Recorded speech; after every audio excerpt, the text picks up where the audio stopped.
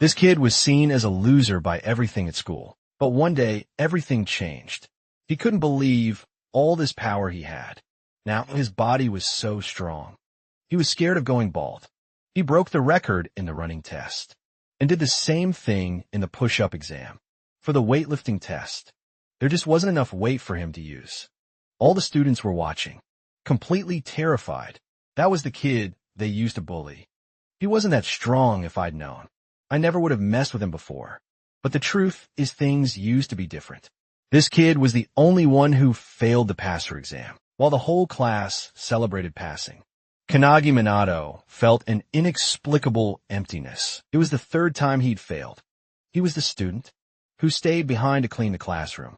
This moment alone almost made him cry, realizing how useless he felt. One of his classmates told him, all the students had to go to the school entrance. The reason was this guy, Hisaki Kaisen. On a rank hunter, he was a student at this school. Before becoming a famous hunter, he was there to film a documentary about how he was such a great student before becoming famous. But the truth not being shown to the cameras was this. Hisaki Kaisen was a horrible dude and used to beat up Minato every day for no reason. Remembering that guy made our protagonist tremble. But what Hisaki Kaisen told the cameras was that Minato was a great friend and always helped him when they studied together, even with money because Minato's family was poor. These lies were just to make Hisaki Kaisai look even nicer for the cameras, and since Minato didn't have the guts, he simply agreed with Hisaki's words. As the reporters took photos, Minato felt those memories burn in his mind. He really didn't like this guy. After the filming wrapped up, our protagonist felt the emptiness of being weak, of not having the power to do anything. When he was younger, Minato loved reading books that told the stories of the legendary founders who saved the world when the Tower of Malevolence appeared and almost destroyed humanity.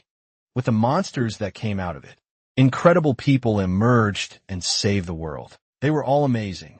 One guy defeated 10,000 soldiers using a wooden stick. Could have easily been just a pencil. A mage so powerful, she could cast spells without saying a single word. This was over a century ago, and now they are legends. When this mark appears on your body, you have the potential to be an awakened and become powerful and famous. But unfortunately, Minato failed the test 3 times. His dream was over, however. Before leaving, Hisaki Kaisai went back to his classmate and said he'd convince the association to let Minato retake the test. He needed to go to the founder's sanctuary later. To meet him, this left the protagonist confused. This guy was bad. But if he did this to improve his image even more, it didn't matter as long as Minato got a second chance. He was going to take it later. At the founder's mausoleum, the cameras are rolling for the final scene. The shot focuses on Hisaki, standing before the historic tomb, making some grand speech after the interview wraps up. The reporters thank him happy with the footage they got. Hisaki plays the polite celebrity, saying he can't wait to see the article. But as soon as they're gone, he heads deeper into the mausoleum, where his men are busy digging. Did you find the entrance? He asks. They eagerly point to a hidden passage, asking if this is what they've been looking for. Suddenly a voice calls out from behind. When Minato arrived expecting to retake the exam, the kid saw what they were doing for him. This was a sacred place. The memory of the people he admired most was there when he tried to stop the darn looters. Hisaki Kaisen hit him with all the force, and a rank awakened could muster. The punch was brutal. Minato felt many things inside him shatter. The guy shouted that they had taken everything valuable. All those things were inside. Minato felt like he was about to die. And even then, he only thought about how wrong this was. They couldn't steal this. Hisaki Kaisen then grabbed Minato and said he knew everything about the kid, the weakest student, obsessed with the ancestors who lived in the library, reading books. His perfect plan was to throw the protagonist into the river, behind the sanctuary, and make him take the blame for opening the founder's tomb. The hit Minato took earlier was really meant to kill him. When he was thrown into the water, he had no strength left as he sank. He remembered how he had trained every day, studied his hardest to achieve his dream, and it was all in vain then. at the bottom of the lake. Lights lit up around him despite the cold water. A comfortable warmth came from them. Minato heard them say something about him, being the vessel for this generation. The heroic spirits were sealed in this place, and Minato's hand was the crest of nothingness. It gave no power to its bearer. However, whoever possessed it could possess the spirit of any founder. Minato had to choose now.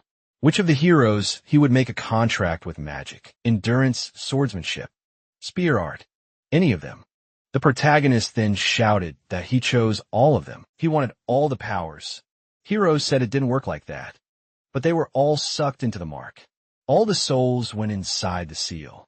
Hisaki and his thief friends were still near the lake when they heard the sound of an explosion in the water. By some miracle, one of the guys had an umbrella with him. The three couldn't believe that. The guy floating in front of them was Minato, the loser who had just died. When the protagonist landed in front of them, his expression was completely different, but they still insulted him again, saying not even cockroaches were that resilient. A stick seemed interesting to the protagonist. The two guys laughed at him. You're going to try to fight with a stick. You think you're John Wick. Minato wasn't fazed and kept testing his moves. Then Hisaki said in a serious tone, you guys need to make sure he doesn't leave the bottom of the lake again. One of the guys then drew his sword and promised to throw Minato back into the lake. When the guy made a real sword attack, several cuts in 1 second, the guy couldn't even see. Only felt it when his body started to fall apart. Hisaki and the chubby guy couldn't believe the scene before them. This guy couldn't be the same loser from before. The chubby guy cast his most powerful magic. Minato was known for not having mana, so he'd be destroyed by this protagonist. Then pointed his finger, and without saying anything, a lightning bolt struck the spot. It wasn't hard to hit since the target was so big. Even so, Hisaki was shocked. That was definitely spell casting. Without an incantation, that sword movement was as if the saint of swordsmanship himself was standing in front of him. This magic was like what the legendary mage used to do. What Hisaki couldn't understand was that all 106 founders were now inside Minato. The protagonist declared that a new name would be written in history, and Hisaki would also be remembered, but as the first evil to be eliminated by the great Kanagi. Minato, as he approaches Hisaki, can only stare in horror, finally accepting the impossible truth. The boy he threw away just absorbed the souls of the founders through the crest of nothingness. Inside Kanagi's mind, the founders are going wild. After centuries of being sealed away, they're reveling in their newfound freedom and already arguing over who gets to control their new body first. Amidst the chaos, the legendary swordsman Hinoki Raichiro speaks to Kanagi casually, remarking that he's not surprised. The boy remembers his name.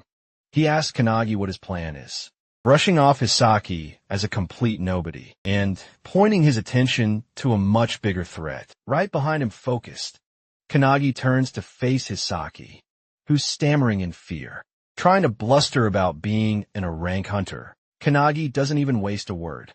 He just throws a single punch that sends Hisaki flying. Kanagi then shifts his focus to the mysterious bag, which is practically radiating a dark aura. As he stares at it, a massive surge of power erupts from inside. Catching him by surprise, Hinoki, however, just watches calmly, a slight smile on his face. Meanwhile, back in the city, a monstrous three-headed wolf is on a rampage. A man shouts for someone named Kisaragi to handle it. Wasting no time, Kisaragi leaps into action. With incredible grace, he gets above the beast and brings his sword down in a waterfall impact attack, defeating the rank monster in a single blow. The crowd goes wild, cheering for the S-rank hunter. Kisaragi humbly thanks them before asking where Hisaki is.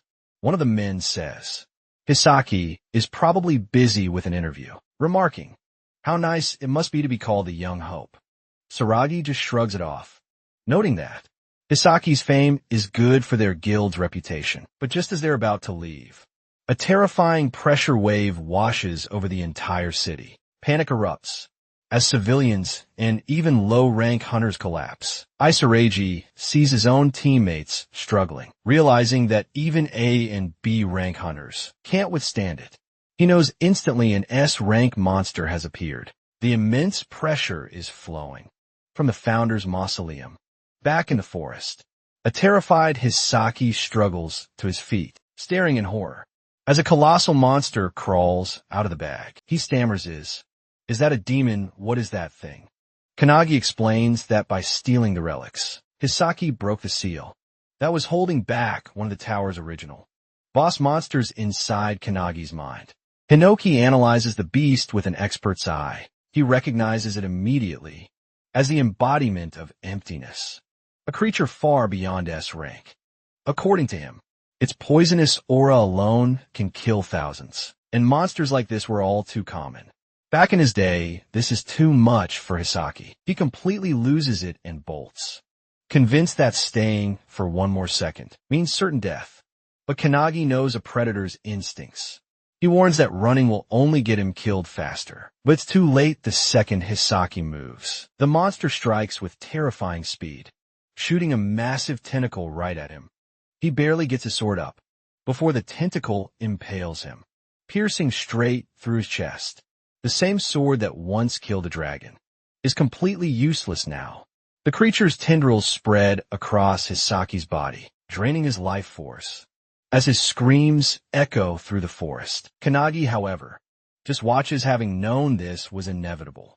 As the former hero dies, Hinoki's spirit places a hand on Kanagi's shoulder. Want to see my one-handed sword style? He proposes, making a bid for complete control of the body. Before Kanagi can even answer, the other founders intervene, grabbing Hinoki by the hair and accusing him of trying to hog their powerful new vessel. But it's Kanagi himself who stops the bickering. He lays down his own terms. No single founder gets control. His body is to be shared among all of them. He declares that one day, he will surpass every single one of them, and he'll prove his worth through strength. If they want to use his body, they'll have to show him what real power looks like. Stunned by his sheer audacity, Hinoki just grins and readies his blade. Seizing the moment, Hinoki takes the first step, merging his consciousness with Kanagi's, and urging the others to follow. As Hinoki's spirit lifts his sword, Kanagi's body mirrors the movement, targeting the monster's limbs. Guided by one founder's expertise, the blade severs a massive arm in a single clean strike. The beast retaliates with a furious swing, but Kanagi's body, now infused with another founder's agility, dodges with inhuman speed. Power layers upon power as the spirits take turns, one granting him the strength to catch the creature's own tentacles and slam it violently into the ground. The monster is sent reeling as Kanagi snatches a bow, piercing its hide with arrows. He then unleashes a barrage of skills whirlwinds, fire breath, ice attacks. As the beast tries a sneak attack from below, Kanagi's eyes flash yellow. The great wizard inside him takes over, zapping the creature with lightning. Then, with a final powerful leap, Kanagi soars above the monster. Hinoki takes control, grabs Hisaki's broken sword, and executes his signature one-handed technique, the Kirutachi wave cutting blade. The sword slices the demon clean in half, ending its rampage as the two halves fall. A victorious smile finally spreads across Kanagi's face. Watching the entire battle from a nearby tree is a single raven elsewhere in the city. A man standing atop a skyscraper answers a call, shocked to hear the monster was defeated. Before he even got there, he asks if any strong hunters were on the scene, but the voice on the other end says, "Their footage from the Raven shows. It was an academy student who took it down. The man Chiharu Midori, the world's strongest, awakened as he wants to meet this student." The next morning, Midori is sitting on a pile of monster corpses when he calls the academy's director. He tells him about the S-rank monster, clarifying that he wasn't the one who beat it, according to the Raven's footage. It was Kanagi. Minato Midori finds this hard to believe, especially since Kanagi is known for failing the hunter exam 3 years in a row. He then asks the director for a special favor. Back at the academy, the students are all talking about what happened. The terrifying aura from the day before left most of them paralyzed, and now they're all guessing Who could have possibly defeated such a monster? Meanwhile, Kanagi stumbles through the campus, leaning on a stick, his whole body trembling. He overhears their chatter, amazed that the incident has already become the talk of the school. Suddenly a guy bumps right into him, knocking him down, and scoffing at the idea that a weakling like him could be the S-rank slayer. Kanagi knows the truth. He did beat the demon, but only by letting the founders use his body. Now he's paying the price. Recoil from their power is agonizing as he struggles to get up. A voice mocks him in his mind. It's Inoki, reminding him of his bold promise to surpass them. With a challenging but encouraging tone, Inoki pushes him to get it together. Kanagi remembers his vow and, ignoring the pain, forces himself back to his feet, quietly reaffirming his goal. Inoki chuckles inside him, urging him to show some resolve. Spirit then scans the students nearby. With a sigh of disappointment, the awakeners of this era seem no stronger than regular humans. Far cry from the warriors of his time. He muses that if the tower reappeared now, the world would be doomed. But his thoughts are cut short when he senses an incredibly powerful aura nearby. Kanagi feels Hinoki's sudden tension, but the spirit just brushes it off. Just then a professor shouts for Kanagi to come over, assuming it's about his expulsion letter. He approaches cautiously after all. He's failed 3 times, and there are no more chances. But to his utter shock, the professor tells him to head to the field. For a re-examination, the news leaves Kanagi stunned. The other students crowd the windows, whispering excitedly. No one has ever been given a hunter re-examination before on the field. Kanagi gets into a sprinter's stance. He's not fully recovered, but he's determined. The first test is a 100-meter sprint. The student who knocked him down earlier starts trash-talking again, calling him a failure, but as the test begins, everyone watches in stunned silence as Kanagi crosses the finish line in just 1.2 seconds, smashing the old record of 2.7. Next is the 3000 m run. He finishes in 1 minute and 17 seconds, obliterating the previous record. It's the same story for every other test. Push UPS bench press. You name it, he doesn't just break the records. He more than doubles them. The students are left completely speechless. Kanagi himself wonders if the founders are secretly helping, but Hinoki assures him this is all him. Meanwhile, in the headmaster's office, Midori is looking over Kanagi's file. The headmaster admits that, while Kanagi's new physical scores are unbelievable, the real issue has always been his magic. For 3 years, every single assessment has shown his mana levels to be 0 undetectable. It's the reason he was always considered a hopeless case. Midori's secretary just smirks, hinting that things might be about to get interesting. Out on the field, Kanagi stands before the final test magic measurement. The professor explains he needs to channel his mana into a large fan and make it spin for 30 seconds. The record is 4,022 rotations. As Kanagi prepares, the memories of failing this exact test year after year come flooding back. No matter how much effort he has previously exerted, the fan has never so much as trembled. Beneath his attempts, his inability to sense mana has always held him back. But this time is different. For the first time, he can perceive it coursing through him, originating from his right foot, spiraling through his body, and returning once more.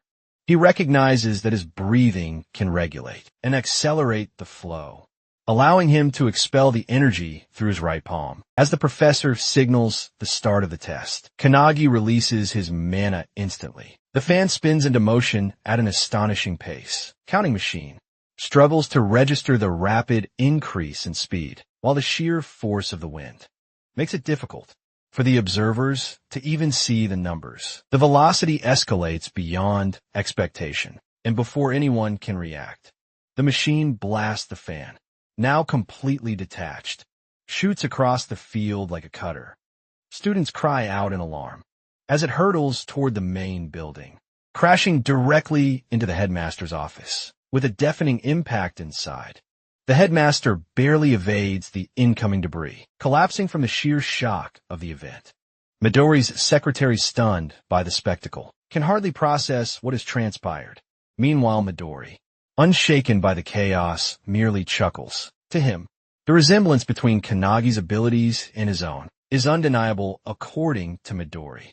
There has only ever been one individual before Kanagi who has produced an immeasurable score, and that is himself, the professor.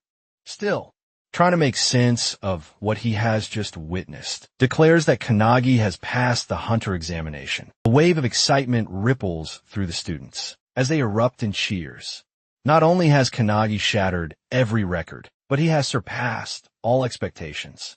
Staring at his own hands, Kanagi trembles with disbelief. He has spent years believing himself incapable of wielding magic, yet the power has been within him all along. From the sidelines, Hinoki observes the scene with quiet satisfaction, having anticipated such an outcome. Meanwhile, Kanagi knows that everything has changed by surrendering his body to the founders. He has unlocked the dormant potential that has been hidden within him all this time. Hinoki can't help but laugh, remarking internally that the one before him is far from ordinary. With the crest of nothingness marking his fate, it's as if he has been waiting for this very moment for over a century. Before he can dwell further on the thought, an overwhelming presence descends upon them, sending a shock wave through the air. The sheer force of it leaves him momentarily speechless. His mind scrambles to make sense of the explosion, but Hinoki instantly recognizes the tremendous aura, as it's the same one he had sensed earlier that morning, standing before him. Seemingly materializing from the very pressure itself is the legendary Midori Kanagi. Seeing him is shocked, as he is the strongest hunter in existence. Midori, landing, starts addressing him directly. Midori acknowledges his achievements in the hunter examination, offering words of recognition, but Kanagi can barely utter a response. Midori then puts up a new challenge before him, which is an additional test. Midori wants Kanagi to land a single hit on him, the world's strongest hunter.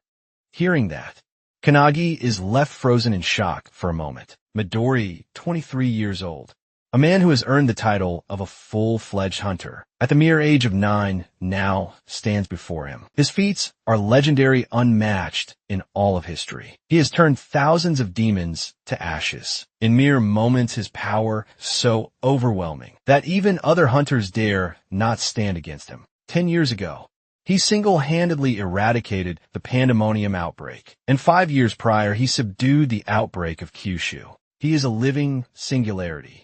As Midori explains his challenge, Kanagi is left in disbelief. However, Hinoki is excited, urging Kanagi to surrender his body to him immediately. Yet, Midori explained the conditions in the simplest terms. Kanagi had 1 minute to strike him. Whether he succeeded or failed, no consequences would follow. Midori himself would only attack once every 10 seconds, ensuring that the challenge remained fair. There was no need for hesitation, no need for doubt, any skill.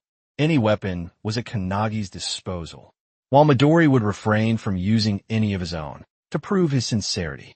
Midori summoned a vast arsenal of weapons, giving Kanagi the choice of anything he desired. The sight of so many legendary weapons appearing in an instant only added to the surreal nature of the challenge. Confusion clouded Kanagi's thoughts. Realizing that he was going to fight the famous Midori in a one-on-one fight, still unsure, he hesitated before finally asking if he was truly free to use any weapon. In response, Midori casually picked up a katana, his grip light but assured. With effortless ease, he sliced the blade clean in half, as if it were nothing more than a brittle twig. He stated without the slightest hint of arrogance that his body surpassed the sharpness of any blade. Kanagi barely had time to process this display before Hinoki's impatience flared. Frustration seethed in his voice as he demanded to take over. Unable to tolerate Midori's overwhelming confidence, his anger boiled over as he declared that such words from Midori were unforgivable.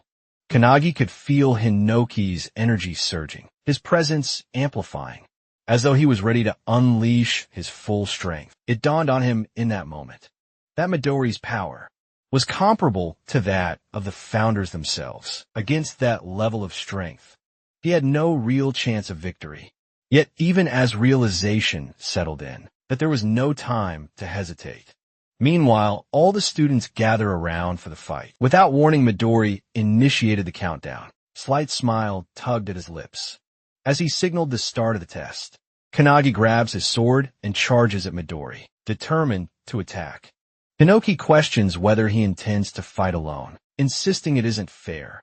But Kanagi ignores him and continues his assault, despite knowing his efforts are futile. He believes that to become a legend, he must rely on his own strength, rather than borrowing power from the founders. He swings his sword at Midori, but Midori effortlessly dodges with minimal movement, even as Kanagi relentlessly attacks. He remains on his phone, casually asking which social media he uses, and remarking that the incident will surely be recorded and go viral. Students watch in disbelief, astounded that Midori can dodge every strike without taking the fight seriously. Though Kanagi continues his relentless assault, one student notices something unusual about his movements. As they watch closely, Kanagi lifts his sword, feinting a vertical slash, before swiftly switching to a horizontal one, aimed at Midori's feet and throat. The execution is flawless, and Kanagi is amazed at how naturally his body moves. Realizing he isn't tiring, he wonders if this is the effect of lending himself to the founder's power. His thoughts are abruptly cut off when Midori places a finger on his head, preparing to flick him, and casually mentions that 10 seconds have already passed. Kanagi narrowly dodges, but the power Midori releases obliterates the field. Seeing the destruction, Kanagi realizes that if the attack had connected, his head would have been gone. Midori glances at his hand in confusion, sensing no malice from Kanagi, and wondering if he had miscalculated his own strength. Panic grips Kanagi, as he understands that he will die at this rate.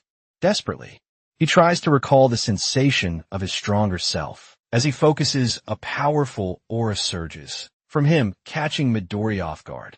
Kanagi launches another attack. Speed increasing rapidly, the students are in awe, shouting that the camera can't keep up with their movements. Midori notices the shift in Kanagi's presence and wonders if there is a specific condition to activate this power, or if Kanagi is deliberately keeping a secret. Realizing another 10 seconds had passed, Midori decides to strike Kanagi lightly this time. He bends down, positioning his finger to flick again, but instead he hits Kanagi in the chest, sending him crashing hard into the wall. Kanagi coughs up blood, yet he finds the experience incredible, marveling at the fact that he is fighting the world's strongest awakened. He understands that if his body were the same as it was yesterday, he would already be dead from that blow. This realization makes him smile, knowing it means he is growing stronger. However, he also acknowledges that his current skill is not enough to pass Midori's test. Determined, he chooses to push forward with brute force and charges at Midori once more. Suddenly, Midori appears beside him with unbelievable speed, causing Kanagi to stop in his tracks, apologizing. Midori tells him he has seen enough. He then states that the 30 seconds are up, before striking Kanagi at the nape, making him slowly lose consciousness. As Kanagi collapses, Midori observes that he is indeed a genius, but not on the same level as his comrades. In the end, Kanagi is unable to fully unleash the power Midori had sensed. Calling his secretary, he informs her that they should head back, expressing his disappointment in the outcome. Just then, Kanagi grabs his sword, and Midori immediately senses an intense aura. From behind him, Midori glances back and sees Kanagi's body radiating with power. Hinoki, now speaking through Kanagi, remarks that the stubborn brat is already asleep, allowing him to finally take over. Stepping forward, Hinoki suggests they extend their fight a little longer. Meanwhile, Kanagi's spirit, separated from his body, panics at the sight of Hinoki controlling it. Yet Midori merely smiles, recognizing the presence he had sensed earlier. He wonders if this is an entirely different person, or merely a skill at play. Regardless, he understands one thing: Kanagi is now a monster. Kanagi, under Hinoki's control, suddenly launches an attack, shouting at Midori not to space out. Midori notices immediately that his movements have changed. His speed and strength have reached another level. Suddenly a sword nears Midori's face, and he ducks just in time to avoid it.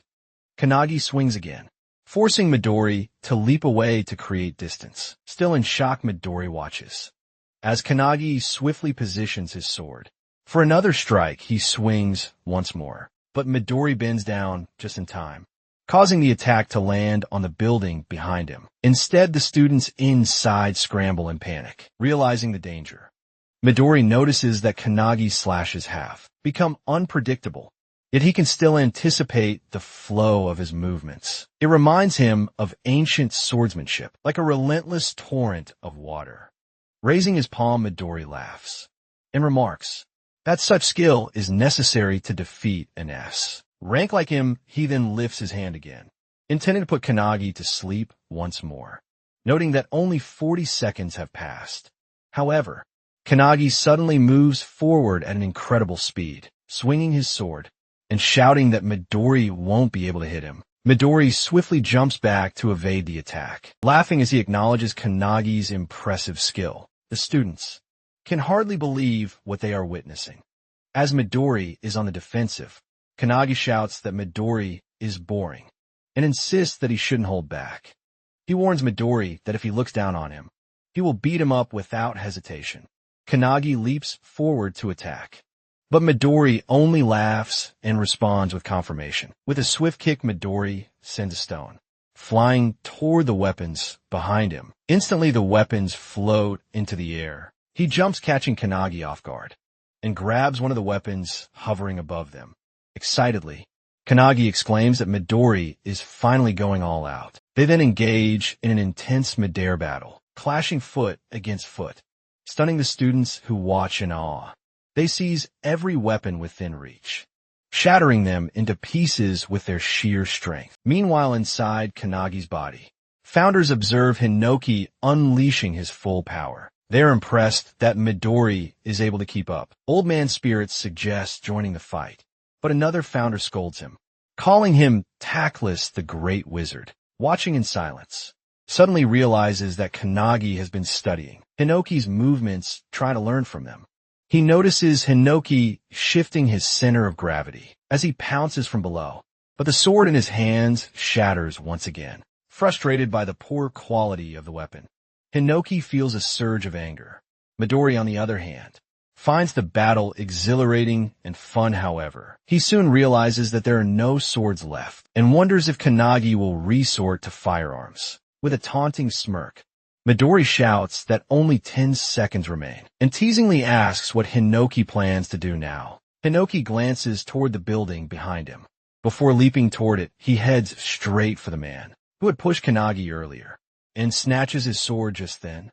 Midori jumps closer, launching his fist at Hinoki. The impact causes a loud explosion against the building. Fortunately, Hinoki dodges in time and reappears in front of Midori. They resume their mid-air clash.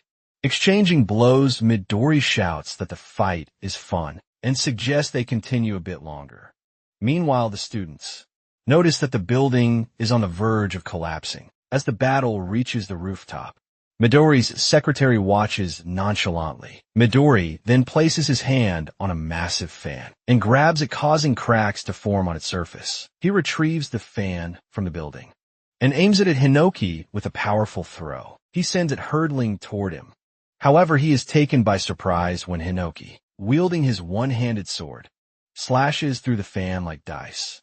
With his dice-style sword art, the fan shatters into tiny fragments, and Midori reacts with excitement. Praising Hinoki's skill, however, Hinoki wastes no time and launches his sword at Midori. To his shock, the sword shatters upon impact.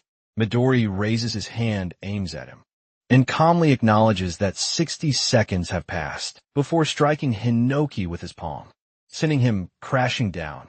Hinoki curses under his breath, but before he can react, Kanagi suddenly leaps onto his back and pushes him back toward the other founders. As Midori's attack nears, Kanagi manages to deflect it aside with a gentle motion, successfully dodging the strike.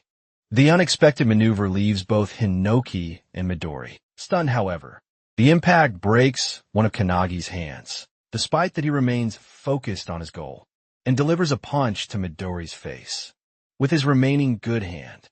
From the inside, the battle between the singularities feels endless. A fierce clash over a seemingly small outcome, much like a chess match, where both players are equally skilled.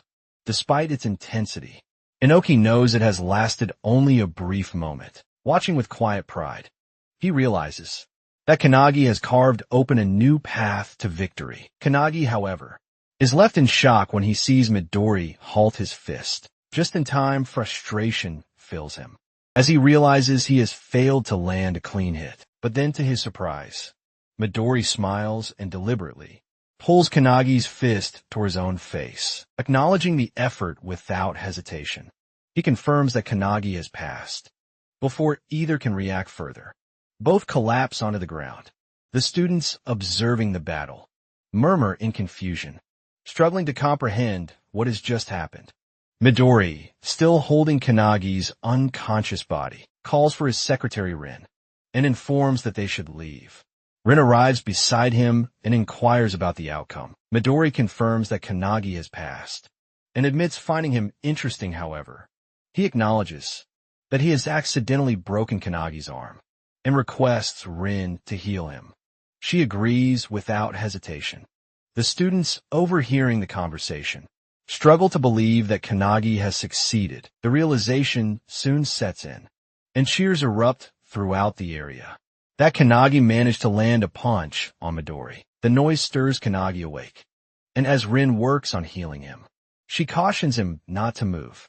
He complies, thanking her, and she congratulates him on passing the test. Kanagi, still in disbelief, sits up abruptly, questioning whether he has truly managed to land a hit on Midori. Before he can process the thought further, Midori suddenly appears beside him, amused by his reaction without dwelling on the moment. Midori affirms that a pass is a pass. He acknowledges having taken the battle seriously. Midway through his consecutive attack, Midori goes on to praise Kanagi's skill, commending his ability to dodge his strongest attack and his impressive movements.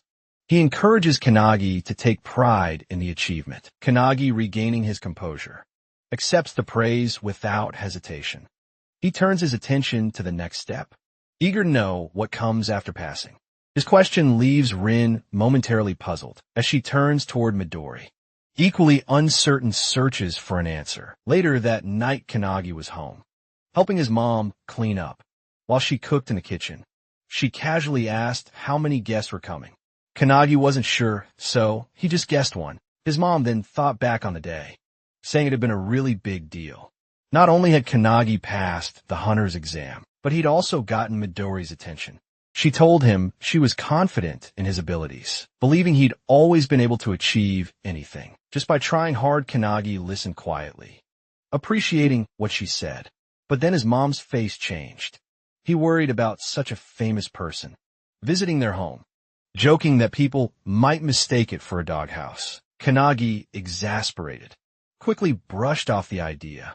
He insisted Midori wasn't the type to judge things like that. Once he finished his chores and helped his mom, he finally collapsed on his bed, but his mind was still stuck on the day's events. His eyes went to the card Midori had given him, and he felt a wave of uncertainty. He wondered why Midori hadn't thought the situation through more carefully. His mind went back to the battlefield from earlier that day, remembering when Rin had taken Midori down and twisted his leg. He clearly remembered Midori's pain scream dream when Rin had confronted him.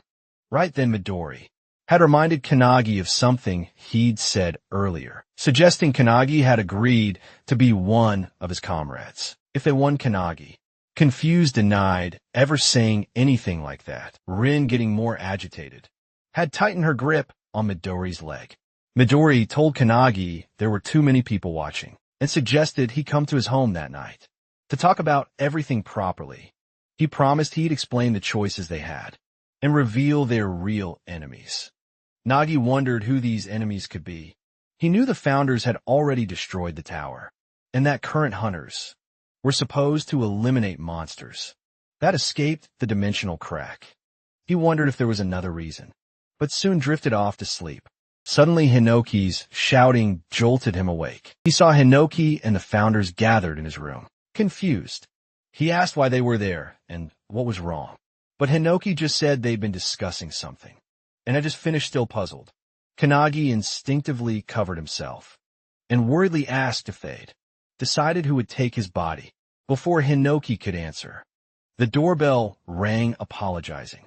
Kanagi figured it was Midori, and suggested they talk later. He walked to the door. It was dark, and he felt uneasy. And to his shock, he saw his mom collapsed on the floor. Panic hit him. He called out to her, rushing over, but stopped short when he noticed someone sitting in the kitchen.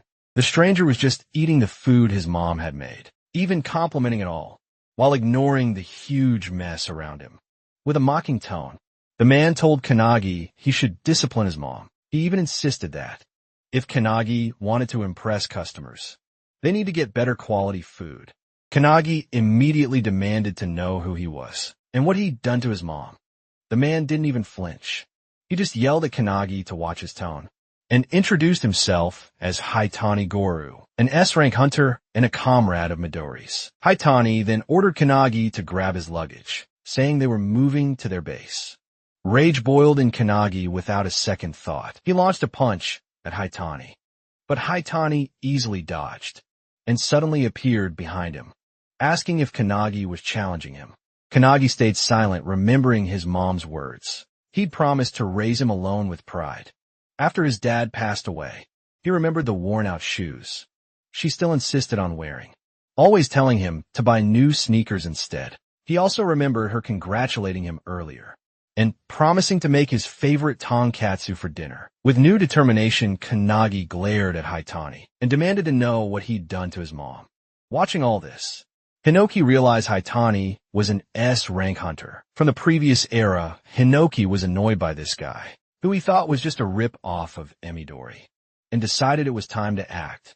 The founders who'd seen Kanagi fight Midori now understood how they should treat him from now on. Haitani, amused, just taunted Kanagi, saying his angry expression was pretty cute. He raised his hand to slap Kanagi, but Kanagi stayed perfectly still, completely unfazed as the strike came closer. Kanagi effortlessly caught Haitani's hand, and with surprising ease just swung him around. The grandpa founder was stunned. He recognized that technique from their old battles against monsters.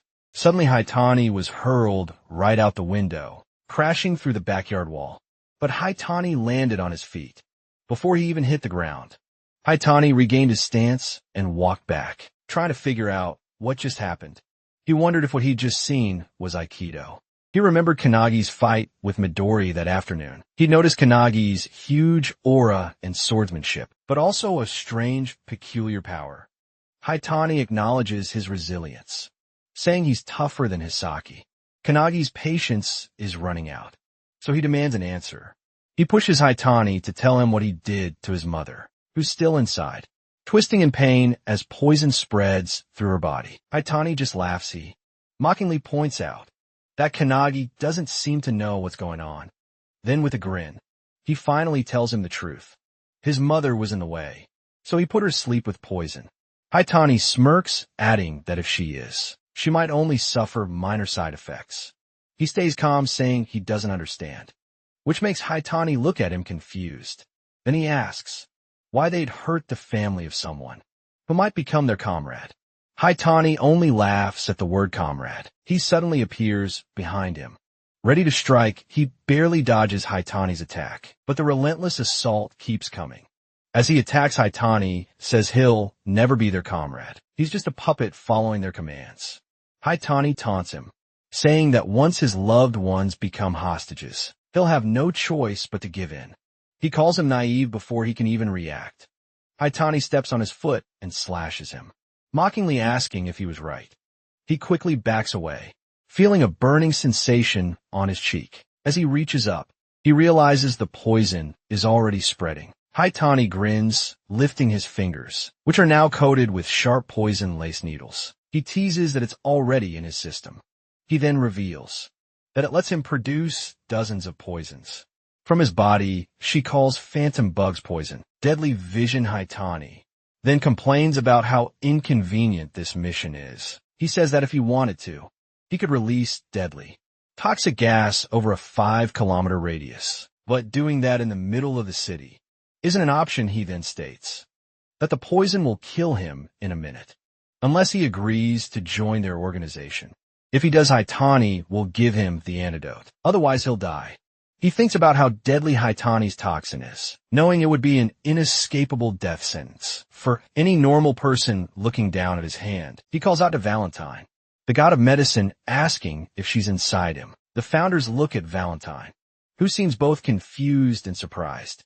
He apologizes for calling her so suddenly and asks if she can teach him how to neutralize the poison. Later, she stammers out an agreement. Irritated Haitani throws another wave of poison at him, yelling and asking what kind of nonsense he's mumbling. He quickly dodges it, then explains that the Aikido move he'd used earlier came from Kudohoma, the god of hands. The old man inside him is taken aback, realizing he's managed to copy his move just from seeing it once next. He calls on Hinoki, the 10,000 army slasher Scheimer-Kalkis, the blue spear of destruction, and Margaret, the heavenly bow. He says he studied and memorized all of them. From the records, he tells Haitani that the founders Haitani used to look up to are now inside him. This leaves Haitani completely bewildered, but instead of being afraid, Haitani gets furious. He shouts that he'll show him what real pain is. Haitani then charges at him. His needles ready, he leaps away just in time. Avoiding the attack, Haitani strike hits a nearby tree, and it withers and dies instantly. Haitani doesn't hesitate, he launches another attack, shouting that if he kneels and begs, he might get an antidote to make the pain a little less. He warns him once pain consumes him, he'll never go back to normal. His mind will be lost to madness. But he stays silent, just waiting as Haitani's hand gets closer. Just as Haitani reaches him, he quickly slides to the side. He puts his palm against Haitani's chest and activates Saint Wantok's fist. Haitani coughs up blood from the hit, which shocks Wantok inside him. The force sends Haitani crashing into a streetlight without a moment's hesitation. He follows up with a kick using Aileron's feet of light. This sends Haitani flying a great distance. Aileron, who's inside him, is stunned by the power. But Haitani still manages to stand up and recovers quickly in an instant. He's in front of Haitani again, attacking with both hands. He manages to slip through Haitani's attack, breaking some of his needles. Then he uses the sharp-beaked coral attack, hitting Haitani in the stomach. Kanagi then slashes Haitani with Rowan's skill. The dragon's claw this leaves Rowan, who's inside him stunned in surprise. Haitani grabs him, then activates Layla's flipper, which ends up throwing Haitani around in midair. As he floats, he wonders what's happening. He knows poison should cloud judgment, and should have already messed with the nervous system. But Kanagi is still moving strong and unharmed. Kanagi then used the Magus of Truth. Meltius Silentius, unleashing it on Haitani. There was a loud energy blast. That completely shocked everyone. Hinoki turned to the founders, asking if they'd seen that. He told them that right after beating Haitani, Kanagi began copying all their moves, both physical and magical. Hinoki added that he didn't care if Kanagi's power came from the crest of nothingness. He just found him really interesting. The founders agreed. Hinoki then suggested they train Kanagi, convinced that if they did, he'd become the strongest awakener. Meanwhile, somewhere else, hooded figures were running and jumping across rooftops. One of them yelled for everyone to hurry. He revealed that Nemo's guilds were after Kanagi, so they needed to move fast and grab him before Nemo's people did. Suddenly, Midori appeared right behind him. Are there really that many? Midori asked. The man looked shocked, but Midori calmly told him, if there are 15, you must be the last one. Midori then pointed a finger near the man's forehead, flipped his head, and slammed him hard onto the building's roof. He contacted Rin using his Raven's call, and she answered right away, telling him she'd arrived. She assured him there weren't any awakeners nearby, but her next words really surprised him. Someone else has already been here. Rin said Midori stayed quiet, waiting for her to go on. Rin then explained that the intruder was Haitani, an S-rank hunter famous for his poison skills. He'd come to find Kanagi, but had been completely beaten. Midori's eyes went to the rooftop, where Haitani was lying sprawled out, his mouth slightly open. It made Midori wonder what exactly had happened. A little while later, they got to Kanagi's house. Midori clapped his hands together, a bright grin spreading as he praised Kanagi. He genuinely admired him, saying he'd never expected Kanagi to take down, and without hesitation he asked, "Were you exposed to the poison?" Kanagi scratched his cheek, giving a small sheepish reply. "Both Mom and I are fine." Hinoki, unimpressed, crossed his arms. He reminded Kanagi, "You wouldn't have made it through the night without Valentine's help." As soon as her name was mentioned, Valentine groaned, clearly exhausted, but Hinoki quickly acknowledged her swift work, noting that finishing everything in just 5 seconds was no easy feat. Valentine just shrugged, muttering that it wasn't difficult at all, since the poison's creator was right there. It just took a few jabs to get the blood samples they needed and find the antidote. Kanagi was still trying to process everything, but he finally asked the question that had been bothering him. Had Haitani been lying when he said he was Midori's comrade? Midori nodded right away, confirming it was a lie. He added that lots of people use his name for their own gain. With that out of the way, he looked back at Rin. He asked if she was done, and just as he did, she appeared at his side and nodded. She told him all the damage was fixed. Kanagi's eyes went wide with disbelief. He glanced at his house, and sure enough, his window and backyard wall looked completely perfect. Again then, with a bright smile, Midori suggested they go inside to talk about Kanagi's future. Kanagi just stood there frozen. He felt a mix of excitement and unease washing over him. The next day a car was waiting for Kanagi, and his mother saw him off at the gate. She reminded him to check if he'd forgotten anything, but Kanagi told her he was fine, and that she worried too much. He couldn't believe the child she'd raised was now heading to Midori's. Midori had already promised Kanagi's mother he'd take care of him and turn him into a great hunter. Hearing that made Kanagi really excited, but his mother was still a bit worried. Hiding her concern, she gave Kanagi his lunch, telling him to eat since he'd skipped breakfast, even though he didn't really need it. Kanagi took it without arguing. Then his mother directly asked Midori if her son would be in danger. Midori confirmed it right away. His mother then revealed that Kanagi had always struggled, until now so. It was a huge deal for her to trust Midori with her son still. As a mother, she couldn't help but feel uneasy. Midori, sounding confident, promised her he'd train Kanagi until he had no weaknesses left. Hearing this, she finally agreed to leave Kanagi with him. Once they're in the car, Rin, who's driving, looks at Midori. She asks if it was really all right to promise Kanagi's mom something like that, especially since they don't even know what's going to happen. Midori feels a moment of worry. He glances in the rearview mirror and sees Kanagi's mom, still giving him last-minute advice. She's telling him how to wash his clothes right and reminding him not to sleep naked, or he'll catch a cold or concern. Makes a determined look flash in Midori's eyes. He silently vows he'll do his best. Meanwhile, Kanagi holds back his emotions and says his final goodbye just as he's about to get into the car. His mom reminds him to come home for New Year's. As they finally drive off, Midori asks Kanagi if he's okay.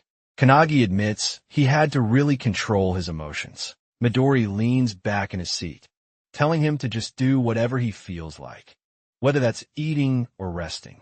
Looking around, Kanagi notices the lunchbox his mom packed, sitting neatly beside him. He opens it, his mom's words still fresh in his mind. When he lifts the lid, his eyes land on a small good luck message, carefully placed on the pork cutlet. That simple gesture hits him hard, stirring up emotions he expected. He pauses for a moment, thinking about all the care and sacrifices she's made for him. A quiet sense of gratitude settles in his chest as he starts to eat, even though the meal comes with the sting of unshed tears. Rin and Midori, sitting nearby, exchange glances but stay silent, letting him process the moment in his own way. As they continue their journey, when they finally get to their destination, Kanagi's shocked. He takes in the impressive anti-prophecy headquarters building. Midori welcomes him, explaining that only a select few awakeners are ever allowed inside. The weight of that knowledge settles over him. For a brief moment, he's overwhelmed, realizing what he's about to become a part of. Inside one of the rooms, a man stands by the window, watching them arrive with quiet intensity. Without turning, he speaks to someone else in the room, confirming that the new members have arrived. A girl, her expression unreadable, questions if this is really about the newcomer. A young man responds, saying it's pretty rare for them to get a new comrade. But another man, standing to the side with his arms crossed, is skeptical. He insists they should first figure out if the newcomer is truly worthy of joining. The anti-prophecy, meanwhile, outside the headquarters, he's momentarily frozen, struggling to really process his surroundings. Questions swirl in his mind. What exactly is the anti-prophecy unit? And could it have any connection to Ichihara Guild? Sensing his unease, Rin acknowledges things aren't clear and apologizes for not explaining sooner.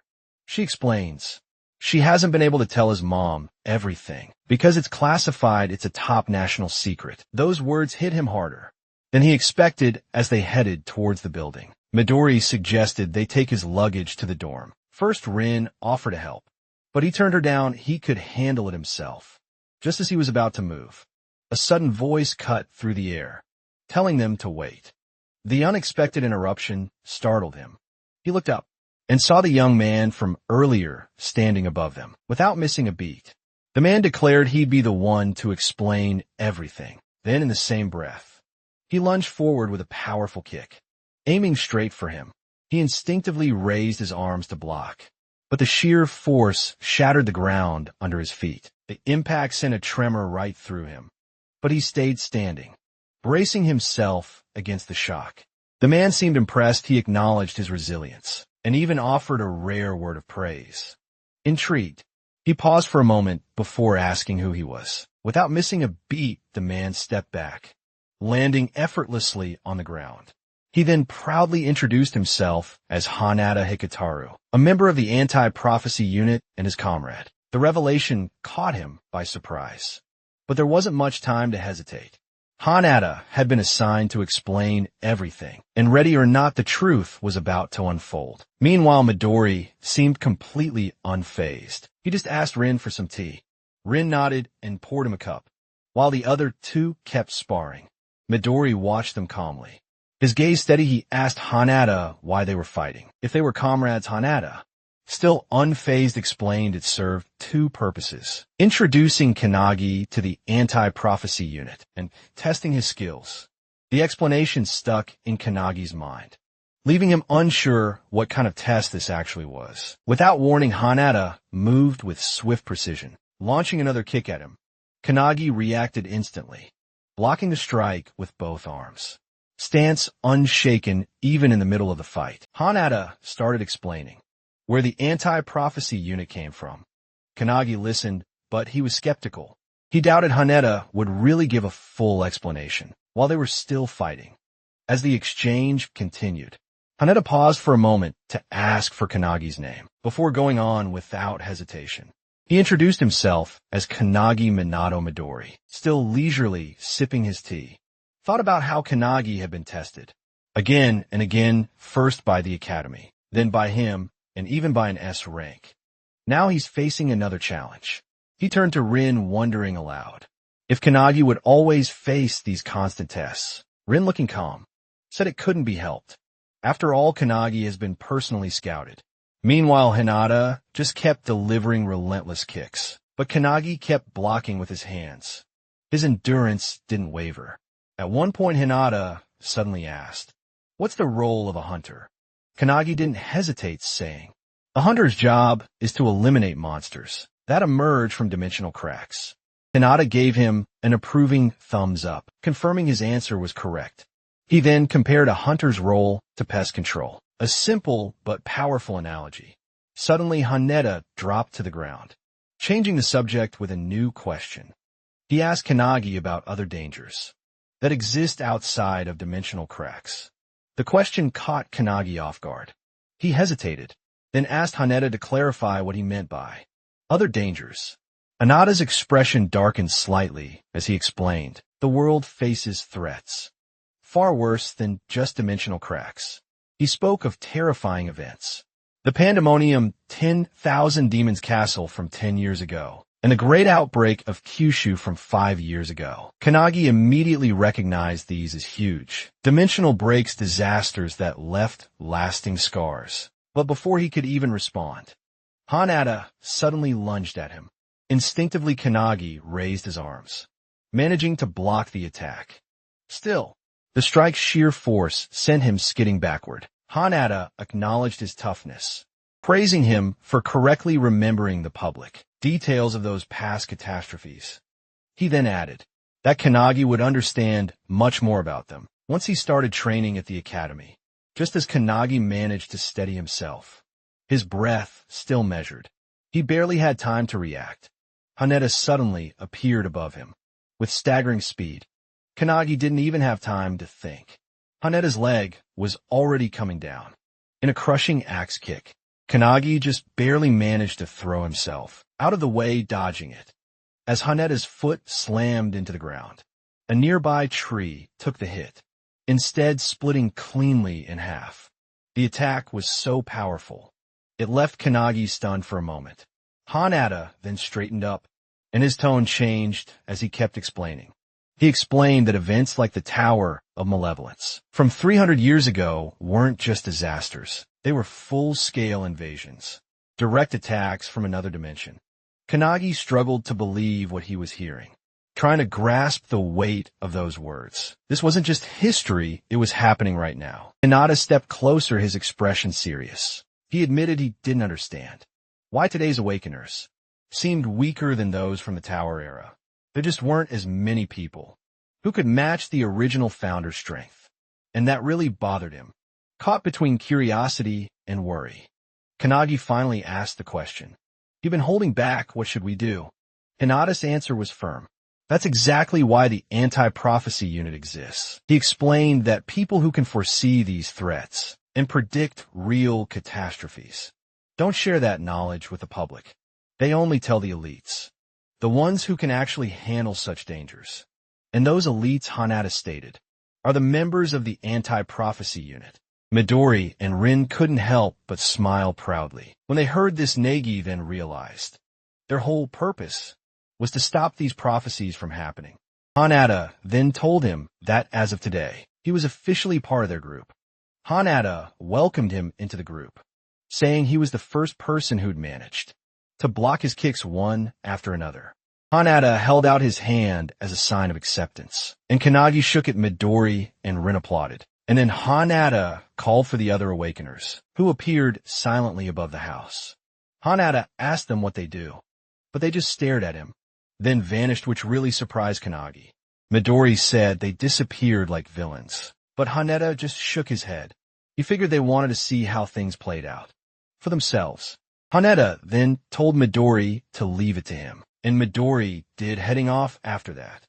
Haneda helped Kanagi with his things and offered to show him to his dorm room, which Kanagi thanked him for. That night, as he got settled, Kanagi couldn't stop thinking about what this organization meant. It was all about handling prophecies in their world. He wondered if the founders had faced a similar crisis back in the Tower's era, and if he was now fighting something that had been predicted. His thoughts got him anxious, but then a voice cut through his worry, saying he'd simply trained surprised.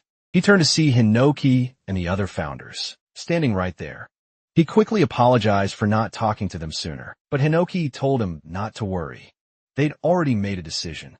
As the founders, they decided to train him to be the strongest Awakener, just like Midori with their help. He could become the strongest Awakener ever, one of their own disciples. Kanagi was really surprised, asking if they really wanted him as their disciple. Hinoki nodded, saying yes, but then teased that it had led to a kind of battle royale between them. Kanagi worried, begged them not to fight over him.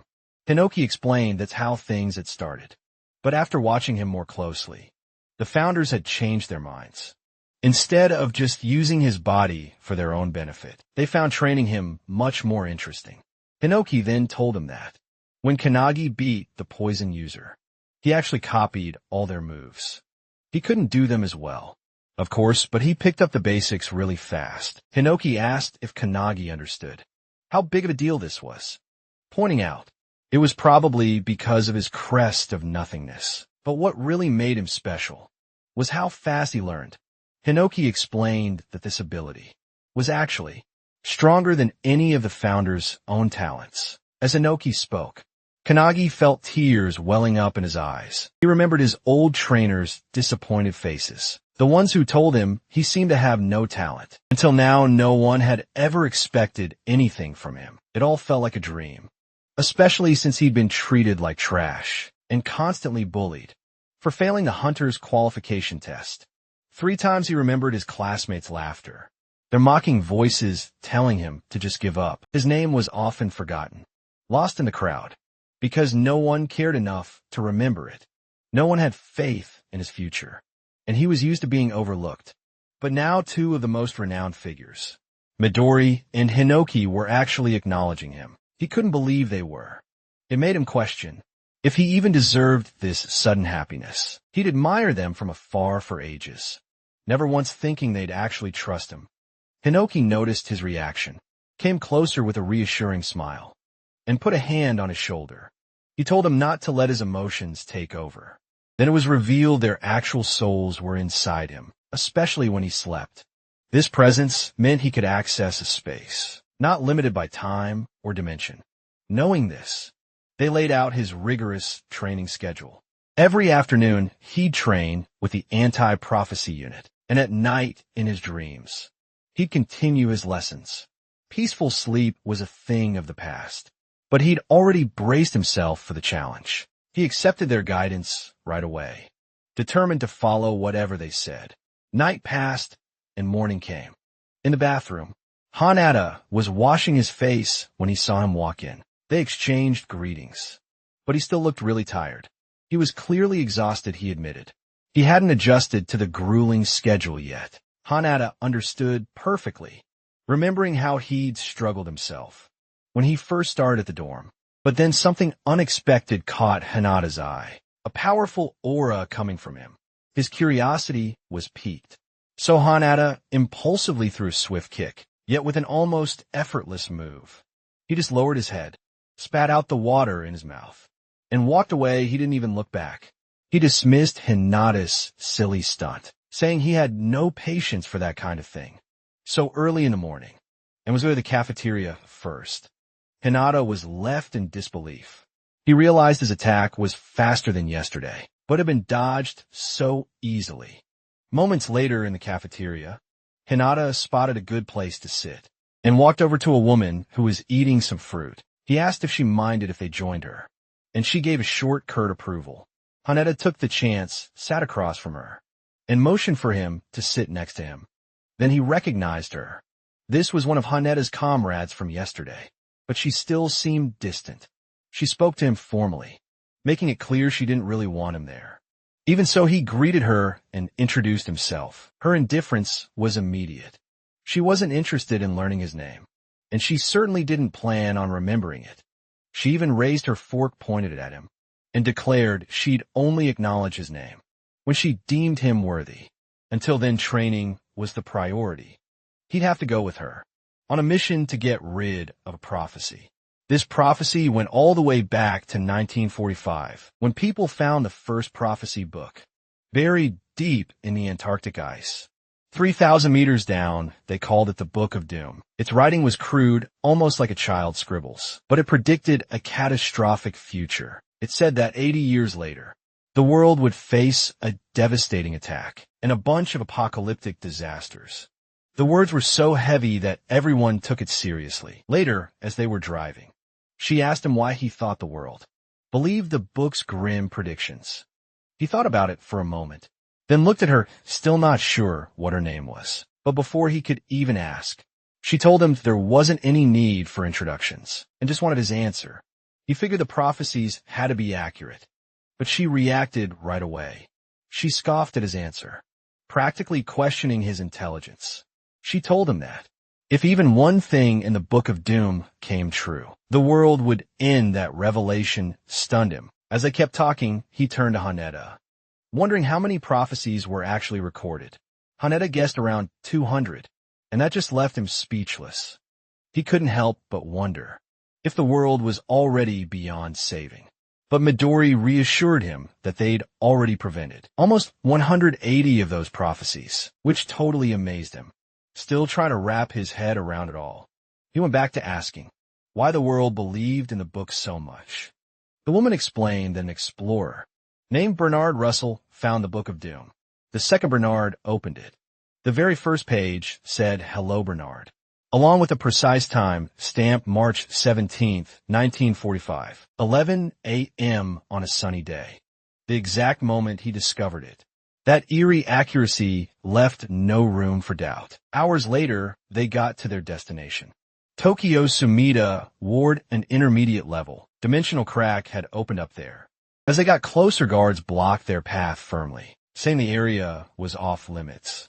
But they just ignored the warnings, zipped past them with incredible speed, and left the guards momentarily stunned.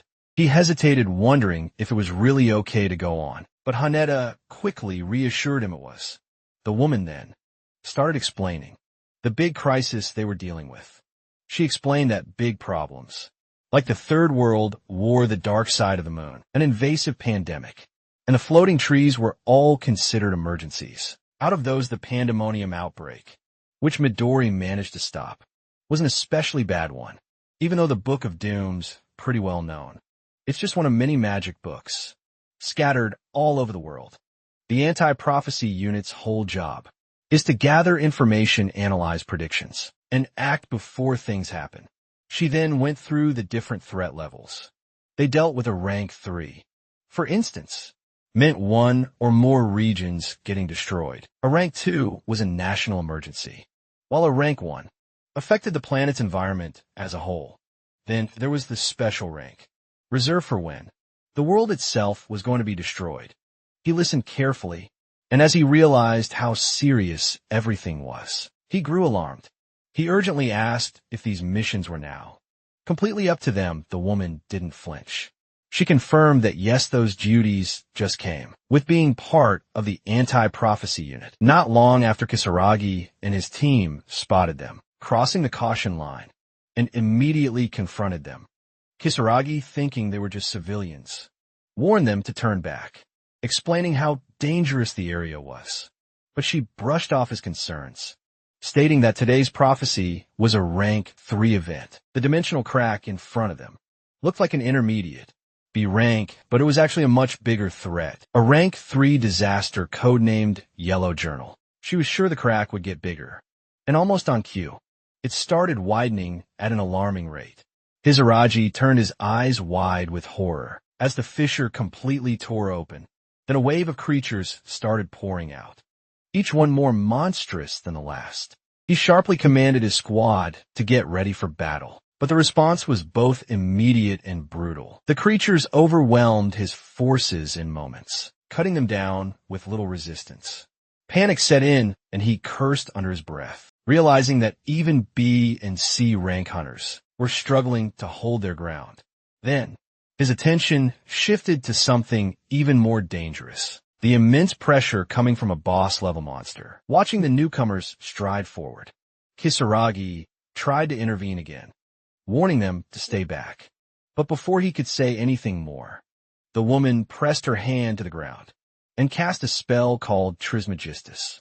Instantly, spears shot up from below, impaling the creatures in a swift, merciless strike. Their bodies collapsed, lifeless as blood pooled around them. Haneda launched his own attack too. He burst forward with incredible speed, moving fluidly through the battlefield and knocking down every enemy in his path with precise, calculated moves. Kisaragi watched the whole thing and was left speechless. He'd always thought he was pretty formidable as an S rank hunter, but these people were clearly way beyond him. He just couldn't figure out who they were or where they'd come from. Then the woman turned to Kisaragi and, without a shred of doubt, told him to fall back. As far as they were concerned, he was just a civilian in this situation. Kisaragi's eyes dropped to her hand, and he saw an emblem imprinted on her skin. Recognition flashed across his face. He realized they weren't here by chance. They were government operatives. Before he could even process what that meant, a massive hand shot out from the dimensional crack, ripping it open even wider. As the rift grew, a towering beast stepped through. It was Gilia Allner, a being way beyond S rank, looming over them, its monstrous form giving off an overwhelming presence. Without a moment's hesitation, the woman lunged forward. Getting ready to strike, Kisaragi shouted, warning her not to be reckless. But she didn't listen together.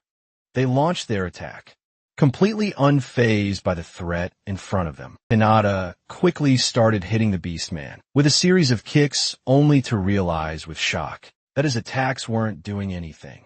The creature's anti-physical armor made his strikes useless, forcing him to pull back. Just as it lunged toward the woman, without hesitation, she started gathering energy in front of her, getting ready to counterattack.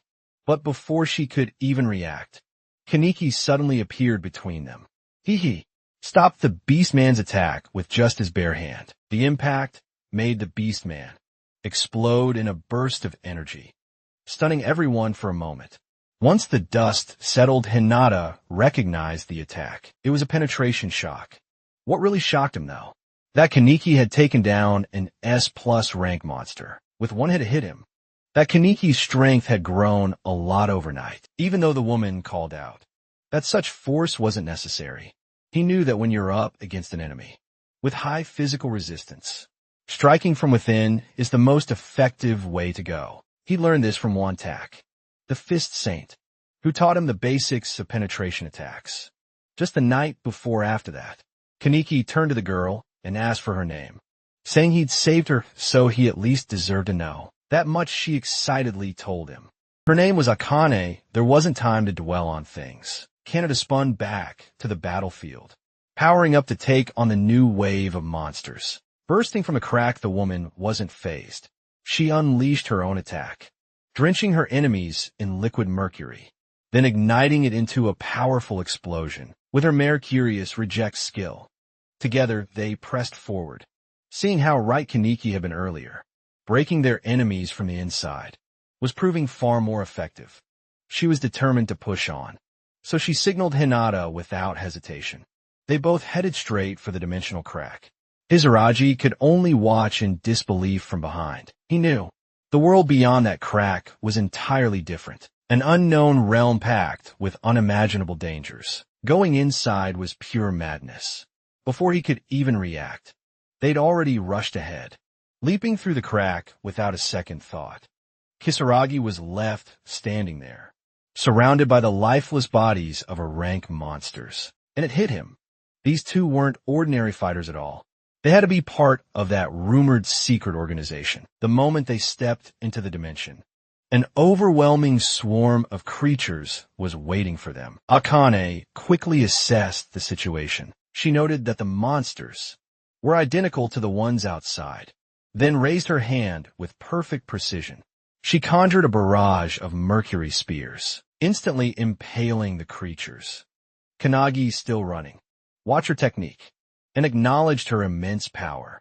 He finally understood why she was considered the strongest area of effect fighter within the anti-prophecy unit after they defeated the other enemies.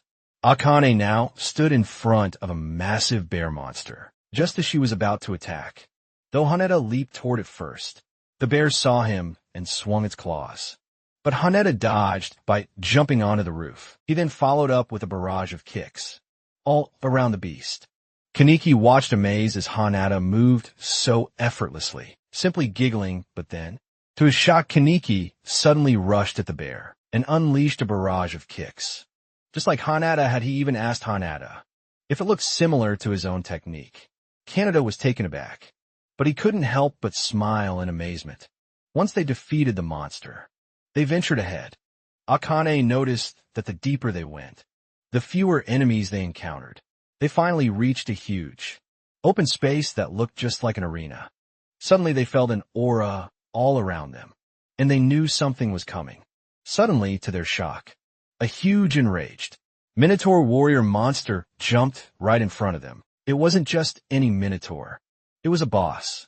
Blind One with a triple S rank power level. Hanada and Kanagi were totally taken aback by how massive it was, but Akane just stood there nonchalantly, wondering if this was really the boss. Then a bunch of spears shot out from a portal. Akane yelled at the others to hit it with their strongest attacks, saying she'd handle whatever came next. Hearing her, Haneda started channeling his energy, while Kaneki just stood in the background, amazed by both of them, but deep down, he knew it probably wouldn't be enough to beat the beast. When Haneda heard him, he was surprised that Kaneki doubted their best attacks, even though they were, hitting it with a barrage of magic. The beast just swung its huge weapon. It created a crater in the ground and sent powerful shock waves all over the arena. Once the dust settled, they were shocked. The beast was completely unharmed, even after their powerful hits. The group got ready to fight again. As Kanegi got ready, he suddenly heard someone praising Akane's talent. He recognized a voice. It was Killick, his founder's spirit Killick, who was an alchemist worried that Akane, with all her purity, agility, and incredible strength, might just waste her talent by dying so young. In this fight, Killick said Akane had tried her best, but this Minotaur was just on a whole different level of power. She'd underestimated the monster's physical resistance, which was at a full 100% Kaneki. Getting more concerned, asked what he should do, but Killick just laughed. Meanwhile, Haneda and Akane were really struggling against the beast. They realized they should have brought someone good at magic. As Akane glanced at Kaneki, she was taken aback by the strange energy coming off his body. Kaneki had given control of his body to Killick, who then cast his powerful spell Mercurius right onto the beast's legs. The spell froze its lower body completely, stunning Akane. She was shocked, not just because Kaneki used the same kind of skill as her, but also because he used it in a way that totally immobilized the beast. Killick, still controlling Kaneki's body, looked at Akane seriously and called her a fool. He then scolded her for not being flexible enough with her expertise, telling her she still needed to learn how to control substances in 3 different forms to really become an alchemist. As Killick spoke, he simultaneously filled the Minotaur's entire body with mercury. Just as the liquid metal started seeping from the monster's mouth, he cast a boiling spell. The mercury inside the beast quickly heated up, boiling from within. Its toxic fumes spread throughout the arena, making it hard for the others to breathe. Akane watched amazed, realizing Killick hadn't used brute force. He'd used extreme temperatures to take down the monster instead. Meanwhile, the Minotaur writhed in agony, its body overheating from the inside. While he was casting the spell, Killick casually told Kaneki he wanted to make Akane his disciple. Kaneki, though, just brushed it off as a joke. Eventually, the boiling mercury overwhelmed the Minotaur, turning it into a lifeless heap on the ground. And just like that, the day's mission beating the boss, which was classified as a level 3 prophecy, ended. In victory, Akane watched in disbelief, unable to grasp what she'd just seen. Kaneki had used a skill that should only be available to an awakener, living inside a crest. Akane knew he had to be in the same class as Hiko, but he'd still managed to use alchemy at her level. Still shocked, she demanded to know who Kaneki really was. With a confident smile, Kaneki reached out his hand and introduced himself. Akane, annoyed but intrigued, reluctantly shook his hand, telling him she'd definitely remember him. Haneda beamed with happiness, seeing Kaneki finally get Akane's recognition. Meanwhile, Kisaragi and his men were still waiting outside. Their shocked dimensional crack started closing. Just as it was about to seal completely, the trio jumped out just in time. Kaneki asked if the mission was officially over, and he was told they just needed to report back to headquarters. As they talked about what to do next, Isaragi came up to them, thanking them for saving his team. He promised he wouldn't try to dig into their identities or what happened inside. Akane thanked him for understanding and suggested he put details about the emblem in his report. That would explain everything to the authorities. As the trio started walking away, Kisaragi offered his help if they ever got into trouble, but Akane turned back and said they'd probably never meet again, telling him he should go back to his normal life. Hearing this, Kisaragi realized that in the end, they were just civilians. They were people who lived in a world he couldn't reach. On May 11th, a red flash streaked through the streets on Prefecture Village. A guard spots it, but they're totally baffled, unable to tell what it is. Then, all of a sudden, a defining sky-piercing roar rips through the village. Back at Anti-Prophecy HQ, the trio gets out of their car, and Akane reminds them they need to write up their report for headquarters. But then Haneda gets a message on his phone. They're being called to the lab. That's pretty unusual, especially right after a mission. Curious, they head over to the Anti-Prophecy HQ lab, where two people are already waiting. One person's standing on a stage, while the other's sitting in the stands. The one sitting then says, in a really authoritative voice, that Akane took way too long to handle a rank 3 disaster. Hanagi immediately recognizes him. It's the red-haired guy from earlier. Akane, though, is enraged by his condescending attitude. She's annoyed he's acting like he's the leader, when he isn't. Hanada quickly steps in to try and calm things down, asking what Director Kurihara needs. It turns out, the man on the stage is the director himself. Once everyone settles down, he plays a video the analysis team sent. The video shows a glowing red-hot piece of charcoal, which the director explains is a prophecy grimoire. He explains they found it in a volcanic region, and they've been analyzing it ever since. Kanagi wonders if it's even possible to read a grimoire that's in such bad shape, but the director, adjusting his glasses, reveals they managed to get some info out of it, using AI and X-ray tech, even though what it actually says isn't clear yet. But what they did manage to decipher was one prophecy that clearly mentions Japan. Everyone in the room is shocked, especially Akane, because this is a totally new prophecy they've never seen before. The director goes on to explain that anti-prophecy research is really advanced, gathering info from all over the world. So finding an unknown prophecy like this is highly unusual, but this situation is different. The red-haired man immediately gets it. The four of them have to investigate it. The director praises his insight and says, this mission would normally go to their usual members, but they're not available right now. Hearing that, Kanagi realizes this must be why Midori wasn't there when they got back. The director then orders them to leave right away and promises that more details will come via email. Kanagi's stunned they got another mission so fast, but the red-haired man just tells him he'll get used to it. Feeling really uneasy, Kanagi clenches his fists as a chilling thought sinks in. This time, the fate of the world might really be on the line. Suo slammed his hand on the table and stood up. He announced in a really bossy tone that he and his 3 subordinates will be taking on the mission. Akane was clearly annoyed.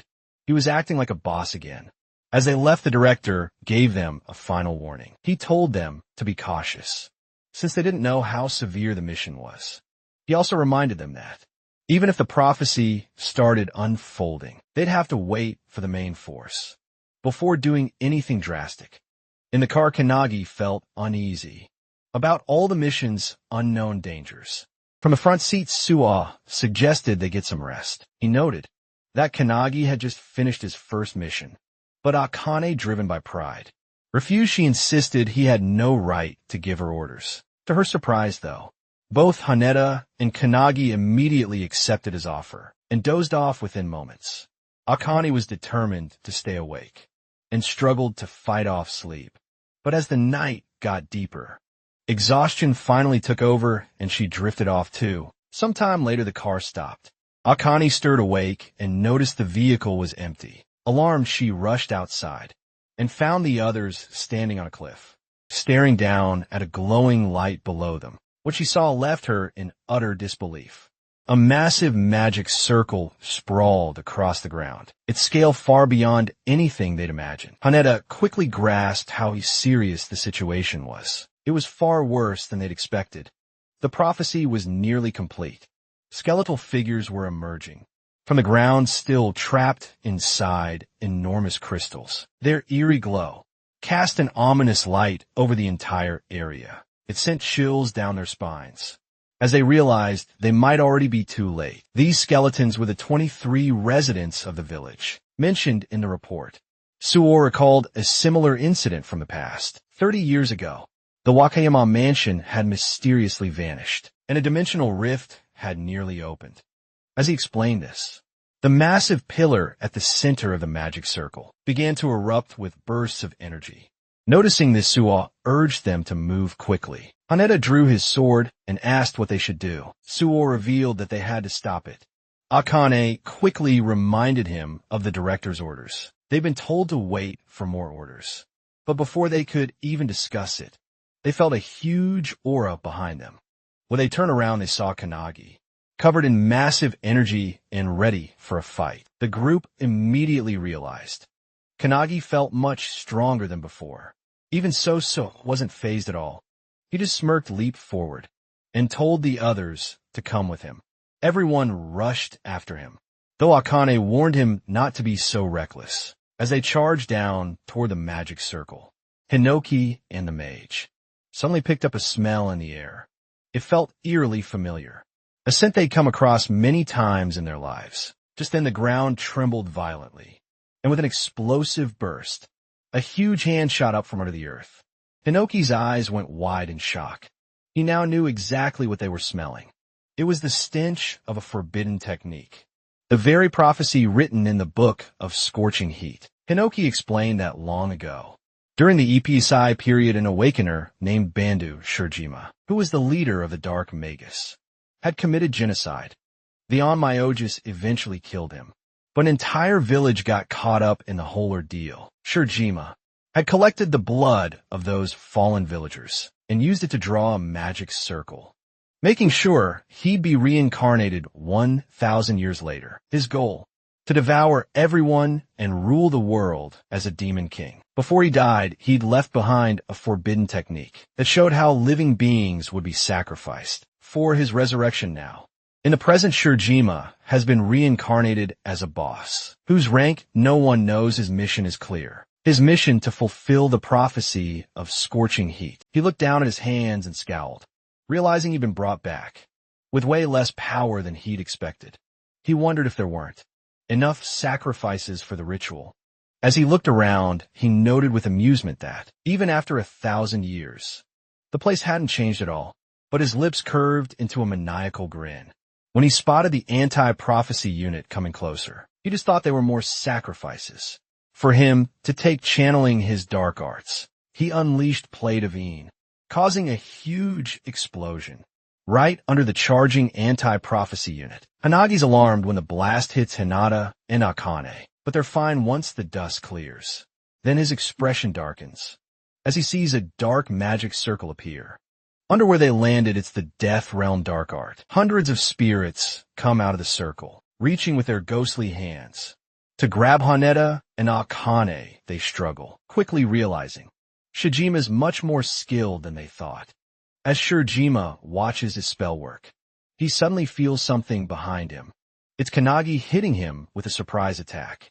Shigemura easily dodges, bending and sidestepping without any effort. He smirks, calling Kanagi an amateur, then casts Plate of Een right under him. The blast goes off, but to Shijima's surprise, Kanagi's unharmed. Kanagi hits back with his Thunderbolt Hadad skill, but Shijima blocks it by using his own dark magic, even though he stopped the attack. Shijima's impressed by Kanagi's skill choice. Out of the smoke, Su walks up behind Shijima and uses the Chrysanthemum spell, sending a bunch of sharp knives flying at him. Shijima is surprised, but easily dodges by jumping into the air. While he's up there, Suwa uses another spell, showing he already knew Shijima wouldn't be taken down by such a weak skill. Suwa slams his weapon down and uses the Autumn skill, making knives rain from the sky. But Shijima just smiles, calling a rain of mere lights. He then morphs his hand into a Suwa, who blocks it, but the recoil is significant. After that block, Shijima realizes Suwa is probably the strongest one there. Kanagi, watching from the side, thinks Shijima's power is endless. He is totally different from any enemy they fought before. Shijima himself feels even stronger than the founders. While Kanagi's thinking this over, he hears his friends calling him from behind. He turns and is shocked to see Akane and Haneda getting hit by black art skills. They manage to escape the attack, and both start charging at Shijima, who's still fighting Su as he's fighting them. Shijima summons 3 skeleton demons to handle Akane and Haneda, who are still rushing him. Haneda sees a demon appear right in front of him and kicks it, but to his surprise, it does absolutely nothing. These monsters' bodies are as tough as the Minotaur they fought before. While Shijima and Suwa kept trading blow after blow, one of the skeleton demons stood right in front of Kanagi. Blocking his way, Shijima even mocked Suwa, telling him he wouldn't get any help from his friends. But right after Shijima said that, Su slashed him straight on the shoulder. "I don't need any help," declared, then pointed at Shijima. "Stay away. I only rely on my own ability." Shijima just wiped the blood from his wound and started yelling like a madman, screaming that he didn't need anyone either and would devour everyone. With that, he charged right at Suwa, who barely managed to block the attack, just inches from his body. As Suwa struggled to hold off Shijima's relentless assault, he heard someone call his name from behind. It was Kanagi charging straight for Shijima. Shijima was stunned to see Kanagi, especially since he'd sent a demon to stop him. He quickly looked back and saw the others still fighting their demons. But the one he'd sent after Kanagi lay cut clean in half. While Shijima was trying to process all this, Kanagi landed a powerful punch right to his face, sending him skidding across the ground. Even Suwa was impressed by the attack. Kanagi then suggested they fight together. To beat Shijima, Suwa was shocked for a second. Kanagi and Akane hadn't even beaten their own opponents. But this guy had, and now he was offering to help him. But Suwa's pride got the best of him. He flat out rejected Kanagi's offer, declaring, "I don't need anyone's help. I'm more than enough to fight alone." Kanagi couldn't believe it, but before they could argue anymore, Shijima suddenly closed in. He unleashed his Magatsu's breath technique, and a powerful beam blasted straight at both of them. Suwa managed to block it, but Kanagi was sent flying. His body hit hard by the devastating attack. He crashed into a tree, and his vision started blurring as he began to black out. As he drifted into unconsciousness, he saw Hinoki and the mage's soul standing right in front of him. Kanogi told him he'd fainted, and that's why they'd summoned him into his own consciousness. Even though his body was bruised and battered and racked with pain, Kanogi tried to stand up, desperately asking them to send him back. He had to fight, but before they could even answer, a deep, authoritative voice echoed through the space, commanding him to step back from a battle. Meanwhile, outside, Suwa was barely holding his own against Shijima's relentless attacks. Shigematsu smirked, even praising Suwa for thinking just like him, believing they didn't need anyone else to fight their battles. With a sinister grin and that insatiable urge to devour everything, Shigematsu poured his power into his next attack. He struck down with such force that Suwa's sword shattered in half. Even though Suwa was stunned, he quickly summoned another blade and swung it at Shijima, but Shijima dodged it effortlessly, bending backward with an almost unnatural flexibility. Shijima clearly seemed to be enjoying himself more, as Suwa kept struggling meanwhile. Back in the spiritual realm, Kanagi's spirit form watched the fight unfold. They knew Shijima was stronger than anyone else there. Hinoki told Kanagi this was way beyond what he could handle, and the mage added that Shijima's precision was terrifyingly high. If more humans had been living in that place, Shijima might have already become a demon king. She warned Kanagi that if Shijima took his life too, he'd get even stronger and wreak havoc on civilization. She even said their discovery of the Grim War was just a coincidence. Then Hinoki stepped forward, asking Kanagi to lend them his body so they could deal with it. But to their complete shock, Kanagi flat out refused. He apologized, but said firmly, "This isn't training. This is real. He explained he had to overcome this obstacle himself, just like he'd have to in the future. Full of confidence and determination, he looked at them and asked if they agreed. The mage tried to argue, but Hinoki interrupted him. With a laugh, he told Kannagi, "You've already defeated us." Hinoki put a hand on Kannagi's shoulder, reminding him of his claim to surpass the founders. Then he urged Kannagi to go use everything he's learned and do things his way. This really boosted Kannagi's confidence.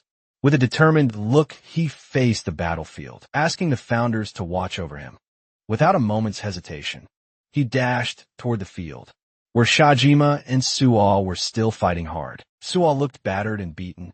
Just as Suo opened his eyes, Shajima struck again, sending him flying through the air, while Suo was airborne. Shajima got ready for his final blow to finish him off, but just as Suo braced for impact, someone grabbed him midair. Kannagi grabbed both Suo and his sword. While still midair, he quickly borrowed Suo's sword, and with a swift move, he threw Suo toward the ground, safely out of the way of Shajima's incoming magic beam. Suo landed hard on the ground, and Shigemura immediately turned his attention to Kannagi, who was still in the air. Shigemura releases another Magatsu's breath, right at him, but he's shocked. Kannagi is calmly using Hinoki's one-handed sword style. With sharp focus, Kannagi slashes right through Shajima's breath attack, cutting it cleanly in half. Then, with precise control, he strikes Shajima's arm, cutting it clean off his body. Shajima is stunned, horrified, and speechless. He doesn't know what just happened. Shaking with fury, he yells about his identity. But Kannagi, looking completely determined, responds coldly that he's the one who will surpass the founders. The mage, watching, asks Hinoki if Kannagi will beat the Dark Magus, but Hinoki himself doesn't know yet. Still, Hinoki is certain Kannagi isn't foolish. He suspects Kannagi might have learned something new while sleeping in the car. On their way here, a wide smile spreads across Hinoki's face, making him wonder if it's something even he doesn't understand. Sue is just as shocked, watching Kannagi move so efficiently and fluidly. Only moments ago, he'd refused Kannagi's help, but now that very help is saving his life. Meanwhile, Kannagi keeps relentlessly slashing at Shajima, forcing Shajima to teleport backward. Shigemura counters with his dark art skill pomegranate, sending a barrage of energy blast toward Kannagi. Kannagi tries to dodge them, but he quickly realizes they're tracking him. Kannagi jumps around, trying to get away, but the blast just keeps chasing him. Suddenly, he remembers one of the founder's skills. After shock, he slams his foot into the ground, raising a stone barrier in front of him to block the incoming attacks. Shurajima is surprised by Kannagi's tactics, but quickly throws more blasts his way. Kannagi responds by using the shattered stone fragments to shield himself again. Then, seeing his chance, Kannagi combines two skills and flashes behind Shajima, but Shajima barely manages to dodge just in time. He counters immediately, unleashing his plate of Een Blast and striking Kannagi. Kannagi takes the hit, but he absorbs most of the impact, using an airborne rock as a springboard. He lunges at Shajima, remembering the lessons from the founders. Shajima dodges again, but the sheer variety of techniques Kannagi uses leaves him stunned. Even the founders, watching from afar, are just as shocked by Kannagi's quick growth and constant assault, but Shurajima isn't done yet. With a dark glare, he activates his forbidden art, summoning a towering, skeletal monstrosity by fusing skeletons together. This giant creature looms over everyone, giving off a powerful, evil aura. Shurajima smirks. This is the end. He says the giant skeleton swings its massive hand toward Kannagi, and the founders yell at him to run. But Kannagi just stands there motionless, staring at the attack coming his way. He's deep in thought, realizing he still doesn't have enough power to beat Shurajima. Even if he gave it his all, he knows he needs something more, something beyond his current limits. Recalling the lessons from the mage and Hinoki, Kannagi remembers how to wield Shining Flame and Hinoki's one-handed sword technique. He recalls Hinoki teaching him the wave blade attack and various slashes drawing upon both teachings. Kannagi channels Shining Flame into his hand while infusing his sword with Hinoki's skill. transforming his weapon into a blazing blade. The mage and Hinoki watch in shock. Kanagi has just achieved the impossible, holding his newly empowered weapon. Kanagi stands ready. The technique he has just executed is called Blazing Fire Cutting Blade. Without hesitation, he dashes the skeletal beast, swinging his fiery sword, as Shajima watches in utter disbelief. Remembering Hinoki's teachings about the blade and Mage's magic arts, Kanagi desires more than just those two. With that determination, he manages to use the blazing fire cutting blade skill, engulfing his sword in flames. With a swift swing, he cleaves through the skeleton, splitting it from head to toe, while also slashing Shajima in half. Everyone is shocked by this feat, combining two magic skills in such a way. The alchemist founder is particularly amazed, calling Kanagi an irregular for his ability to switch and combine all kinds of skills.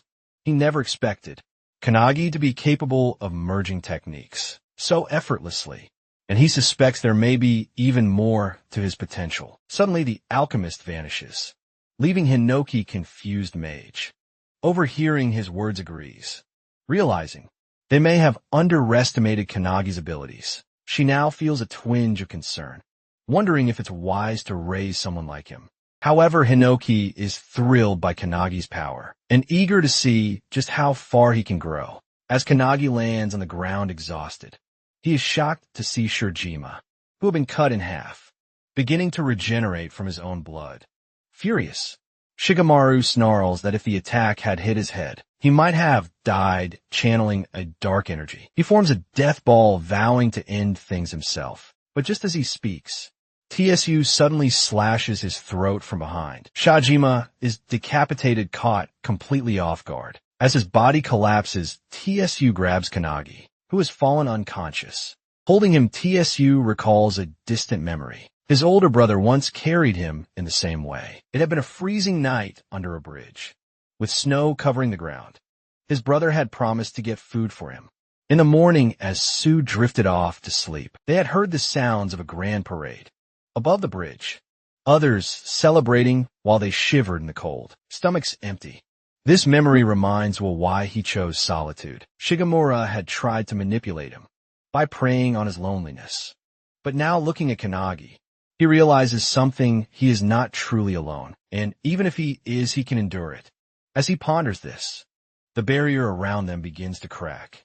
Akane and Haneda rush in immediately, worried upon seeing Kanagi unconscious. Once they confirm he's only passed out, Haneda notices the barrier is collapsing. From the inside, she warns that they need to act quickly. Haneda asks what would happen if the energy within the barrier explodes outward. Zwa grips his sword tightly, revealing that if that happens, they will all be crushed to death. Their only option is to hit it with their strongest attack and try to deflect it. Zwa says this with confidence. Deep inside, he isn't sure if they are capable of it in their current state, but they have no choice. As they brace themselves, Kanagi, still unconscious, suddenly lifts his sword, channeling energy into it. Suan notices this in shock.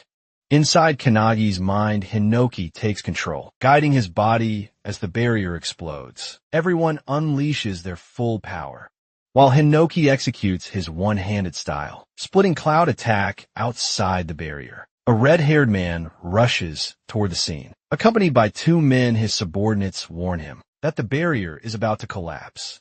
Suddenly it bursts open. The men fear they might be too late. But to their astonishment, a brilliant beam of blue light shoots into the sky. From Kanagi's sword, the red-haired man watches in awe, recognizing the light as a flawless sword technique. Free of hesitation, his name is Tsumakoto, the captain of the anti-prophecy unit. Observing the spectacle before him, he wonders whose work this could be. A while later, on a plane flying over Peru, Midori is on a call with Makoto, amazed that the new member has just stopped. The unknown prophecy, meanwhile, in Japan, Makoto, still on the call, is facing a rank 1 prophecy, one that, according to him, is on a much higher level than what they encountered before. Midori, instead of boarding the plane, sits on top of it smiling, as he reflects on how much the anti-prophecy unit has grown. even though he isn't there to witness it firsthand. However, his amusement is short-lived. When Makoto reveals that the core member who stopped the prophecy was none other than Kannagi, the same Kannagi who had only joined the team 2 days ago. Shocked, Makoto desperately demands to know who he really is. Without hesitation, Midori confidently declares that Kannagi is the one who will bring an end to all prophecies. They had been anticipating his arrival for quite some time. There was a lingering sense of expectation surrounding him, as if he was the one they had been waiting for. Makoto, skeptical of such high hopes, questions whether their faith in him is truly justified. Instead of arguing, he is simply told to see for himself. Changing the topic, Makoto urges Midori to return. His presence is needed. Facing an opponent of equal strength without him is proving to be a challenge. Midori chuckles, offering a brief apology before shifting focus. Meanwhile, Rin reaches out, his voice carrying urgency, as he speaks of a grand prophecy unfolding before them. It is a colossal enemy, a super-rank prophecy. The boss of suicidal infection is Tom. As the monstrous being charges toward him, Midori tells Makoto to hold on, assuring him that he will finish up soon.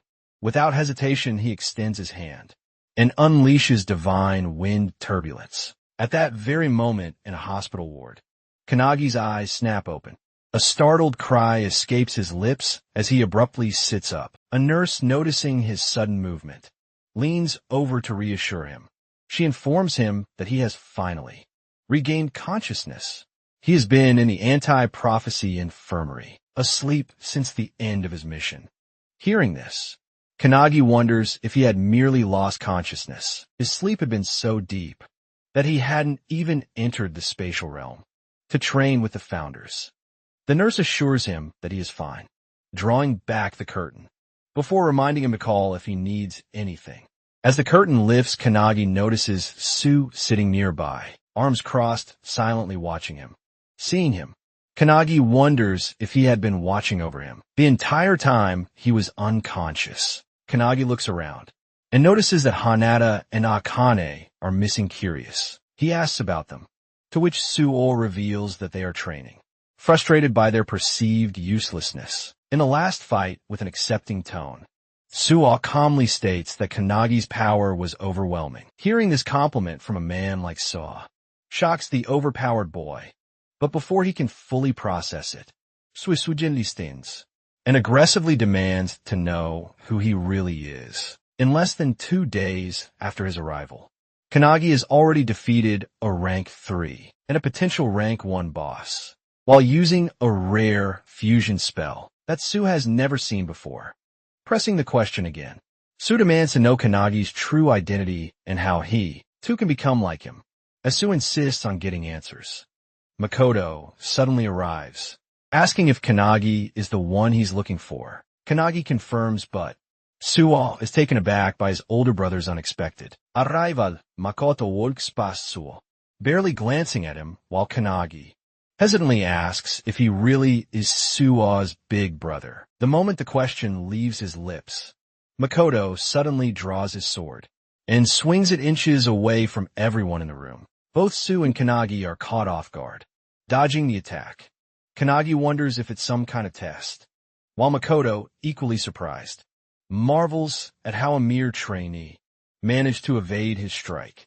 Makoto confirms that it was indeed a test, and Kannagi has passed without hesitation. He introduces himself as the captain of Sue's squad. Makoto, the realization hits Kannagi hard. Makoto truly is Suo's older brother. After a brief pause, Makoto announces that, due to Kannagi's extraordinary performance against the rank 1 disaster, he will be joining his squad temporarily. The announcement stuns Kannagi, but Suo is even more shocked. A tinge of jealousy creeps into him. Despite being Makoto's younger brother, even he is not allowed to join his squad. Wasting no time, Makoto orders Kannagi to follow him for a briefing, while in the background, Suo clenches his fists so tightly in frustration that his knuckles begin to bleed. Meanwhile, in the training area, the anti-prophecy unit duo is training hard. Akane wields multiple weapons, While Haneda focuses on blocking her attacks, however, no matter how much they push themselves, they know that reaching Kanagi's level is nearly impossible as they continue practicing. Midori suddenly walks in, announcing his arrival with chocolates from Peru. To his shock, they completely ignore the chocolates and rush toward him, eagerly asking how long he will be staying in Japan. When Midori reveals he will be there for a week, the duo immediately insists on training under him. During that time, they refuse to let Kanagi surpass them without a fight. Taken aback, Midori hadn't expected them to be this determined. He agrees to train them, but then asks about Su, wondering if he wants to join.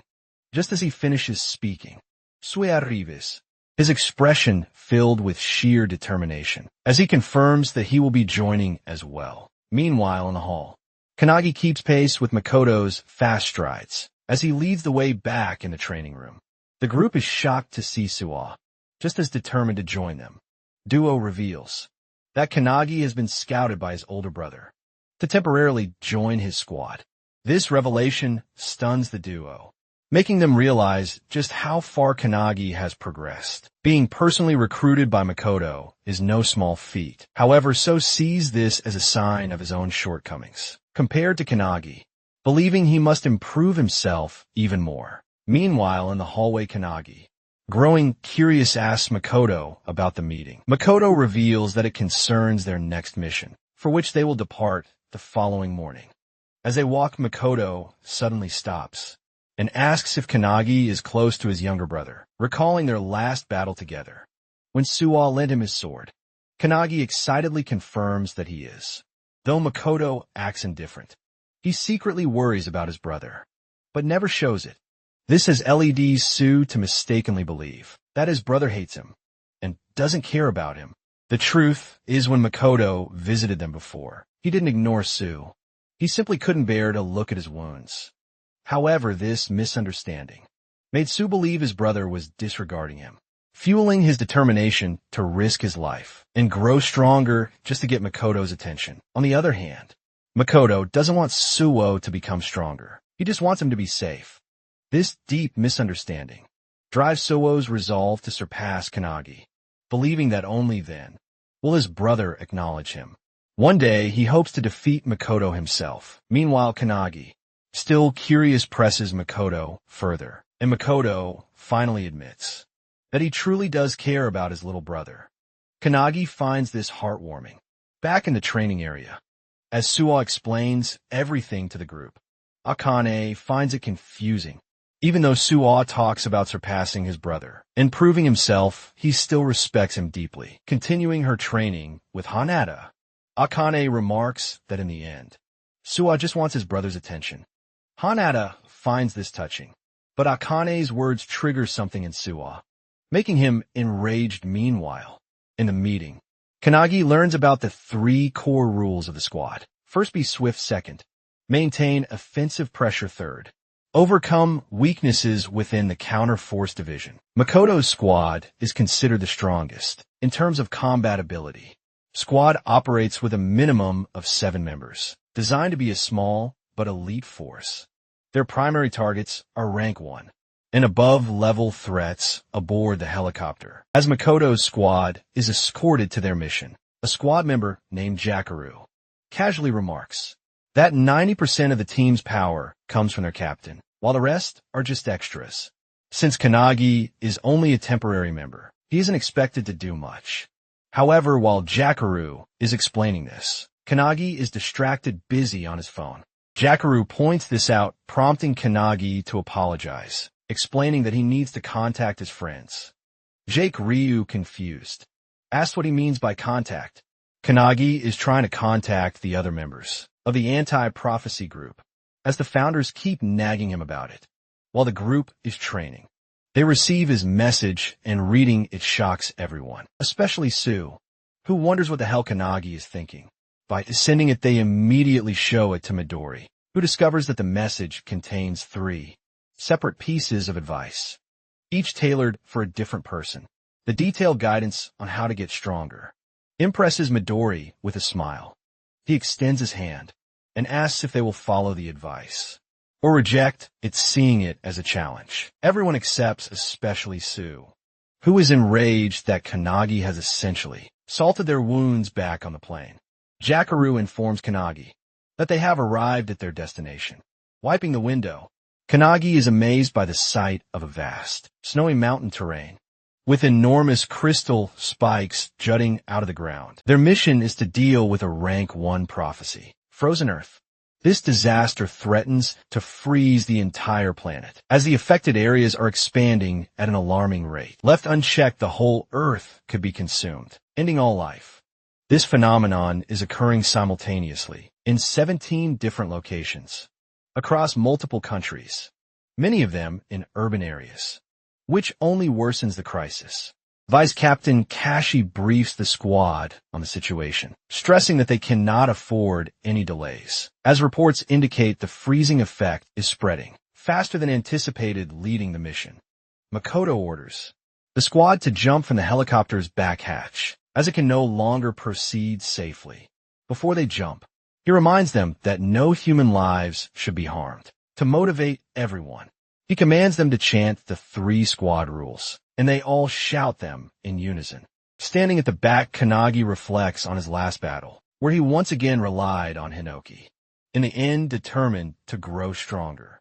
During this temporary mission, he sees this as a valuable opportunity to learn from the other members. As everyone leaps from the helicopter, Kannagi resolves to complete this mission on his own. This is his first rank 1 prophecy. At 10 a.m., everyone lands safely on the ground. The air is freezing, and despite being an awakener, Jakaru catches a cold.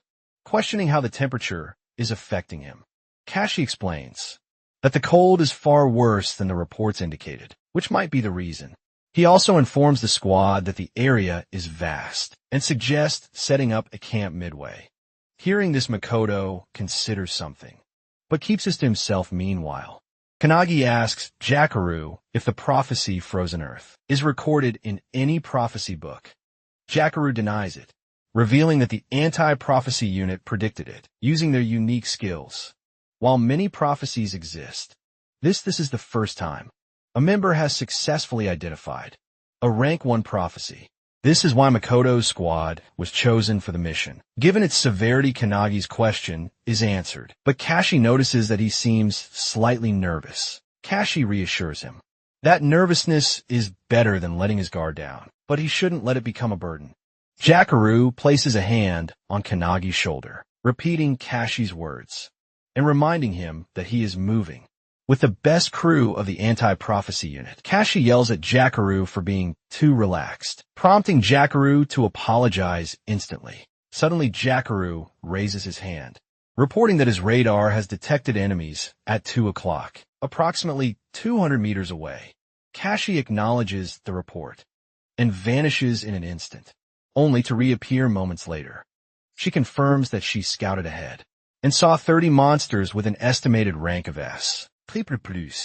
These creatures belong to the ice gargoyle race of the Tice tribe. Hearing this, Makoto immediately orders his unit to annihilate the enemy. The squad charges toward the incoming monsters in a highly coordinated manner. Their teamwork and situational awareness, leaving Kannagi in awe. They operate on an entirely different level compared to trainees, making him realize that these are elite warriors, far beyond the regular members. Eager to join the fight, Kannagi asks for permission, which Makoto grants. Dismissing the enemies is nothing more than S. Triple plus rank with permission secured. Kannagi launches forward and kicks a monster in the head. However, to his shock, the creature explodes, sending shards flying in all directions. Kashi, skillfully evading a flashy monster's attack, warns everyone that some extremely powerful monsters are mixed in with the rest. Meanwhile, Kannagi activates his fire-cutting blade and completely obliterates a monster with a fiery attack, sending it flying. Witnessing this, Jakaru is stunned that someone like Kannagi used a Fury Sword skill. Kashi is impressed, while Makoto, with just a few swings of his sword, effortlessly slices through the remaining monsters. He also takes note of Kanagi's fiery sword and realizes that the blue light beam he saw earlier must have come from it with the monsters defeated. The squad sets up camp in the mountains and begins eating during their meal. Kashi asks Jakaru what else he saw on his radar. Jakaru reports that there are no boss-level threats within a 10-kilometer range. Hearing this, Kashi sighs in relief, confirming that they can spend the night there. However, she soon wonders where have Kanagi and the captain gone. On the other side, Kanagi sits by his own campfire, attempting to fuse his spells together, just as he did before. However, as he focuses on the process, the captain suddenly arrives from behind and calls him out for his enthusiasm about training. Caught off guard, Kanagi nearly jumps out of his skin as Makoto scared the hell out of him by approaching so silently. After calming him down, Makoto sits beside Kanagi and asks if this is his first time camping, whether he finds it difficult. Kanagi enthusiastically claims that he's fine, but to his surprise, Makoto casually states that he just wants to go home, and Smoke Kanagi is taken aback. He never expected someone like the captain to talk about smoking. However, to Kanagi's shock, Makoto then reveals that he's desperate to smoke his cat. Confused and alarmed, Kanagi misinterprets his words, thinking he's talking about drugs. He immediately questions the captain about his cat, to which Makoto, getting uncomfortably close, pulls out his phone and shows him a picture. Kanagi asks for the cat's name, and Makoto reveals it's Oribe. As Kanagi examines the picture, he notices the cat's ferocious gaze, but instead asks if Makoto really misses him. To his surprise, Makoto denies it, revealing that Oribe is a complete menace, always scratching his stuff, vomiting everywhere, and being an overall nightmare. Yet despite all of that, Makoto admits that the cat is still adorable, just like his younger brother Suwa. Kanagi finds it strange that Makoto is talking this way, but he listens as the captain, in a hopeful voice, expresses his wish to one day talk with Saw, the same way he's talking with Kanagi now. Kanagi, being an only child, admits he can't relate, but he offers a suggestion. Perhaps Makoto should treat Suwa the same way he treats his cat. Hearing this, Makoto smiles and agrees. He then shows Kanagi some videos on his phone, shocking him with footage of the captain treating his cat like a baby. Amused, Makoto questions whether that kind of behavior is really okay. Then, with a soft expression, he looks at Kanagi and asks if they can practice together. In his mind, Kanagi doesn't really want to, but before he can answer, Kashi arrives, searching for them. She requests that they return to camp, reminding them that they have to depart early. The next morning, Makoto agrees without complaint. That night, however, Makoto and his crew remain unaware of a mysterious figure venturing into the snowy land. The person, casually dressed as if heading to the beach, moves deeper into the frozen terrain. When stopped, he claims to be on a mission to fulfill the prophecy of that place. Holding a small book in his hand, he declares it an important mission. He is a solo awakener, heading toward the very same mountain as Makoto and his squad at the camp. As Kanagi sleeps, he finds himself training in his dreams with the founders. Today's lesson is archery, meant to improve his concentration. He practices with a heavy bow, under the guidance of Margaret is instructing him. Noticing Kanagi sweating, Margaret asks if it's painful to keep his focus steady. As they train, Hinoki loudly complains about why it isn't a sword training day, but the mage quickly silences him, reminding him that it was his turn the previous day. Despite the noise, Margaret is impressed that Kanagi remains undisturbed, showing significant improvement in maintaining his concentration compared to their first session. Kanagi explains that he is currently on a mission with an amazing team, which motivates him to give his best. With his focus locked on the target, he releases the arrow, hitting the bullseye with perfect accuracy. Margaret is amazed by the precision, while Kanagi drops to the ground, sighing in relief. Target reminds him not to forget the feeling and calls it a day for training. Realizing that the session is over, Hinoki gets excited immediately, drawing his sword and ordering Kanagi to get up for sword training. However, just as they are about to start, Kanagi is suddenly awakened by his crew, as it's time to continue their journey. Before setting off, Makoto briefs everyone, stating that today, they will slay the boss tied to the prophecy. As they venture ahead, they encounter more monsters, this time a flock of bluebirds. As the squad charges toward them, the founders within Kannagi comment on how easy this mission should be. Given the team's strength, however, the mage notices that one of the older founders appears uneasy, sensing that something is off about the fight. After a battle, the crew successfully clears the monsters, clearing their path forward. Makoto then orders Jakaru to scout ahead. Jakaru reports that, approximately 2,000 meters from their position, there is likely a major boss, and it is heading straight for them. He then delivers horrifying news that the monster will reach them in just 10 seconds. Within moments, a towering figure known as the Unknown God, Calamitous, comes rushing toward them with a ferocious, maniacal expression. Her aura is completely different from any monster they have faced before. Makoto immediately orders his crew to engage, and they all flash toward the boss.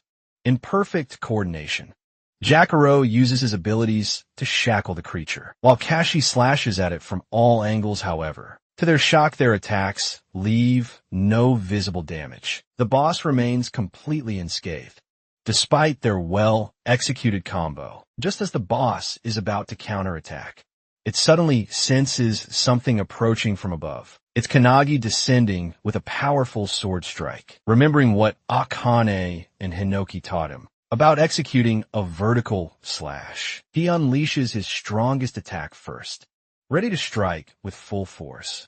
Combining his power, Kannagi attacks with his blazing fire cutting blade, sending a beam of fire toward the boss. However, to his shock, it has no effect. The boss immediately counters, swinging her own sword and sending Kannagi crashing into the ground. Hearing the powerful impact, Jakaru momentarily believes Kannagi has just died. However, Kannagi survives, having landed on an ice crystal that cushions his fall. Meanwhile, Kashi, still fighting, realizes why this boss is rank number 1. She glances toward Makoto.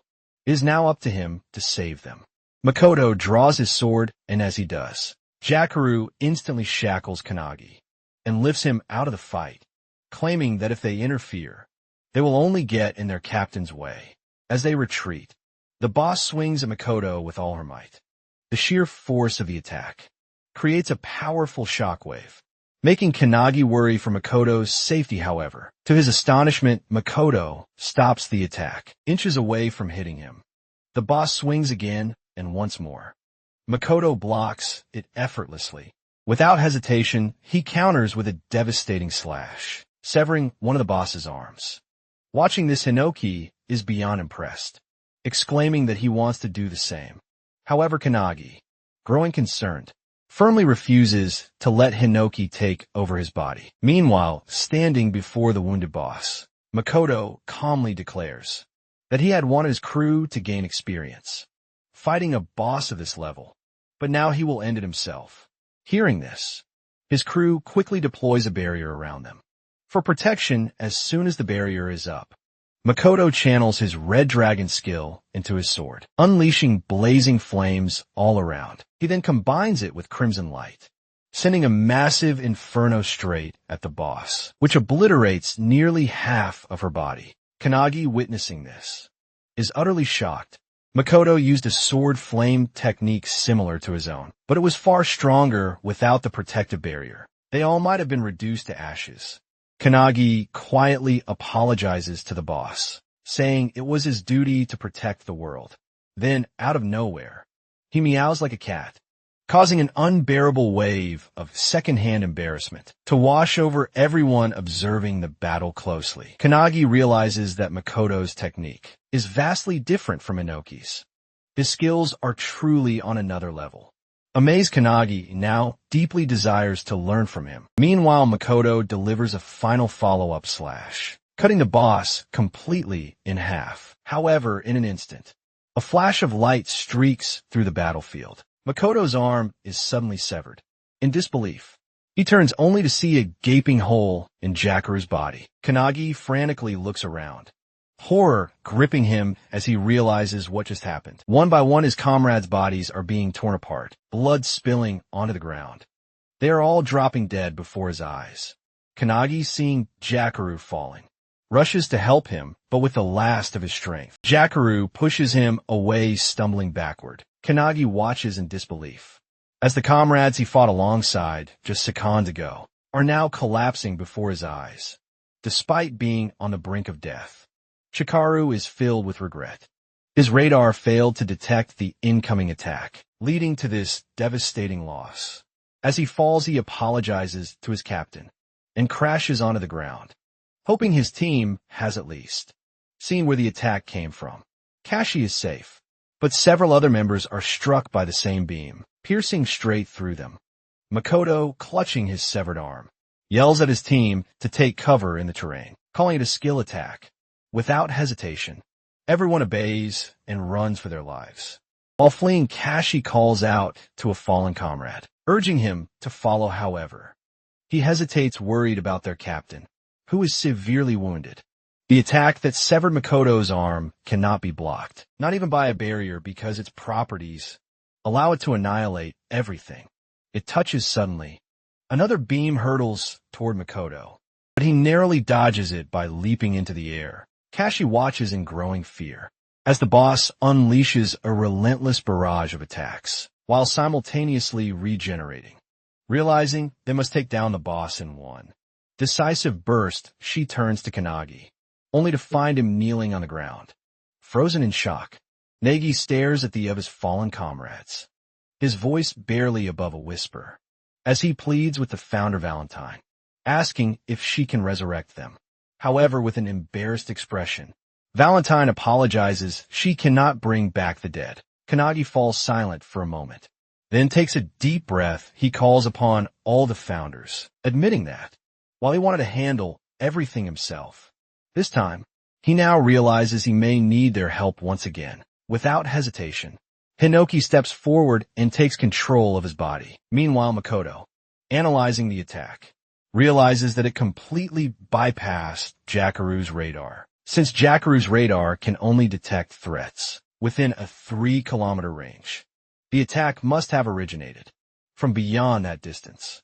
This single strike not only killed Jakaru, but also severed Makoto's arm, proof that their hidden enemy is at least as strong as he is.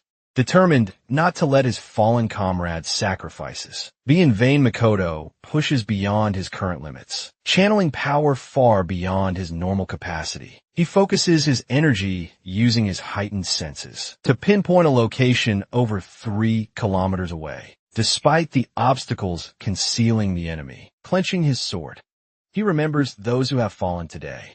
Their deaths fuel his resolve. With unwavering determination, Makoto charges his blade with crimson light and unleashes a devastating blaze of fire. The scorching inferno rips through the ground, obliterating everything in its path, until at last, it reveals the enemy who cast the deadly spell. It is the same boy who arrived there alone, casually dressed. He is impressed that Makoto managed to track him down after his attack, just as expected, from the captain of the strongest squad. However, Makoto is shocked. His attack was completely consumed by this man. The boy claims that if Makoto still had his left arm intact, that attack would have killed him. He is using a spell called Darkness to channel dark orbs around him. As he walks toward Makoto, he launches one of the orbs with the intent to kill. In response, Makoto swings his sword, conjuring an ice barrier. He then counters in an instant, vanishing and reappearing behind the boy, slashing at his neck. But before Makoto can process what just happened, the same devastating beam attack strikes again, tearing a chunk off his torso. The boy remains unharmed, calmly stating that he had anticipated Makoto's attack. However, he adds that Makoto is the one truly close to death. That comment ignites Makoto's rage. With what little strength he has left, he lunges forward, swinging his sword. But the boy effortlessly sidesteps and counters with a powerful kick, landing a direct hit on Makoto's open wound. However, Makoto is one step ahead. Using the opening, he strikes with the back of his sword, sending the boy crashing into the ground. As Makoto watches, he becomes curious. Why did the boy stop using his beam attack? After only a few shots, despite its overwhelming power, it seems he cannot sustain it indefinitely. Realization dawns on him. The boy cannot use his spell continuously. In terms of endurance, they are evenly matched. The boy, after crashing, manages to land on his feet, confirming Makoto's suspicion, but pointing out that they are not in the same condition. Makoto is at a clear disadvantage. One arm severed, half his body missing. However, Makoto refuses to acknowledge the concept of a disadvantage. He recalls the 3 rules of the Makoto squad, drawing strength from them. Determination floods his body as he readies himself to fight until his last breath. With unwavering resolve, he channels electric fiery energy, burning his own wounds to cauterize them and stop the bleeding as he does. He roars the squad's 3rd rule into the battlefield. Overcome your weakness with those words. He unleashes Scarlet Blaze. The boy's eyes narrow. He realizes that Makoto is burning away his own life force to amplify his power in response. He does the same, fueling his darkness spell with his very essence. Makoto, calling upon the spirits of his fallen comrades, glares at his opponent. His voice booms across the battlefield, warning him not to look down on his squad.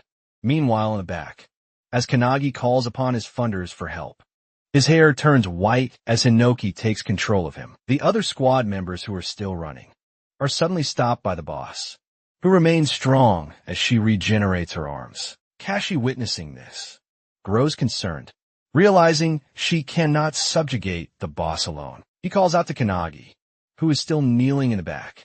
To her, it seems as though his fighting spirit has completely faded after witnessing his squad members' deaths. It is only natural he was just an ordinary person who recently joined the squad.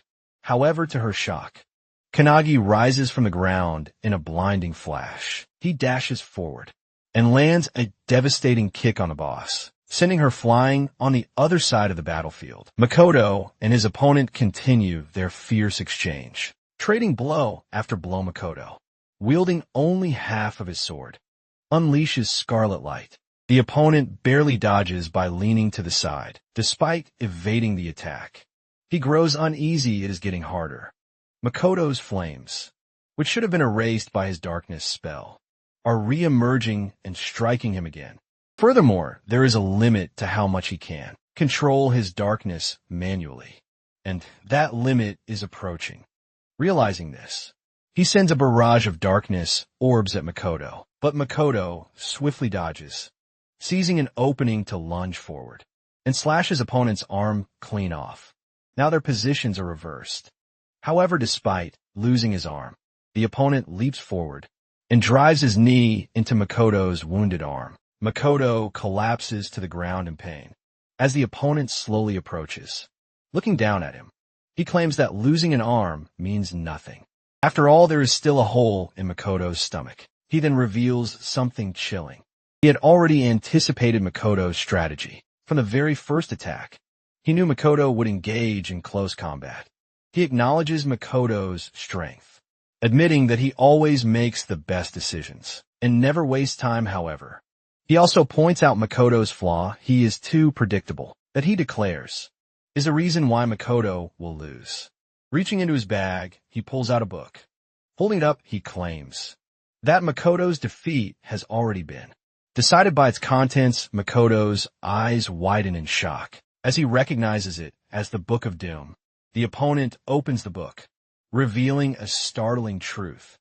The guy claims that if there is an organization that exists to stop prophecies, then it is only natural that another exists to fulfill them. Makoto is stunned, as he never knew such an organization existed. The opponent then makes his final revelation, that he is one of the 12 apostles of the apocalypse.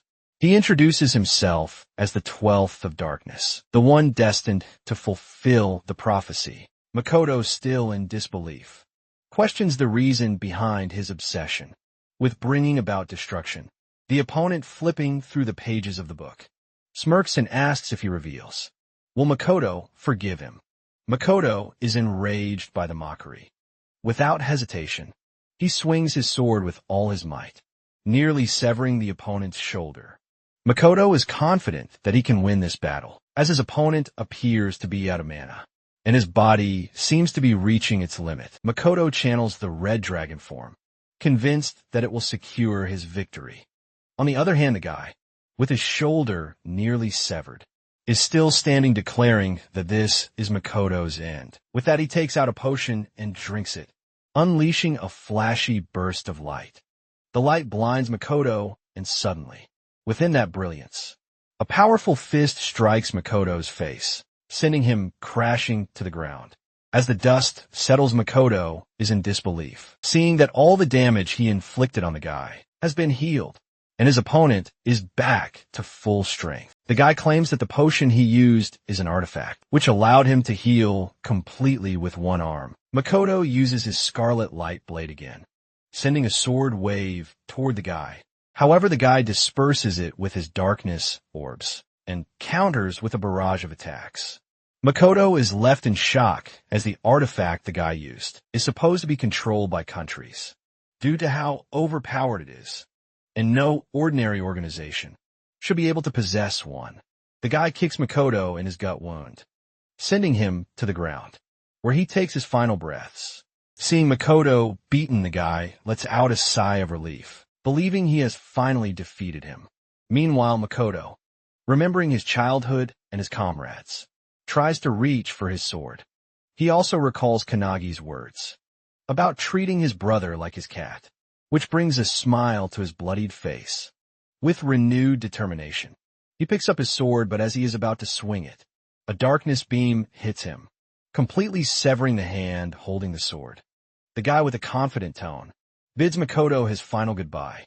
However, just as he is about to deliver the finishing blow, someone arrives, parting the crystal behind him. It's Kanagi, backed up by all the founders, ready to get their revenge on the guy who made their disciple cry. Makoto notices Kanagi's presence and is initially worried, but soon realizes that it's not just Kanagi. Something else is emanating from him. The guy also notices the abnormality and the aura radiating from Kanagi. The boy in front of him no longer appears as a vulnerable target, but as an existence that will fiercely defend himself. Growing worried, the guy warns Kanagi not to move, threatening to kill Makoto if he does. However, as he speaks, his arm is severed from his body in a flash. Guy is shocked, unable to comprehend how it happened so quickly. Meanwhile, Kanagi simply swings his sword from a distance, the force of the strike even dulling his blade. The founders notice this, surprised that the sword dulled after just one strike. The alchemist founder steps in, transmuting multiple weapons for Kanagi to use in the fight. With pure vengeance in his eyes, Kanagi orders every founder to unleash hell on the guy. Meanwhile, the guy completely regenerates his arm, which shocks Inoki.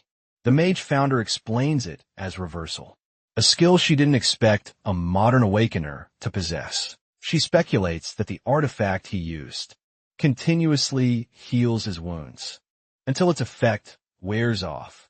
As she speaks, Kanagi launches an arrow that strikes the guy directly in the head. The guy didn't see it coming, but he regenerates the wound instantly. Seeing this, one of the founders asks the mage how they can kill the guy. She reveals that they must kill him repeatedly until he eventually dies. The guy uses his darkness spell as Kanagi loads another arrow. When Kanagi releases the arrow, the darkness spell tries to intercept it, but the arrow pierces through, striking the guy in the chest and head. The archer founder mocks the guy, asking if he truly believed he could stop his arrows. The guy regenerates his wounds and counters with a darkness orb's attack. Nagi, using the founder's evasive powers, dodges the attack and flashes toward the guy. Kicking him in the face, he then grabs the guy's hand and delivers a palm strike to his face. One of the founders notices that the guy can't use his annihilation beam attack if his vision is blocked by his own orbs, which works in their favor. Dodging the attack becomes easier because of this. Kanagi delivers a powerful blow to the guy's gut, sending him crashing to the ground. The founders wonder how many times they'll have to watch the same guy die. and regenerate meanwhile. Kanagi walks over to Makoto, who in his beaten state, asks if he is truly Kanagi. Kanagi denies it, explaining that the founders are using his body as heroic spirits, using Valentine's healing power preservation. Kanagi begins healing Makoto's arms. As he heals, Kanagi reveals that they are in a hurry and must act quickly, seeing Kanagi leave. Makoto understands that it's the founders who are in control a short distance away. The guy gets back up, shocked that his spells are being dodged and encountered so effortlessly, without giving him time to think. Kanagi attacks him with a spear, piercing straight through his heart. The guy is relentlessly attacked, dying repeatedly without a moment to recover. One of the founders asks the mage if keeping the spear in the guy's heart will prevent him from regenerating. However, the spear passes through his body, and he begins to regenerate again. As the guy starts to recover, Kanagi delivers a powerful kick from above, crashing him back to the ground. Kanagi wonders which body parts regenerate first, if they completely destroy his body. The guy begins regenerating from his hand, but by the time his full body is restored, he is gasping and exhausted. He is being obliterated, but refuses to let a boy stop him, deciding to kill Makoto and escape. He rushes toward him, only to find Kanagi already sitting there, guarding Makoto with a maniacal smile. Kanagi reveals that he is too late. Hinoki then takes control of Kanagi's body and, using his sword style, completely cuts the guy's body into pieces. Even though the guy is obliterated, he doesn't fear death, as he believes he is fulfilling a prophecy. However, his resolve begins to waver in the face of something as terrifying as Kanagi. As the guy regenerates again, he tries to remind himself of his mission to fulfill the prophecy, refusing to let fear overcome him. He reaches for another artifact in his bag, but before he can use it, Kanagi cuts off his arm. The artifact scatters the ground, creating a powerful golden cage around Kanagi, called the Sand Cage of Time. The regeneration effect on the guy ends, and he is unable to regenerate his arm. Relieved, the guy believes he has barely made it. The founders, seeing the cage, grow concerned, wondering what to do next. Since the guy's regeneration is nearly over, the guy standing outside the cage claims that even his darkness can't destroy the cage, so Kanagi can't kill him from within. With a nervous expression, he declares that he is going to leave. But before he can finish his sentence, Hinoki yells at him to watch closely. Suddenly, the guy feels a strong aura behind him and turns to see Makoto standing on his own 2 feet, still regenerating.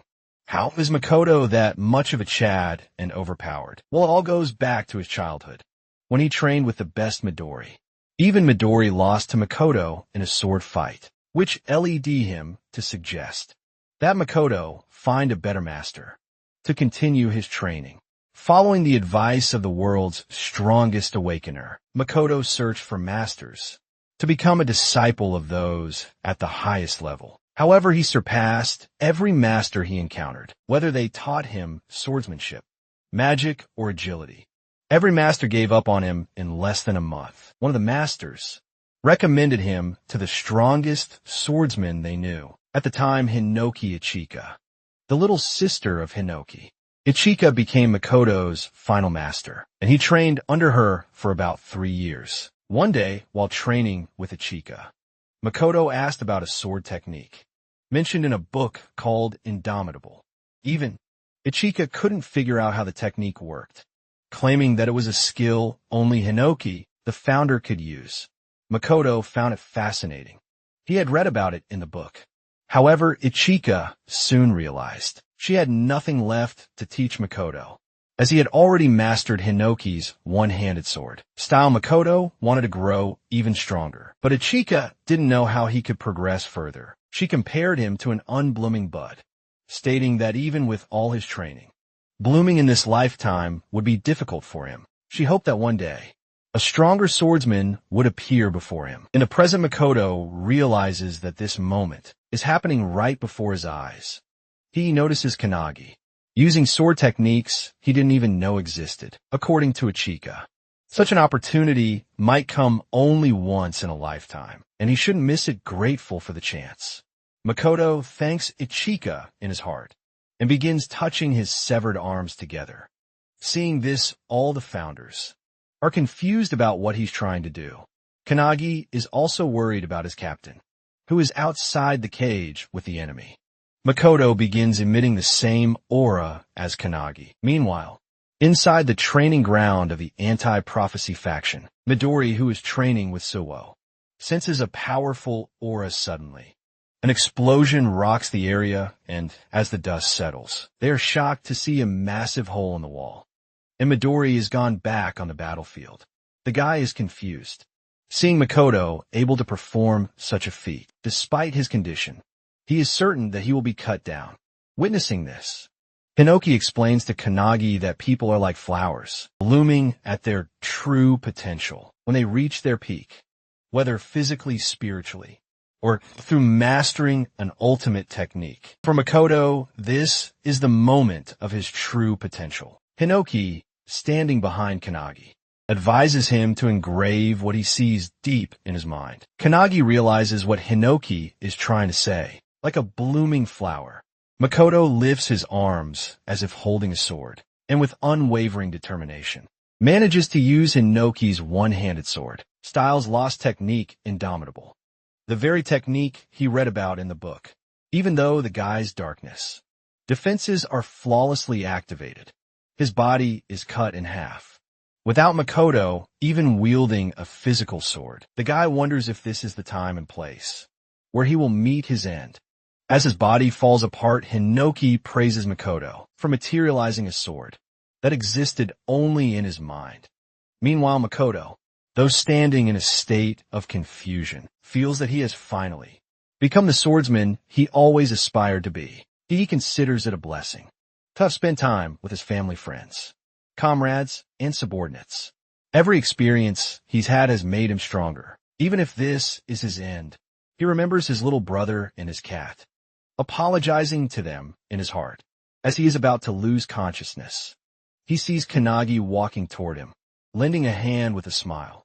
Seeing this, Makoto realizes that this death might not be the end, as he can still leave his legacy to the next generation. Through Kanagi grabbing Kanagi's hand, he thanks him and collapses to the ground as the cage vanishes. After the guys defeat, Kanagi rushes toward his captain, feeling a deep connection through the crest of nothingness. All the other comrades lie lifeless on the ground, but as Makoto is about to join them, Midori comes flying in. He grabs Makoto just in time as he falls. Makoto dies in Midori's arms at the age of 23. After the battle with the Darkness user AF, for respect in the chat holding Makoto's body, Midori is in despair, unable to believe what has happened. He remembers a time when he asked Makoto why he became the captain of the squad, while they were training according to Midori. In the anti-prophecy unit, Makoto was the second strongest after him, and if he were to go all out, no one would be able to match him. Midori had asked Makoto if, with all that strength, he thought it was better to fight alone. This question surprised Makoto, and he asked Midori if he thought he wasn't suited for teamwork. However, the team was more important to Makoto than anything else. He wasn't sure how to express this to Midori, but suddenly, his comrades called him through the security camera in the group. Jakiro was excited because one of their comrades, Kusushiro, had just passed the level 2 assignment. He had been working on Kusushiro, was also happy, saying he wanted to tell the captain first. Shikaru, thrilled about the news, suggested they all go out for lunch.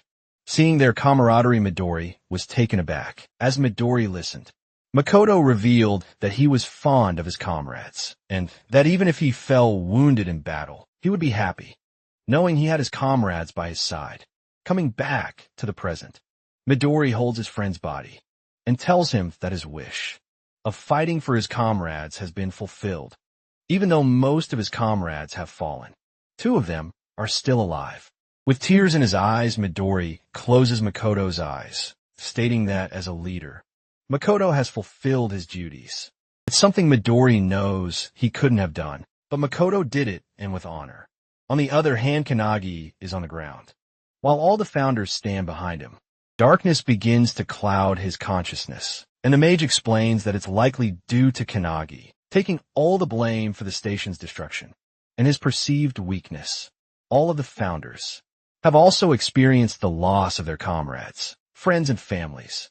Their hearts were broken as they watched their comrades depart, and in most cases like Hinoki, they couldn't move on from their wounded hearts.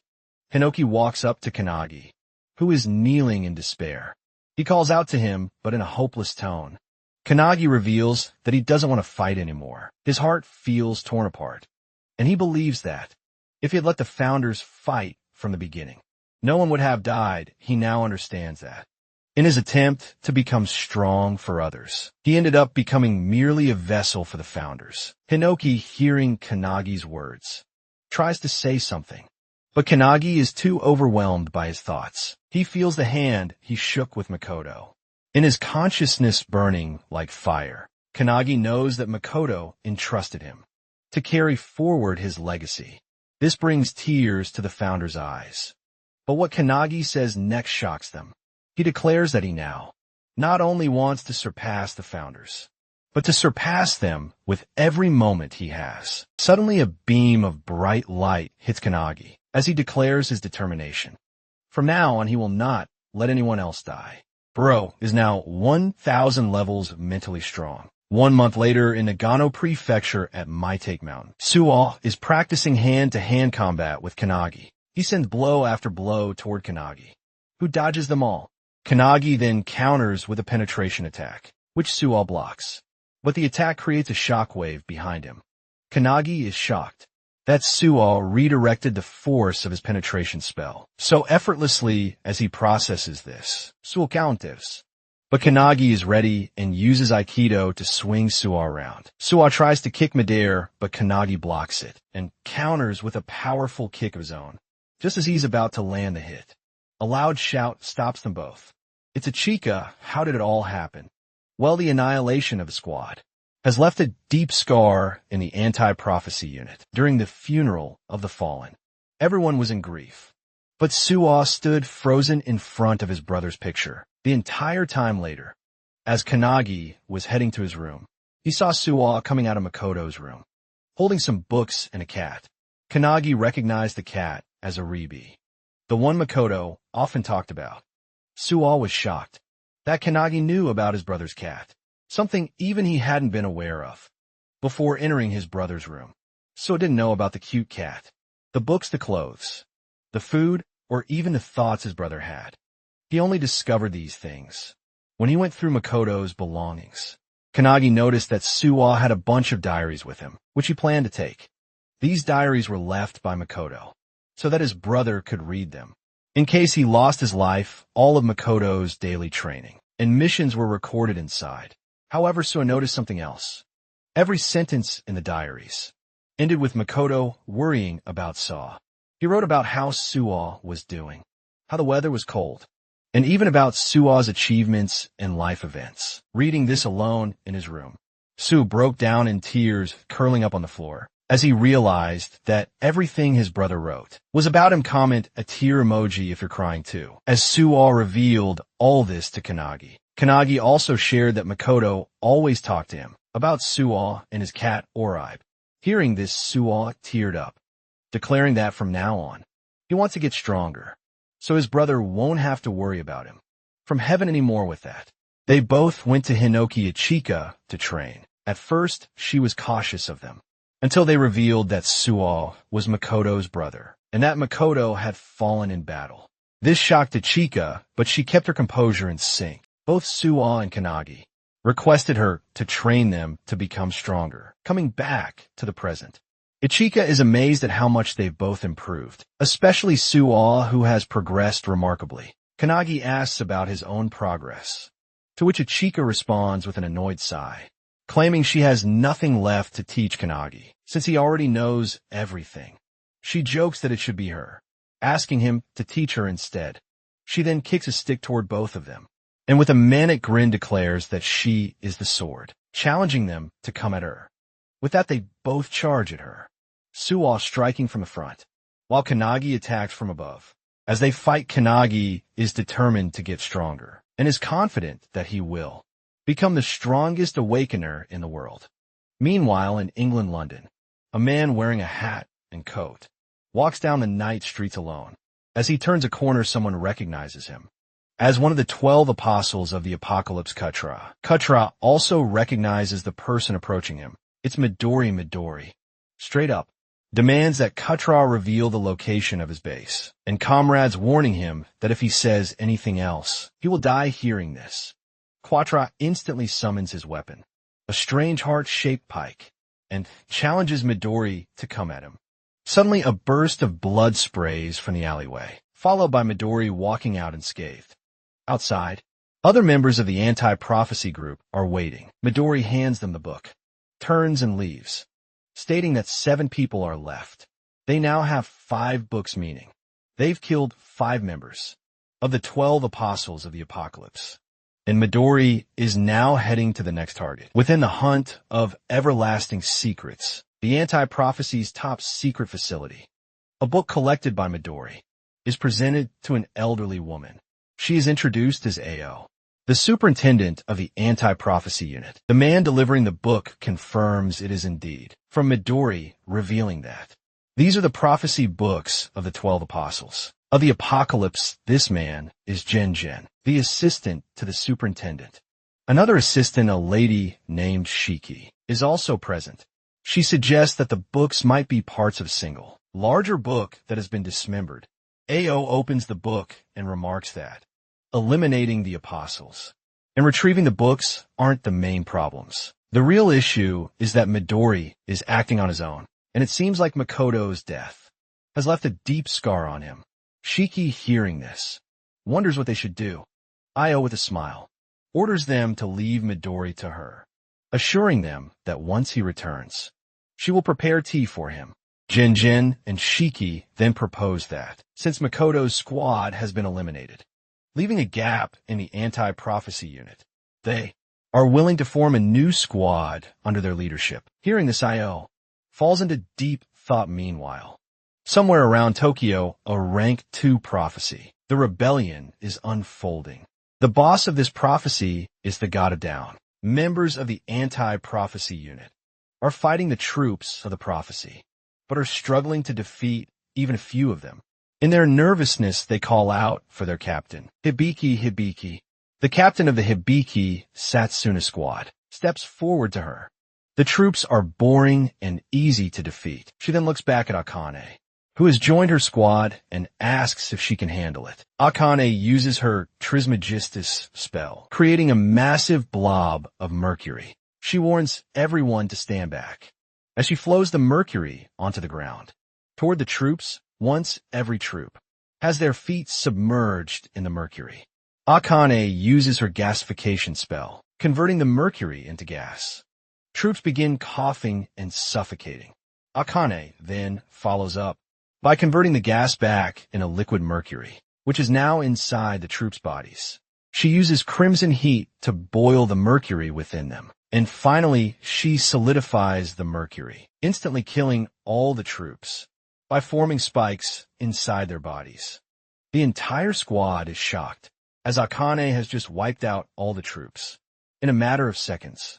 Akane snaps her fingers and turns toward the group, announcing that she's finished.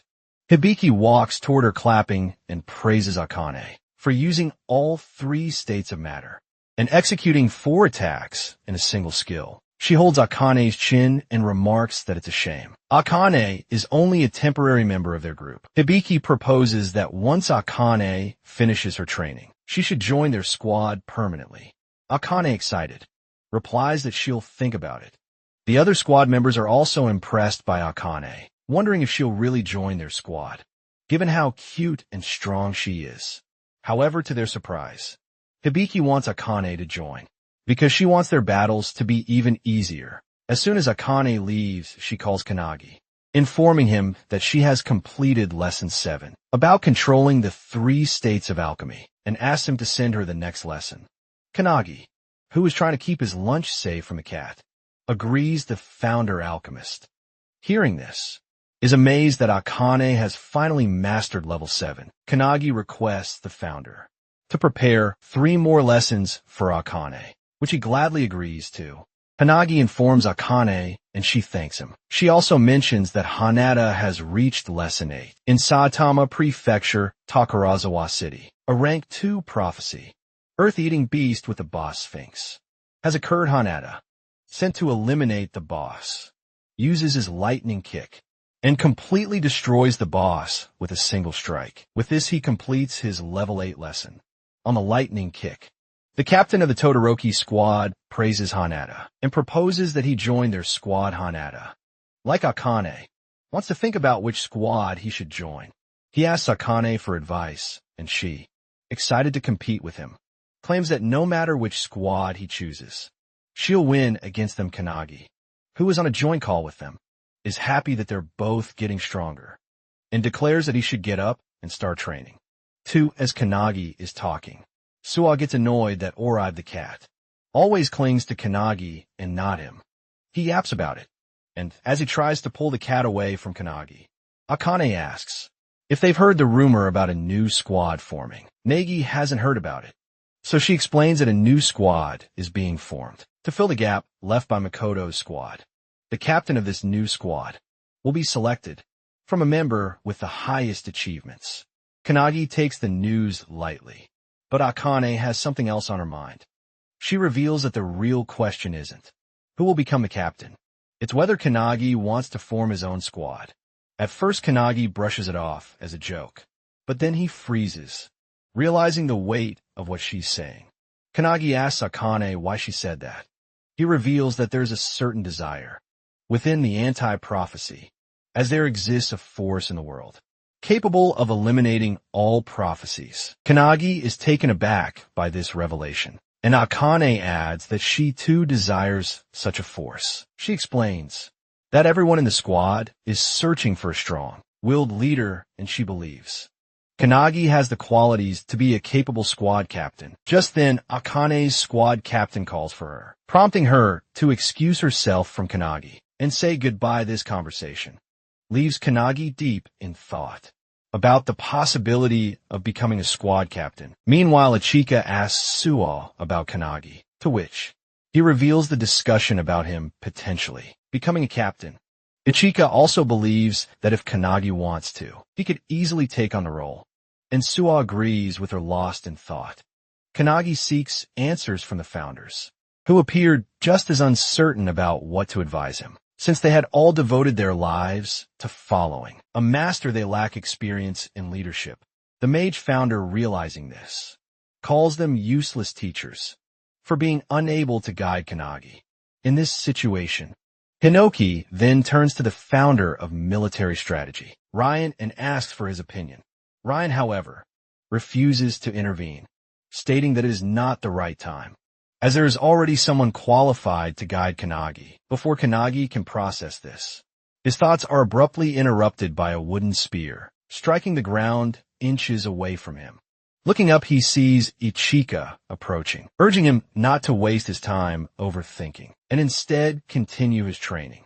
With a maniacal grin, she challenges him to use his flash step against her. Kanagi agrees, leaping down from the rock and using flash step in combination with ripple step to land softly. Ichika watches in amazement, wondering about Kanagi's true identity.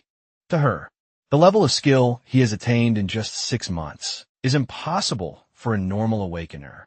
Recalling Hinoki's rigorous training sessions, where he failed countless times while learning flash step, Kanagi lets out a laugh, however, before he can dwell on the memory. He senses an aura of energy surging toward him, noticing Ichika charging at him with her wooden staff. Infused with energy, he swiftly dodges. The staff strikes the rock behind him, splitting it cleanly in half. Su, witnessing this, is stunned. Ichika, undeterred, remind Kanagi that she doesn't care whether he is focused or not. She will force him to be Kanagi. Now slightly nervous but fully attentive, holds his stance inside him. Hinoki realizes that Ryan was referring to Ichika as the qualified person to guide Kanagi. The mage founder also comes to understand that Ichika is remarkably strong for a modern awakener, as expected from Hinoki's descendant. However, Hinoki denies having children, claiming it might be his brother. Instead, he acknowledges Ichika's strength, noting that, since she trained someone as powerful as Makoto, she might be a living successor. However, as he says this, he notices her using a technique called Skyfall, something he has never seen before. This technique launches an electric zap toward Kannagi, who barely evades it. Realizing the sheer strength behind the attack, Kannagi understands that Ichika is going all out against him. Ichika charges forward and follows up with her Purgatory Sword technique, unleashing a powerful strike at him. Meanwhile, Hinoki watches in excitement, realizing that Ichika has developed a new technique by refining all the knowledge passed down to her. Outside, as Kannagi dodges the attack, Ichika is impressed. It's a technique he has never encountered before, yet he still managed to evade it. She praises Kannagi's one-handed sword style, noting that it closely resembles the techniques of the founder. This comment shocks Kannagi, and before he can respond, Ichika adds that he might be worrying about whether he could ever become as strong as Makoto. Kannagi is stunned, as this is exactly what has been weighing on his mind. SWO, overhearing this, is also taken aback. Kannagi's grip on his sword tightens, as he recalls witnessing Makoto's strength firsthand, how he was an extraordinary squad captain. This is the very reason Kannagi keeps questioning whether he can ever reach Makoto's level. To his surprise, Ichika tells him that he doesn't have to be like Makoto. She suddenly yells at him to pay attention, channeling her energy as she executes her sword technique, Tengu dance, creating a powerful water tornado. She explains that this technique was developed by past masters who built upon the founder's techniques. While these techniques may never match the founder's power, due to the immense difference in strength, the masters never stop trying, gradually getting closer over time. Hearing this, Kannagi finally understands what she means. Ichika then reveals that she doesn't know exactly how great a Captain Makoto was, but from what she knew of him, he must have been an incredible leader. She adds that it won't be the same for Kannagi in the beginning, but if he has skills, he definitely has the potential to reach that level, pointing her wooden stick at him. She advises Kannagi not to try to become like Makoto, but instead to focus on the path entrusted to him. Hearing this, Kannagi remembers when Makoto shook his hand. Thinking back on that moment, he realizes he must look toward the future instead of dwelling on comparisons. A smile appears on Ichika's face as she declares that for the sake of that future, she will train him herself. With that, they both engage in intense training, pushing each other to their limits. 2 weeks later, at the Anti-Prophecy headquarters, Hibiki and Todoroki, two squad captains, review the list of newly recommended squad candidates. The list submitted by the superintendent themselves includes Kannagi and Ichika. Some members find this selection odd. Meanwhile, outside the HQ building, a dark figure speaks on a cell phone, informing someone that they have successfully infiltrated the facility and that the new squad captain exam will take place in 3 days. This figure carries the Book of Doom and boldly declares that they will soon become the new squad leader of the Anti-Prophecy. This figure is none other than Eva, a member of the 12 Apostles of Apocalypse. Eva possesses a skill called Heavenly Demon, which allows her to replace the existence of anyone. She kills her goal is to become the captain of the newly formed squad of the Anti-Prophecy and destroy the organization from the inside. As Midori continues his killing spree against the 12 apostles, more than half of them have already fallen. Since they cannot defeat Midori head-on, they have decided to sabotage the Anti-Prophecy. From within, their motto is that they will do anything to fulfill the prophecy. 3 days later, at the grand training field of the Anti-Prophecy, the selection examination for the captain of the new squad is underway. As all participants gather, the instructor announces that there will be 4 tests, with only 4 people advancing to the final stage. The exam follows a point system. First place in each test earns 3 points. Second place earns 2, and third place earns 1. In the end, the candidate with the highest score will be elected as the captain of the newly formed squad. The superintendent watches as the instructor urges all participants to give their best effort. In unison, they yell yes. Among them, Kanagi feels the weight of everyone's gaze. There are 8 candidates. Koki from the Yagura Ma squad, Akihina from the Urazuya squad, Sano from the Yashima squad, Hisejai from the Kakabi squad, Sakazaki from the Tsuruzuki squad, Shikami from the Todoroki squad, and Jiru from the Hibiki squad. However, the real danger lies in the fact that one of them is actually Eva, one of the 12 apostles. Imposter hidden in plain sight.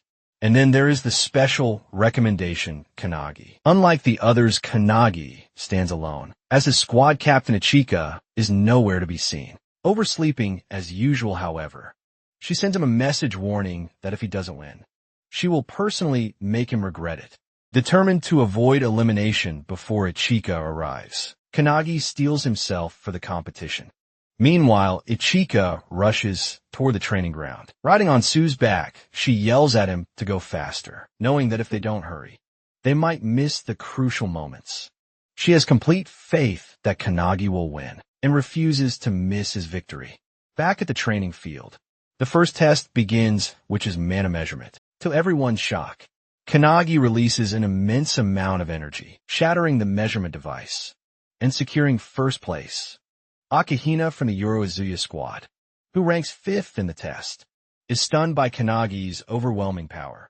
Sakazaki takes 3rd place, while Sanabu secures 2nd. Both realizing that Kanagi is an anomaly, Sakazaki remarks that such irregularities occasionally occur when a genius in either physical strength or mana appears in the exam. He speculates that Kanagi is a mana prodigy, much like another participant, Shikami, who ranks 7th on the points table. Kanagi takes the lead with 3 points. As the instructor announces the second test hand-to-hand combat, the real battle begins. Each participant must face an opponent, and a victory will earn them 2 points. As the instructor announces the first participant, Shikami voluntarily raises his hand, requesting to face Kanagi. Shikami is the strongest regular member in hand-to-hand combat, and is also considered an irregular. When he was just 2 years old, he was caught in the emergence of monsters from another dimension, however. Even as a baby in a cart, he single-handedly killed all the monsters, shocking his own mother. He protected her and became a legend in the audience. Hibiki accuses Todoroki of cheating by sending Shikami into the hand-to-hand combat test. Todoroki argues that there is nothing wrong with choosing his strongest member, as Shikami is blessed with both magical talent and immense physical strength. He boasts that he has been training Shikami since he joined his squad, and to this day, no one has ever beaten him in hand-to-hand combat. Hearing this, Hibiki wonders if the match will end instantly, considering Shikami's combat abilities are practically unbeatable. As the fight begins, Shikami approaches Kanagi and asks if he has really been giving lessons to Hinata, remembering the founders. Kanagi replies that he is merely a messenger. Shikami doesn't understand what he means, but continues claiming that someone out there is advising and teaching Hinata, who is already a super genius. He adds that even without Kanagi's guidance, Hinata will surpass his current level on his own. Instead of arguing, Kanagi simply agrees with him, which only annoys Shikami further enraged. Shikami activates Violent Bite, transforming into a monstrous form in an instant. With blinding speed, he lunges at Kanagi. Kanagi ducks just in time, but Shikami follows up with a powerful claw attack. Watching this, Todoroki is thrilled to see his fighter going all out. As Shikami swings with all his might, Kanagi sidesteps the attack. Seizing the moment, Kanagi shifts into Kudu stance, grips Shikami's wrist, and with tremendous force, slams him into the ground. The impact erupts in a massive shockwave, sending rocks flying across the field, and startling everyone as the debris settles. Both Kanagi and Shikami are airborne. The other participants are in awe. Despite Kanagi merely redirecting Shikami's attack, the sheer power of it was enough to devastate the entire battlefield. Even Kanagi himself is impressed by Shikami's strength, though Shikami assumes he is being sarcastic. Despite the powerful blow, Shikami lands safely on the ground, shocking everyone that he managed to do so, despite the destroyed terrain. Akihina, analyzing the situation on his laptop, remarks that this outcome was inevitable. Shikami's physical boost is irregular, and the sturdiness of his body far surpasses that of a normal awakener. Regaining his composure, Shikami charges at Kanagi once again. Kanagi realizes that simply countering Shikami's attacks won't be enough to win. He needs to try something different. Activating his founder power, he delivers a light kick at the charging Shikami. He then multiplies the attack, using the penetration technique. Luminance kicks striking Shikami multiple times, while he is still airborne. Everyone watches in shock as Shikami crashes to the ground defeated. The instructor quickly intervenes, stopping the match before it escalates further, and declares Kanagi the winner, awarding him 2 additional points. The other squad members are amazed. This guy just physically overwhelmed Shikami, despite Akihina's earlier claim that he was a regular Akihina. Now, furiously typing on his laptop, hadn't expected Kanagi to be so exceptional in hand-to-hand combat. He initially assumed Kanagi would be eliminated, naturally if left alone. But now it's clear that Kanagi is becoming an obstacle in his plans. As Shikami regains consciousness and opens his eyes, he is shocked to see Kanagi casting some kind of spell on him while he lies on the ground. Kanagi reassures him that he is healing his wounds, which only astonishes Shikami further. An irregular in both mana and physical prowess, now capable of healing too. It seems almost unbelievable. Shikami, still processing what's happening, asks Kanagi if there's anything he can't do. This question makes Kanagi recall the time he desperately tried to bring back his fallen Makoto squad members, but failed after healing Shikami for a while. Kanagi tells him he should be able to stand now. As they speak, a loud bang suddenly erupts nearby. Kanagi looks over and reveals that it marks the final match of the hand-to-hand combat exam. Shikami, now alarmed, wonders how long he's been unconscious. Realizing it must have been quite some time, Kanagi calmly tells him it has only been 5 minutes. According to Kanagi, after their fight, the other battles started simultaneously. 2 of the pairs finished instantly. But Akihina and his Seijai are still fighting. Even after 5 minutes, both remain determined, exchanging a relentless barrage of blows. With full force, as his Seijai charges at Akihina, she pushes him back with a powerful attack. Mocking him for lacking any special abilities, she taunts that without unique skills or traits, he is unfit to be a captain. Akihina steadies himself and counters her remark, stating that he is not the type who seeks to stand out. According to him, even if an ordinary person were to take on the captain's role, death would be the only outcome for them. He believes that a captain must have the ability to adapt to any situation in order to increase the survival chances of every squad member, even by just 1%. Akihina declares that this is his goal, ensuring that he does not suffer the same fate as the Makoto squad. This statement strikes a chord with Kanagi, as Akihina is speaking about his fallen comrades. In such a manner, Shikami also takes offense and warns Akihina to watch his words. Back in the fight, Hisejai executes her disciplined chains word technique, generating an energy whirlwind as she charges straight at Akihina. Even though Akihina blocks the attack, the sheer force sends him crashing to the ground. Hisejai quickly follows up with another strike, but just as she is about to land the hit, Akihina unexpectedly surrenders. The instructor immediately stops the match, declaring Hisejai the winner, leaving her in shock. Another squad member quickly restrains her, as she fumes with rage, furious that Akihina gave up so easily, instead of putting up a real fight. Akihina, on the other hand, claims that he expected the battle to last longer, so he chose to preserve his energy for the upcoming tests. As he walks away, he knows that he could have defeated his Seijai if he had tried, but he does not want to reveal his full strength just yet, especially with Kanagi closely observing the fight. The second stage of the exam, hand-to-hand combat, concludes, with Kanagi leading the scoreboard with 5 points, followed by Tsunobu with 3. The instructor announces a 30-minute break before the start of the third examination. He also reveals that in the next round, the 4 participants with the lowest scores will be eliminated as the lunch break begins. Kanagi wonders about Ichika and Sue, who should have been there, but are still missing. Meanwhile, outside the anti-prophecy headquarters building, Sue finally arrives carrying Ichika. Exhausted from the effort, he is confused when she starts heading toward the courtyard instead of the training ground. When he questions her, Ichika reveals that she can smell traces of an aura, one that suggests someone has recently died there. According to her, it appears to be the residue of an awakener who was killed by an overwhelmingly powerful monster. Hearing this, Sue is stunned. If an awakener was truly killed here, it means someone may have infiltrated the anti-prophecy headquarters.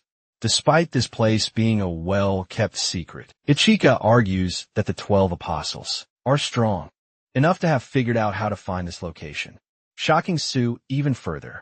When he asks about their possible motive, she ignores the question and instead suggests they head to the training venue. In her mind, however, she knows that whoever died was likely at the level of a squad captain, but with no official reports of such an incident. The situation is becoming more intriguing. Now, not only Midori, but also Ichika, Sue, and most notably Kanagi, are all working toward the same goal, avenging Captain Makoto's death. During the lunch break, as everyone patches up their wounds, eats their meals, and casually converses, Akihina sits alone focused on his laptop. Meanwhile, Kanagi, who is sitting with Shikami, becomes excited when he notices his comrades. Ichika and Sue arriving, the atmosphere shifts, as others grow nervous upon recognizing Ichika, one of the 5 elite members of the Anti-Prophecy Special Task Force alongside Midori. Sue, observing the gathered captains, feels uneasy. Ichika had claimed that a captain had been killed, yet all 7 captains are present on the training ground. Hearing this, Ichika smirks and calls Kanagi over to share something important. She tells him everything, shocking him with the revelation that one of the captains might actually be a member of the 12 apostles. In disguise, according to Ichika, the probability is high.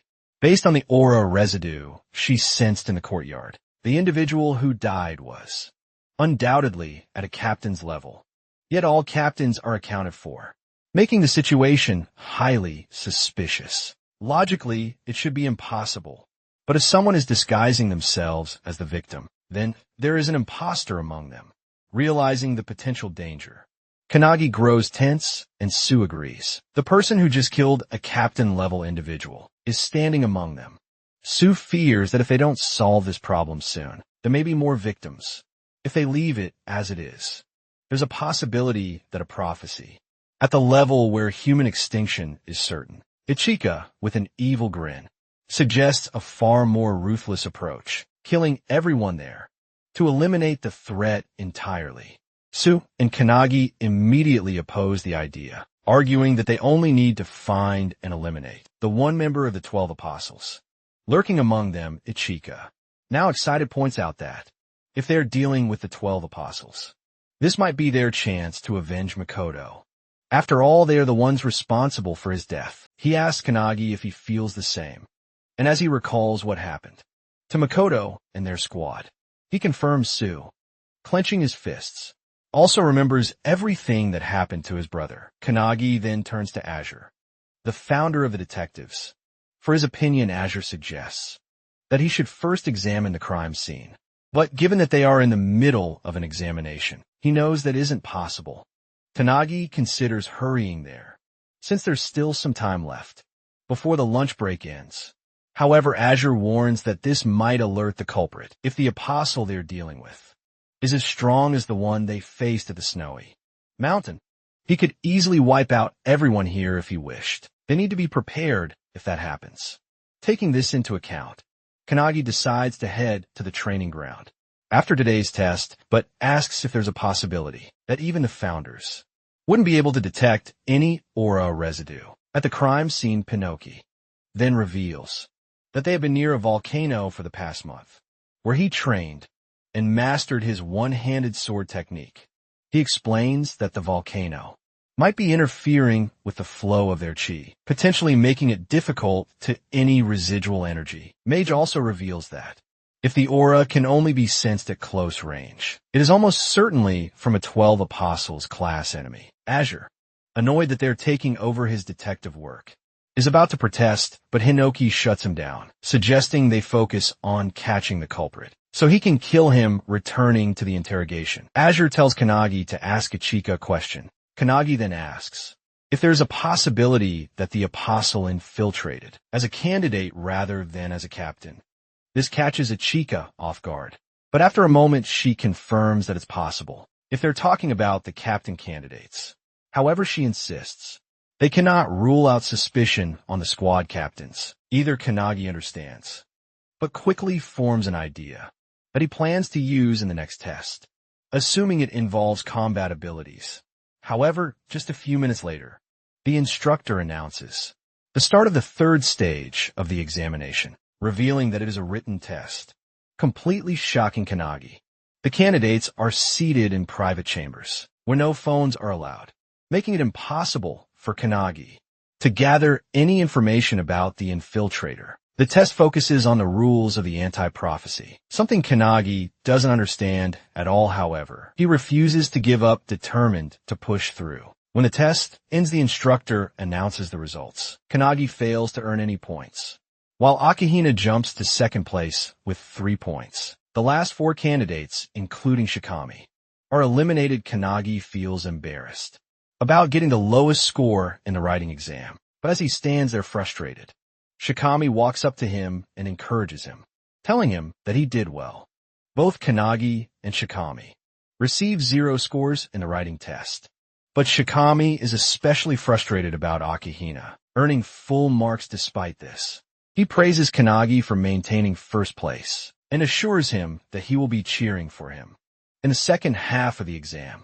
He wonders who will be selected as the new captain and adds that after the captain is chosen, the superintendent will also evaluate whether the newly formed squad will function properly. Shikami explains that the minimum number of members in a squad is 7, meaning the captain must recruit at least 6 more members. He advises Kaneki to start considering which candidates he will recruit once he becomes a captain, placing a hand on Kanagi's shoulder.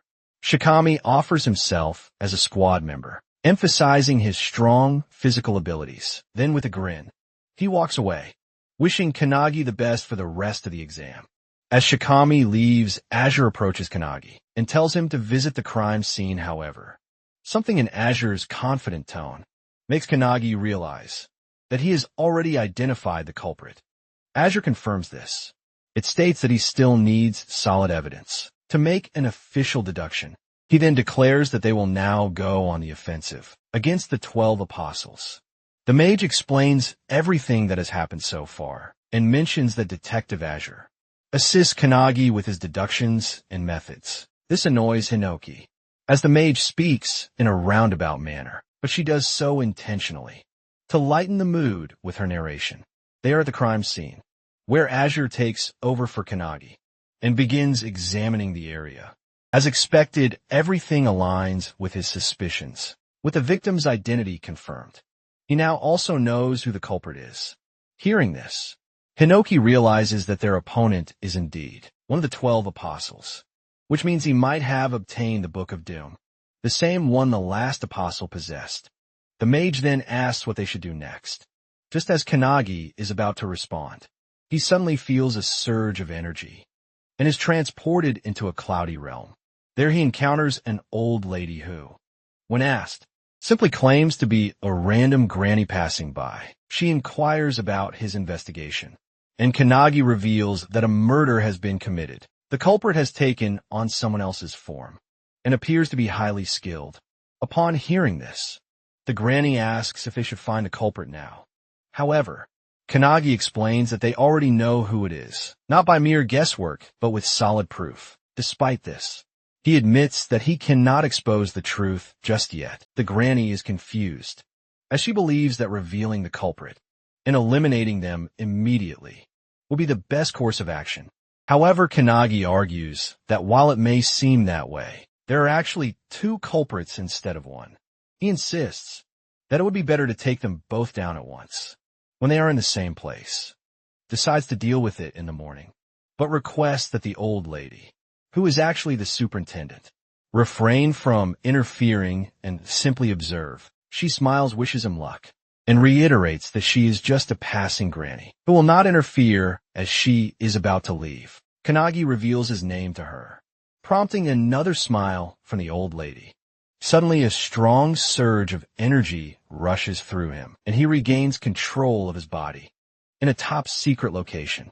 The assistant questions the superintendent, asking if it was wise to leave things as they are. The granny, however, assures her that she doesn't mind. Kanagi seems close to the truth and appears to have a plan. She claims that she is merely interested in seeing what he will do next. He then orders the assistant to instruct the other officers to provide backup for Kanagi. If anything happens, the assistant agrees, but admits that, even after walking near the residual traces, she didn't find anything particularly interesting. Still, the superintendent places her trust in Kanagi's words. The assistant is puzzled as to why the superintendent has so much faith in him. In response, the granny reveals that it is because of the confidence and determination she saw in his eyes. The next day, as Kanagi walks through the woods, Shikami joins him, explaining the next test. This test will evaluate their performance based on how well they would function. As a squad captain, Shikami already expects Akihina to rely on his strategic skills, but he expresses his support for Kanagi instead. Kanagi thanks him, but suddenly, out of nowhere, asks, "Why?"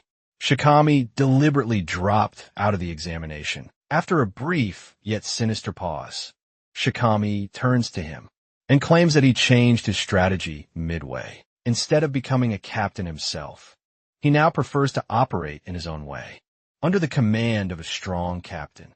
Kanagi narrows his eyes in suspicion and accuses Shikami of doing it, so he could eliminate all the promising members of the squad.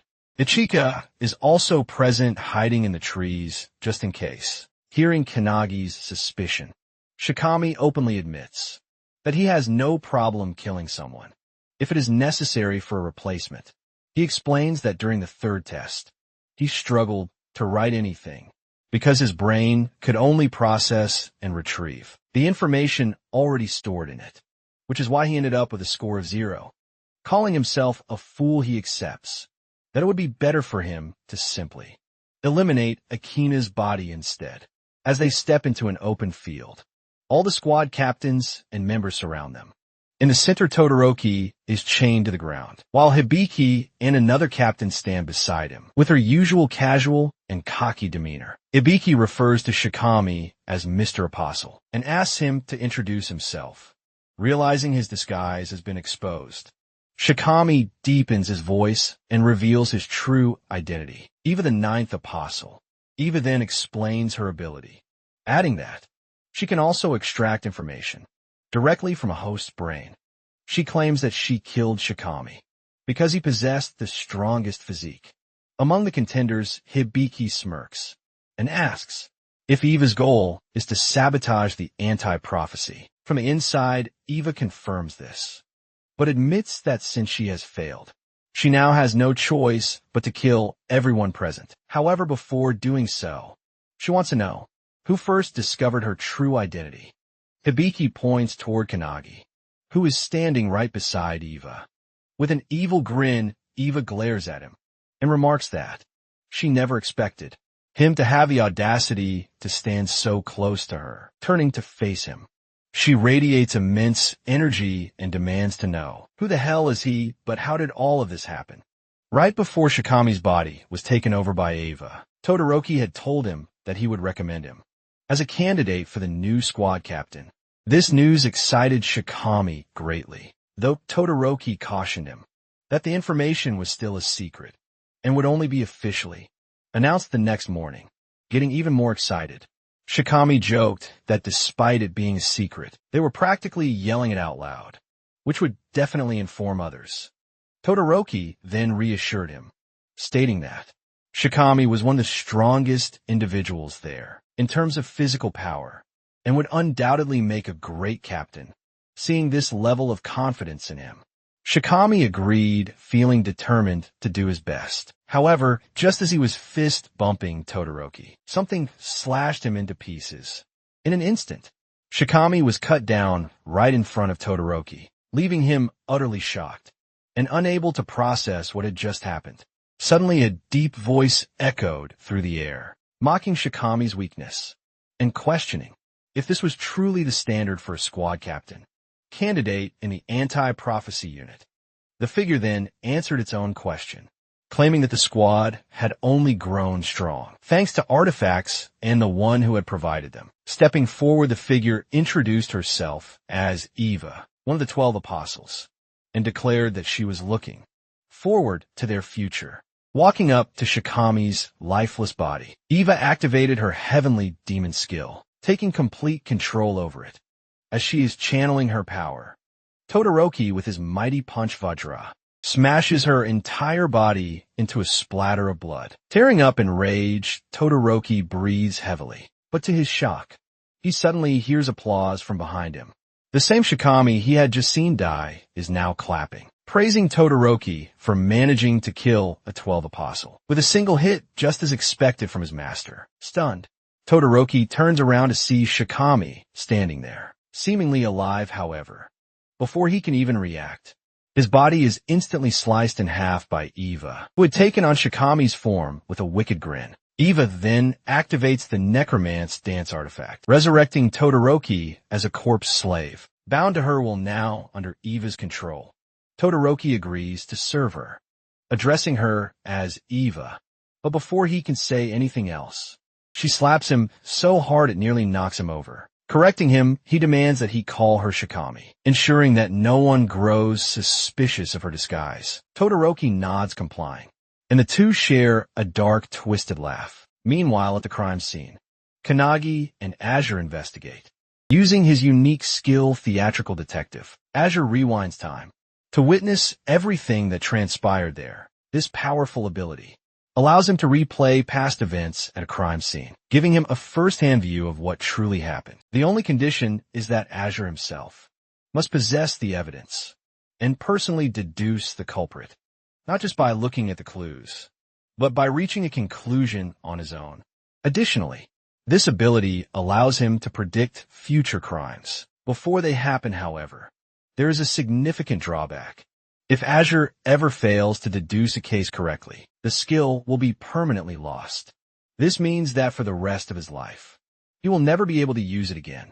As Azure explains this ability to the founders, they are disgusted by how underhanded Eva's technique is, killing someone and taking control of their body. However, the room falls into shocked silence as everyone turns their gaze toward Kanagi, who is overflowing with mana, his rage uncontrollable with fiery determination. He vows not to forgive the apostle back in the present. Still burning with fury, Kanagi launches a devastating attack, a flash reflection punch, enhanced by his penetration spell. Aimed directly at Eva, he also uses Luminance Fist, and as he strikes Eva's face, a massive energy blast erupts.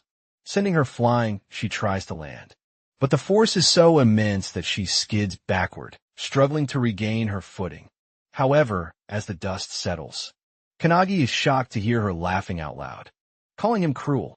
Despite being struck by multiple techniques, he still talks, mocking him by bringing up his friendship with Shikami, questioning why he attacked her so mercilessly. Kanagi, already expecting this, knows he can't defeat Eva with his current strength. Eva's still reeling from the punch's recoil, claims that it's nothing and mocks him, saying his attacks feel like he's just playing around.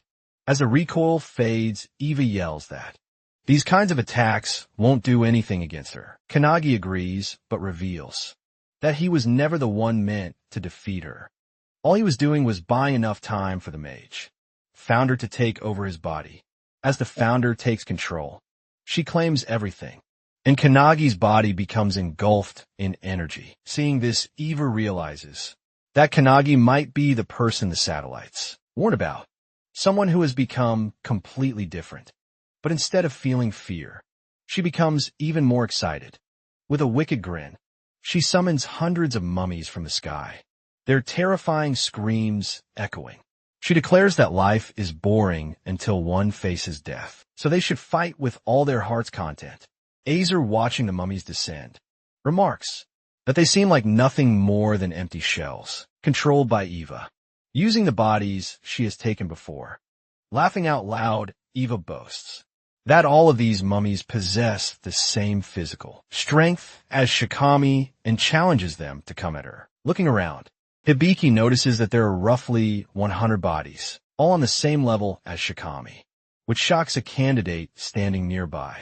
Kanagi, witnessing this from his consciousness, finds it disgusting that Eva is using the bodies of those she has trampled over. The mage who is standing beside him notes that he has changed, and so have the founders. As the mummies shoot toward the ground, the mage controlling Kanagi's body declares that Eva has underestimated him. With that, she unleashes multiple electric zaps, electrocuting all the mummies midair and shocking Eva. Mage takes it personally as Eva summons her minions and lets them free fall in front of her, forcing Mage to strike them before they land. As the burning mummies rain down from the sky, Eva is left confused, wondering what Kanagi just did. There are people who master unparalleled accuracy through intense training, but Kanagi simply used his skill without batting an eye and managed to hit every single target without missing. The mage instructs Kanagi to stand beside her and study her actions. Our boy finds it amazing that, even though she is using a weak body, she can still cast all of her spells efficiently. Calling him closer, Mage explains that, while Kanagi was only seeking power for himself, the founders, on the other hand, were eager to use their power through body. Kanagi is confused, unsure of what she is talking about. Mage continues, stating that even after everything, Kanagi, drunk on immense power, still felt closer to his goal, which was simply to become stronger. Meanwhile, all the founders are also drunk on Kanagi's unparalleled talent. However, after experiencing the tragedy of losing a friend, someone who trusted Kanagi with the future, Mage concludes that Kanagi is angry from the bottom of his heart. Pointing at the founders, who are all excited, Mage claims that they all like the current version of Kanagi. Eva, hearing this, is confused. She charges at Kanagi, yelling that the rule of the world is simple. The weak get trampled by the strong. Just as she is about to strike, an electric spark erupts in front of her, stopping her mid-charge. Eva, bewildered, looks around and notices the sky raining down with thunder strikes. Mage reveals that many people think like Eva, but he remembers witnessing an existence powerful enough to destroy the tower, only to be toyed with and devoured by beasts from another dimension. Mage, who observed her comrades fall, now stands for those who were weak, vowing to avenge them as she walks toward Eva. Mage, still in control of Kanagi's body, calls Eva frustrated, mocking her for lacking the strength to fight. Eva, on the other hand, can't get back on her feet, as she is continuously blasted by the thunder strikes. Mage knows that, even though Kanagi trained in the mountains. Laughing on the outside, deep inside, he wanted revenge. She ensures that all the founders share the same belief. Kanagi will one day reach the same peak as them. Extending his hand forward, Mage assures him that if he ever needs help, they will lend it to him, and if he feels sadness, he should point to what caused it, and they will put an end to the prophecy. Without hesitation, Kanagi points at the airborne Eva, and suddenly she is struck by lightning bolts that tear her body into pieces. Everyone is left in shock, while the instructor realizes that Kanagi resembles Midori when he was a child, a monster in the making. As Eva lies in pieces on the ground, she can't comprehend how this young boy not only destroyed all her minions, but also obliterated her body. Kanagi, walking toward her, asks if she now understands their strength, and states that he has a lot of questions to ask her. He adds that he knows many people, skilled in interrogation, and wants to talk to Eva about everything that happened. However, in a deep voice, Eva reveals that she can't fight Kanagi in her current form, and admits that her boss was right about it. Suddenly, a coffin emerges from the ground, and Eva calls it her trump card. Kanagi is shocked While Eva explains that hundreds of years ago, one of the founders, known as the 10,000-man army slasher, was responsible for destroying the tower. To Kanagi's horror, Eva unveils the body of Hinoki Raishuru. Inside the coffin, all the founders, especially Hinoki's spirit, are stunned that she has possession of his corpse. Without a word, Mage casts a thunderbolt spell. Striking down the coffin, this shocks Hinoki. But Mage states that this is now the real deal, as Eva has already taken control of Hinoki's body. In front of them, Hinoki's corpse stands.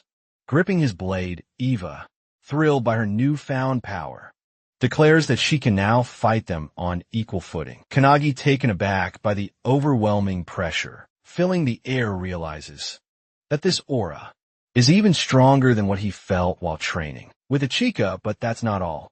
With a snap of her fingers, Eva summons hundreds of minions from the ground, calling it the second wave. Kanagi begins to worry, but Mage reassures him that it's nothing. As Eva continues summoning her minions, a sudden explosion erupts behind her. Turning around, she sees Kanagi's friends arriving, Ikikasuo, and the others standing ready for battle. He is not alone. Eva feels annoyed, believing Kanagi to be alone in this ordeal. As she observes him speaking, Kanagi realizes that the corpse's voice and speech pattern are identical to Hinoki's. Despite their friends joining the battle, they struggle to defeat the minions. As Eva remarks that these ones are far stronger. This time, the minions possess a physical hardening skill, and even when one of the members unleashes their full power, the attack leaves the minion unscathed. To their horror, each minion possesses a unique skill, making them formidable opponents. With their overwhelming numbers, the anti-prophecy members find it increasingly difficult to fight them head-on. Hibiki, who has been closely observing the battle, activates her sound visualization release skill, summoning a sound phoenix that obliterates a group of minions in an instant. However, despite her powerful attack, she remains wary, realizing that each minion's strength is enhanced by their individual skills. As if things weren't chaotic enough, Todoroki suddenly breaks free from his chains and slam dunks one of the younger members. With crushing force, however, Hibiki reacts just in time, rescuing them from certain doom. Amidst all that, Eva is reveling in the chaos, thoroughly enjoying herself. She smugly declares that in a battle like this, only the squad captains have a chance of survival. Hearing this, Kanagi turns to the other founders for their opinions, but they all remain silent. He then faces Mage and asks her to let him take control of the body. For a moment, she is surprised by the request, but ultimately agrees, taking control. He confidently mocks Eva, accusing her of underestimating his friends, something she should not have done. Meanwhile, Hanada finds himself surrounded by minions, but he recalls Lesson 7 from Kanagi, channeling his fist technique. He summons a dragon, using it as both a power source and a foundation for his attacks. With explosive force, he kicks the hell out of every minion charging at him. A while ago, Founder Spirit Wantak had observed Hanada's muscular, yet flexible build, noting his tendency to rely on single-point, concentrated strikes paired with his agility. Another founder, Aylerson, had argued that while it was not a bad technique, could be far more effective with their guidance. Now, in the present, Hanada flawlessly integrates all the techniques they have taught him, moving like a coiling snake, striking from every angle, and obliterating the minions with precision. At the same time, Akane stands her ground, ready to face the horde of minions rushing toward her. She remembers Kanagi's advice about the transmute technique, which converts an imperfect substance into perfection. In the past, she could only produce cheap, low-quality weapons, but now she uses her alchemical prowess to defy limitations, crafting stone golems from the earth itself. This is something she mastered in Lesson 8, and with it, she can even destroy the hardened physiques of the minions with ease. Eiji asks Hinoki about Suo, but Hinoki assures him that Suo is holding his own. While he may not be as brilliant as his brother, he has his own talents at this moment. He is skillfully wielding Hinoki's one-handed sword style, combined with the Skyfall skill, cutting down a swarm of minions with a single powerful swing. He then enhances the attack by merging it with calendula, creating a flower-shaped slash that strikes the minions in a wide area of effect. Attack watching this, Ichika feels a sense of pride, impressed by how her student is seamlessly combining techniques and skills. However, in her opinion, Kanagi's feats remain unparalleled due to the complexity of his combinations. As she continues cutting down minions lost in thought, she suddenly notices a massive fire tornado forming before her. The sight startles her, as this can only mean that the battle between Kanagi and the 12 apostles has already begun. However, as she focuses on the fiery vortex, her shock intensifies when she realizes that Kanagi is fighting none other than the legendary founder Hinoki. Eva charges at Kanagi, wielding Hinoki's one-handed blade style, combined with the wave-cutting blade technique. However, our boy effortlessly side-steps the attack with the precision of Goku. An ultra instinct despite missing her target. Eva's strike completely obliterates the ground beneath. Then Kanagi immediately counters with Mage's Thunderbolt attack, but it barely phases someone as powerful as Eva. She retaliates with her devastating dice slash skill, slicing the entire battlefield into countless cubes, even cutting down her own minions in the process. However, our boy survives, leaping onto one of the floating cubes, and recalling that he has endured this very skill with his own body before. Meanwhile, as the battlefield is reduced to shifting cubes, the other members struggle just to stay upright. One member desperately clings to another, who is about to plummet into the abyss. But before they can pull them up, the dice slash severs his arm, sending her tumbling down. As she free falls, still clutching her comrade's severed arm, Kanagi notices them just in time. Without hesitation, he casts a bubble spell, lifting them all to safety. Mage Spirit, growing increasingly worried, turns to Hinoki and asks what they should do next. However, Hinoki simply leaves the decision up to her, telling her to do whatever she wants. She agrees, and just as Eva unleashes Splitting Cloud, a powerful beam blast that engulfs the entire battlefield, even Hibiki, a squad captain, is left stunned by the sheer madness of it. Meanwhile, Eva is thrilled by the capabilities of a founder's body, marveling at how perfectly suited Hinoki's body is for battle.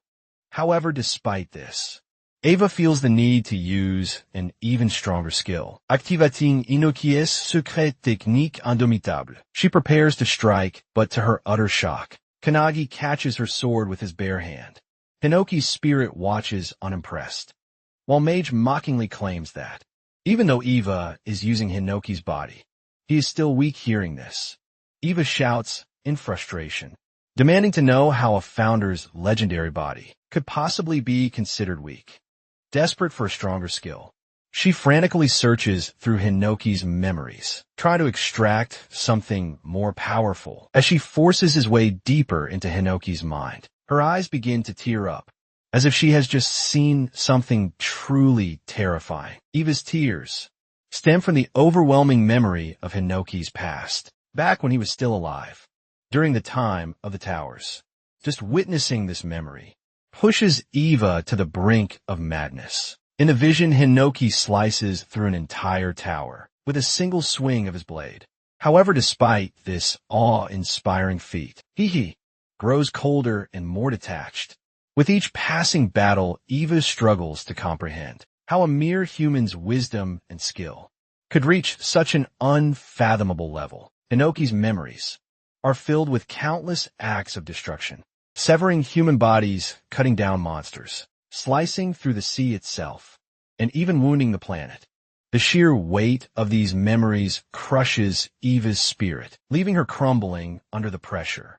She desperately wonders where she should go, how she can possibly grow stronger. But the weight of it all is unbearable. Her very soul begins to fracture, feeling as though it's about to shatter.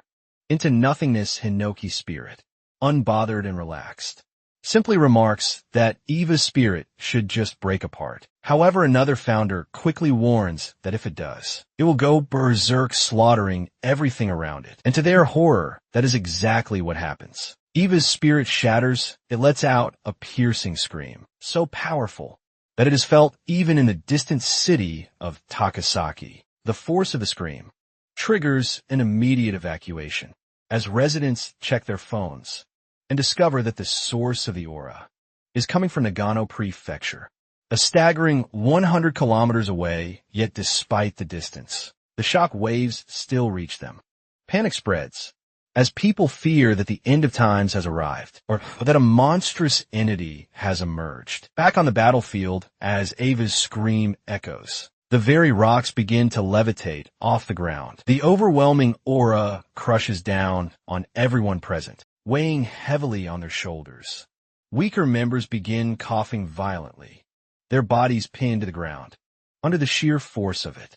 Kanagi, witnessing this, shouts for Hinoki, but the spirit remains unbothered, still relaxing as if nothing is happening. He simply replies that he has left everything to the mage.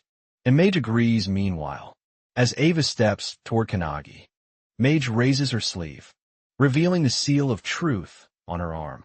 With unwavering confidence, she declares that if she must use Kanagi's body, she will end this in just one strike. As she unleashes the seal of truth, Kanagi's body begins radiating with immense energy. Witnessing this, Akane is in complete disbelief. The alchemist spirit within Kanagi speaks, telling him that he and Akane must watch carefully. He explains that whether it is magic or alchemy, they are the pursuers of truth. And in this moment, Kanagi will reach one of those truths. As he continues speaking, Kanagi's arms become marked with the same seals that Mage once bore. The alchemist spirit wonders if Kanagi's body can withstand the fragments of truth, or if it will crumble under the weight of such power. Meanwhile, Eva's soul is already shattered into pieces. The only thing driving her body is the lingering residue of her spirit. Yet the body moves instinctively, as if guided by primal urges, just like a wild animal. Hinoki, who was once mature and composed, abandoned his body to this state long ago, and to describe that phenomenon, they call it truth ignorance. As Ava grows more enraged, she unleashes a surge of dark energy, her aura twisting and distorting the air around her. Mage, witnessing this, foresees a future where the energy becomes so overwhelmingly powerful that it destroys everyone, including Kanagi, and even affects people far across the continent. Eva could very well be the end of the world. In that moment, Kanagi, realizing the severity of the situation, recognizes the danger in the vision. Mage then activates one of her skills, Magus of Truth, a technique designed to counter the skills of its target. The technique is so powerful that the world itself can hardly bear its immense force. As Eva loads dark energy into her arm and swings it at Kanagi, he effortlessly stops the attack. To her shock, he grips her hand firmly. In that moment, Mage channels a burning light attack, creating a powerful burst of light between them, engulfing the entire area. As the dust settles, Eva is reduced to nothing more than a charred skeleton, while Kanagi still grips her hand. Mage, using Kanagi's body, calls out a final goodbye to Eva's dying soul. As her ashes are swept away by the wind, the other founders watch this with determination. But Hinoki rises clearly, annoyed by the fact that his soul and body are now completely separate entities. Mage smiles and turns toward Kanagi, asking if what he has just witnessed will help him in his training. As Kanagi takes control of his body again, he is shocked to see that the field is clear, with all of his comrades cheering for him, as if he had won against the monster. Ichika, however, is worried that he didn't use his sword at all, making her teaching seem to have had no impact. Haneda sighs in relief, while Sue praises Kanagi, saying that he burned that powerful enemy with just one attack. However, Akane has a deeper insight. She understands that Kanagi completely analyzed his opponent's skills and rendered them useless. This makes Akane's hands tremble, as she wonders if it's even possible for a human to reach that peak. Despite the uncertainty, she gains confidence, motivating herself that she will do the same. The instructor is now worried about the massive hole in the field, as it was only an examination. But things went south quickly and spectacularly. Even Todoroki is dead, which makes the instructor annoyed, knowing that he now has to conduct another exam. Like this, as the members are gathering themselves, one notices a strange, bright circle and becomes terrified. The instructor is also shocked, but to everyone's surprise, it's the superintendent Kanagi. Seeing the superintendent, remembers that it's the old lady from his consciousness earlier. The lady's assistant, who is with the superintendent, is also a bit confused about why she's there. However, Superintendent suddenly kneels in front of Kanagi, claiming that she has been waiting for his return. She says that she has waited hundreds of years for the founders, and now they are finally in front of her. Suo and the others turn to Ichika for answers, but she simply states that they should have known, though this might be their first time seeing her. According to Ichika, the old lady is one of the founders of the anti-prophecy and holds the highest rank in the Japanese branch. Suo, frustrated, exclaims that they already know that, but what's truly confusing is why she is kneeling before Kanagi. Ichika admits she doesn't know either. Meanwhile, Kanagi is just as bewildered, wondering why the old woman from earlier is bowing before him like that. The founders within him are also deep in thought, trying to recall what's really going on, but they can't seem to find the answer. Suddenly, Kanagi is struck with shock as he senses her overwhelming aura. The old lady stands up and asks if Kanagi remembers her, remarking that she has grown old. To make things clear, she turns around and starts shaking her back, calling out to Hinoki to witness her, performing the waist dance. All the founders are confused, but suddenly they realize that the old woman is Io. Hinoki quickly asks Kanagi to switch with him, and as he does, he greets her. This shocks everyone around, and the assistants immediately take an offensive stance, seeing it as disrespectful behavior toward their superintendent. Enraged, they declare their intent to kill Kanagi and redo the examination. However, Io, still dancing with Hinoki, tells them to stand down, assuring them that it's fine. Hinoki playfully rubs Ao's head, joking that she has already become a granny. Hearing him speak, Ao suddenly remembers that he used to talk the same way in the past when she was with them.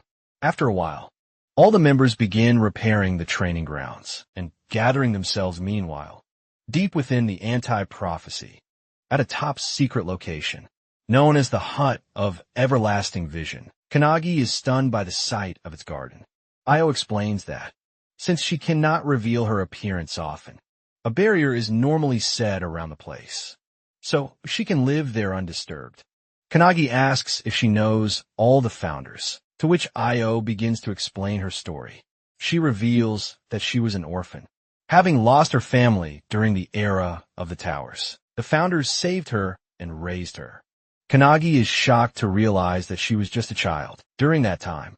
When Ao mentions that it was 300 years ago, he is even more stunned, realizing that she is over 300 years old. He then reveals that she has been able to stop time, using an artifact that freezes time, as long as she remains inside the headquarters. Hearing about the artifact, Kanagi suddenly remembers them.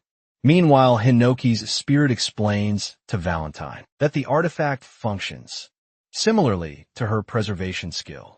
Valentine agrees, stating that in her prime, she could have achieved the same feat with her skill. However, she wonders where Ao obtained such a powerful artifact. Ao explains that within the anti-prophecy, there's a secret division tasked with collecting artifacts, and their existence is kept hidden. However, she reveals that the facility storing these artifacts was recently attacked, resulting in the loss of a large number of them. In response, a special task force, including Midori, was formed to reclaim the stolen artifacts. The detective founder within Kanagi wonders if the attack was carried out by the 10 apostles, which would explain why they are so powerful. In the modern era, Kanagi is shocked at how quickly the detective deduced that from such a brief conversation. The detective then reveals that when Ao mentioned her boss as the one who provided her artifacts, he looked into her memory and confirmed it. Another founder explains that instead of recruiting 12 awakeners stronger than Makoto, it would be much easier for the enemy to use artifacts to enhance mediocre awakeners. Hinoki agrees, noting that the two enemies they previously encountered were not as strong as Makoto. Io also agrees, stating that they were unaware of the 12 apostles' existence until they raided the facility. She explains that the apostles now possess the same power as the anti-prophecy's greatest enemy, making them too dangerous to ignore. She adds that they're doing their best to track down their leader, but it seems that Midori will reach them first. This shocks Kanagi. Meanwhile, in Detroit, Michigan, the streets are eerily empty. In an area that looks like a battleground, a turbulent spell suddenly creates a tornado, slamming into the ground with immense force. At the center of it all is Midori, who has just made a shocking discovery. They had assumed the 12 apostles consisted of 12 individuals, but there is also a 13th member. Watching him through an orb, a man lounging on his couch smirks. Impressed that Midori has arrived earlier than expected, with a sinister tone, he casually asks whether Midori prefers a cup of coffee or black tea without hesitation. Midori chooses him to die, calling him by his true title. Number 0. Midori launches another turbulence beam toward the floating Number 0. The beam is so massive that, far away, another member of the task force, Nishina, notices a Mikado, who is also with him, remarks that the city is already abandoned, so they should be fine, but he is puzzled as to why Midori is using such a powerful attack. As they discuss, they suddenly sense a strong attack coming their way. Just in time, they leap off the building, which is instantly sliced in half. The structure completely shatters into pieces, landing on the ground. They decide to leave Number 0 to Midori, while they focus on handling Kamaraji, one of the 12 apostles. Meanwhile, Midori grows frustrated, unable to pierce the bubble surrounding Number 0. Even after using his strongest wind attacks, he wonders if it's the effect of a skill, or perhaps an artifact finishing his tea. Number 0 steps out of the bubble himself, mocking Midori and asking if he's done. Without hesitation, Midori instantly casts a wall of cutting pearls, launching massive rocks toward Number 0, triggering explosion. However, to his shock, Number 0 emerges unscathed, casually comparing himself to a whale among fish. In front of Midori, Midori quickly realizes that no, 0 has other means of defense, even without the protective bubble. Seeing Midori standing before him, Number 0 begins to taunt him. He claims that under normal circumstances, Midori would be so powerful and terrifying that he wouldn't even consider him an enemy. Yet now Midori is grieving the death of his friend. To Number 0, this makes him a pathetic creature. He goes on to say that from the moment Midori was born, he was nothing more than a monster designed for battle. And yet, despite being made for war, he still failed to protect his precious friends. These words ignite a deep fury within Midori. Enraged, he lunges at Number 0 with overwhelming power, his eyes burning with killing intent. As memories of the past flood his mind, memories of what happened 23 years ago, at that time deep in the mountains of Shinano, a special task force member stood in shock, staring at a brilliant surge of energy erupting from a massive crater. Yelling in disbelief, he realized that this was all that remained of the Midori family mansion. Superintendent Io is also there, witnessing the remains of the destroyed mansion. At the center of the devastation, something emits a tremendous amount of energy. As she steps closer, she realizes the source. It's a baby radiating an overwhelming aura. The intensity of the energy makes them believe that the entire disaster was caused by this child's birth.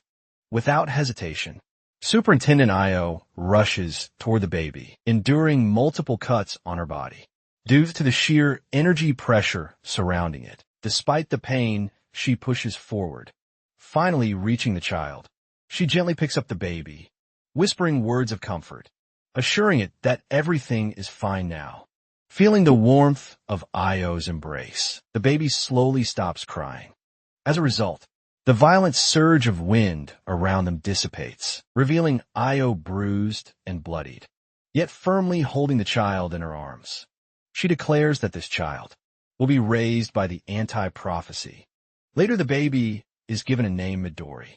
9 years pass, and Midori, now a young boy, is preparing to leave the facility. A teacher named Hinoki Hiradu, along with a 12-year-old Ichika, tries to stop him, warning him not to cause any trouble. The man warns Midori that if he goes through with this, the anti-prophecy will hunt him down. Unfazed, Midori agrees. But as the master turns away, he cryptically states that this was the very reason he let Midori live. Ichika, standing nearby, feels the tension in the air, but suddenly starts laughing. The master, annoyed, questions why she's doing that. Midori has always been exceptionally strong, breaking every record and considering everyone else weak in comparison. However, one day, he meets Makoto, who casually tosses a wooden stick toward him and asks if he wants to be his partner. Four-sword training Midori is confused, but Makoto simply smiles and holds his sword forward in invitation. At that time, Makoto was the same age as Midori. With that, they begin training together. But Midori was unable to defeat Makoto in sword fighting. It annoyed him, but he kept trying constantly, asking Makoto to spar with him one more time. Makoto, wanting Midori to learn his lesson, fights him again. And the result is the same. Midori loses. Frustrated, he yells, demanding to know why he can't win, despite trying his hardest. Nishinoya, who is also present, reveals that Midori is too strong, which might be the reason. Midori doesn't understand what he means, as he is always losing to Makoto. A voice from outside chimes in, saying that it's a compliment from Midori. The voice belongs to Makoto, who at the time was 14 years old. Midori keeps breaking his wooden swords while fighting Makoto, so Makoto explains that even if Midori wins, he will still break his sword in the process. To illustrate the point, Nishina shows him an egg, explaining that when someone exerts their full power, it's difficult not to break the eggshell while holding it during a fight. Midori remains confused, so Makoto picks up the egg and throws it with full force. However, he gets shocked to see that despite hitting the ground, the eggshell doesn't even crack. Picking up the egg, Makoto explains that Midori just needs to balance his offensive aura with the aura that protects the shell. And it's not a skill, but something that comes with time. While he is explaining, Nishina throws all the eggs at the wall, and even after hitting it, none of them break. Midori is amazed, seeing that not a single eggshell shatters. Makoto hands an egg to Midori and explains that if he wants to win against Makoto in swordsmanship, he needs to adjust his aura. Once he does that, even with his overwhelming aura, he won't hurt anyone around him. As Makoto starts to leave, Makoto calls him out, but is hit by an egg on the head. Makoto turns and sees it was Midori, who wants him to join him in the adjustment. Makoto, returning the favor, asks him to apologize to him first. He then kicks the egg crate and uses his power to make them levitate. However, when Midori tries the same, all the eggs explode or shatter around him. However, after trying for a while, Midori manages to create a hole in the wall with the egg, and it doesn't even break the eggshell. They both then start training in swordsmanship. And now that Midori knows how to control his aura, they could spend a whole day sending blows at each other. Seeing this, Nishinoya and Makoto are also excited and ask him to fight them next. For years later, Midori is taken into the Special Task Force, and Makoto leaves for his own ventures. Midori is heading toward a prophecy to support the European branch, as he heard there is a special rank prophecy called the Pandemonium. Midori then asks if Makoto is still looking for a swordmaster. To teach him, Makoto confirms it, reminding Midori of his own words about finding a master by himself. Kodo puts his fist forward, claiming that he wants to stand equally with him.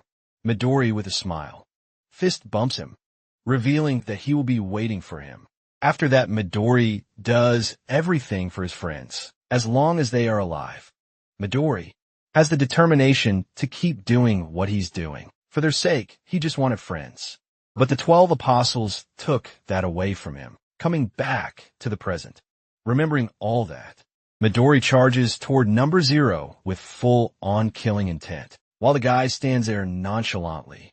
However, just as he's about to strike, number 0 pulls out a golden egg artifact and breaks it in front of him. It unleashes a berserk life stampede spell, creating a massive sunlight glow between them. Other Special Task Force members also notice it and wonder if Midori did it. As the glow lightens a bit, they see Midori emerge from it, radiating a strange yet powerful aura. Seeing Midori, Makoto asks if he has already defeated number 0. However, Midori doesn't say a word. They call out to him, but to their shock, Midori reveals that he doesn't know them. Nishina instantly realizes something worse has happened and yells at Makoto to back off. But it's already too late, as Midori has his hand on Makoto's forehead. With an evil smile, he uses the turbulent spell, creating a strong whirlwind. After the 3 members of the Special Force, Japanese branch go missing. Another Special Task Force from the USA branch, including Marquis and Ashton, is sent to investigate the matter. Upon arriving, Ashton touches the ground and realizes that the residual energy in the area is extremely strong, indicating that it was the epicenter of an explosion. Marquis is amazed by the size of the crater Midori created and understands why he is called the world's strongest man. However, he is confused about why someone as powerful as Midori suddenly disappeared along with his team. Ashton also has no explanation for their disappearance. The news of Midori's disappearance reaches the Japanese branch, causing the situation to descend into chaos. At the everlasting Vision Hut, the assistant superintendent grows nervous upon hearing the reports and struggles to believe the news. Io, equally worried, asks if there's truly no information about Midori's whereabouts. She questions Midori's assistant Rin, but even Rin is unaware, as the artifact that connected her to Midori has been destroyed. Io finds the situation deeply unfortunate. As they discuss the matter, Kanagi arrives, now officially a squad captain, wearing the captain's cape.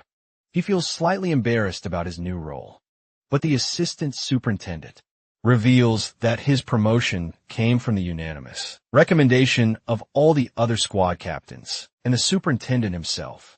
Kanagi had even fought Eva, leading everyone to believe he is the only one capable of filling the gap left by Makoto kneeling down. Kanagi recalls his vow to surpass the founders as soon as possible and to prevent any further deaths.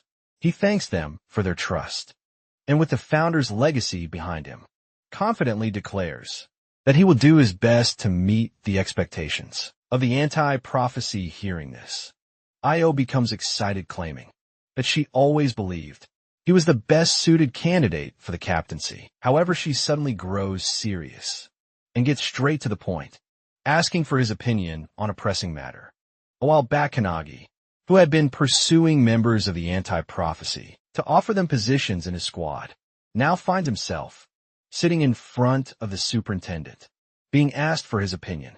The situation feels like it has escalated quickly, as the Io adorned with a tiger drawing. The sudden appearance shocks Kanagi, and as the door opens, Ao introduces 2 members of the Special Task Force, Nishina and Makoto, both in a severely beaten-up state. Ao reveals that Nishina and Makoto were part of the same Special Task Force as Midori, and are the only ones who know what truly happened. Makoto begins to explain that while in Detroit, Midori's body was taken over by the leader of the 12 apostles. This revelation leaves Kanagi utterly stunned. Koto continues, stating that the ability used to control Midori seems similar to the one Eva had previously employed. He speculates that it is likely caused by an artifact, though the specifics of the artifact are not important at the moment. The critical point Makoto emphasizes is that Midori, once a protector of his friends, has now been turned into an enemy of humanity. This horrifying reality shakes Kanagi to his core. Makoto adds that Midori resisted the control as much as he could, buying time for Nishinoya and Makoto to escape before fully succumbing.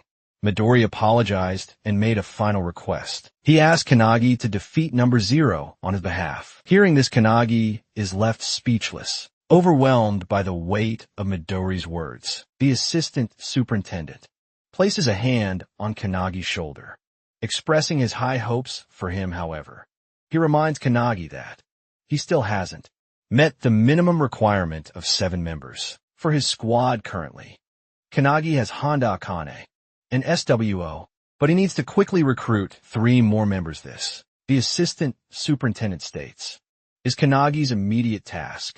Hearing the urgent need to recruit more members for his squad, Kanagi rushes out to find suitable candidates. He spots a young boy from the Hibiki squad and immediately begins chasing him, pleading for him to join his team.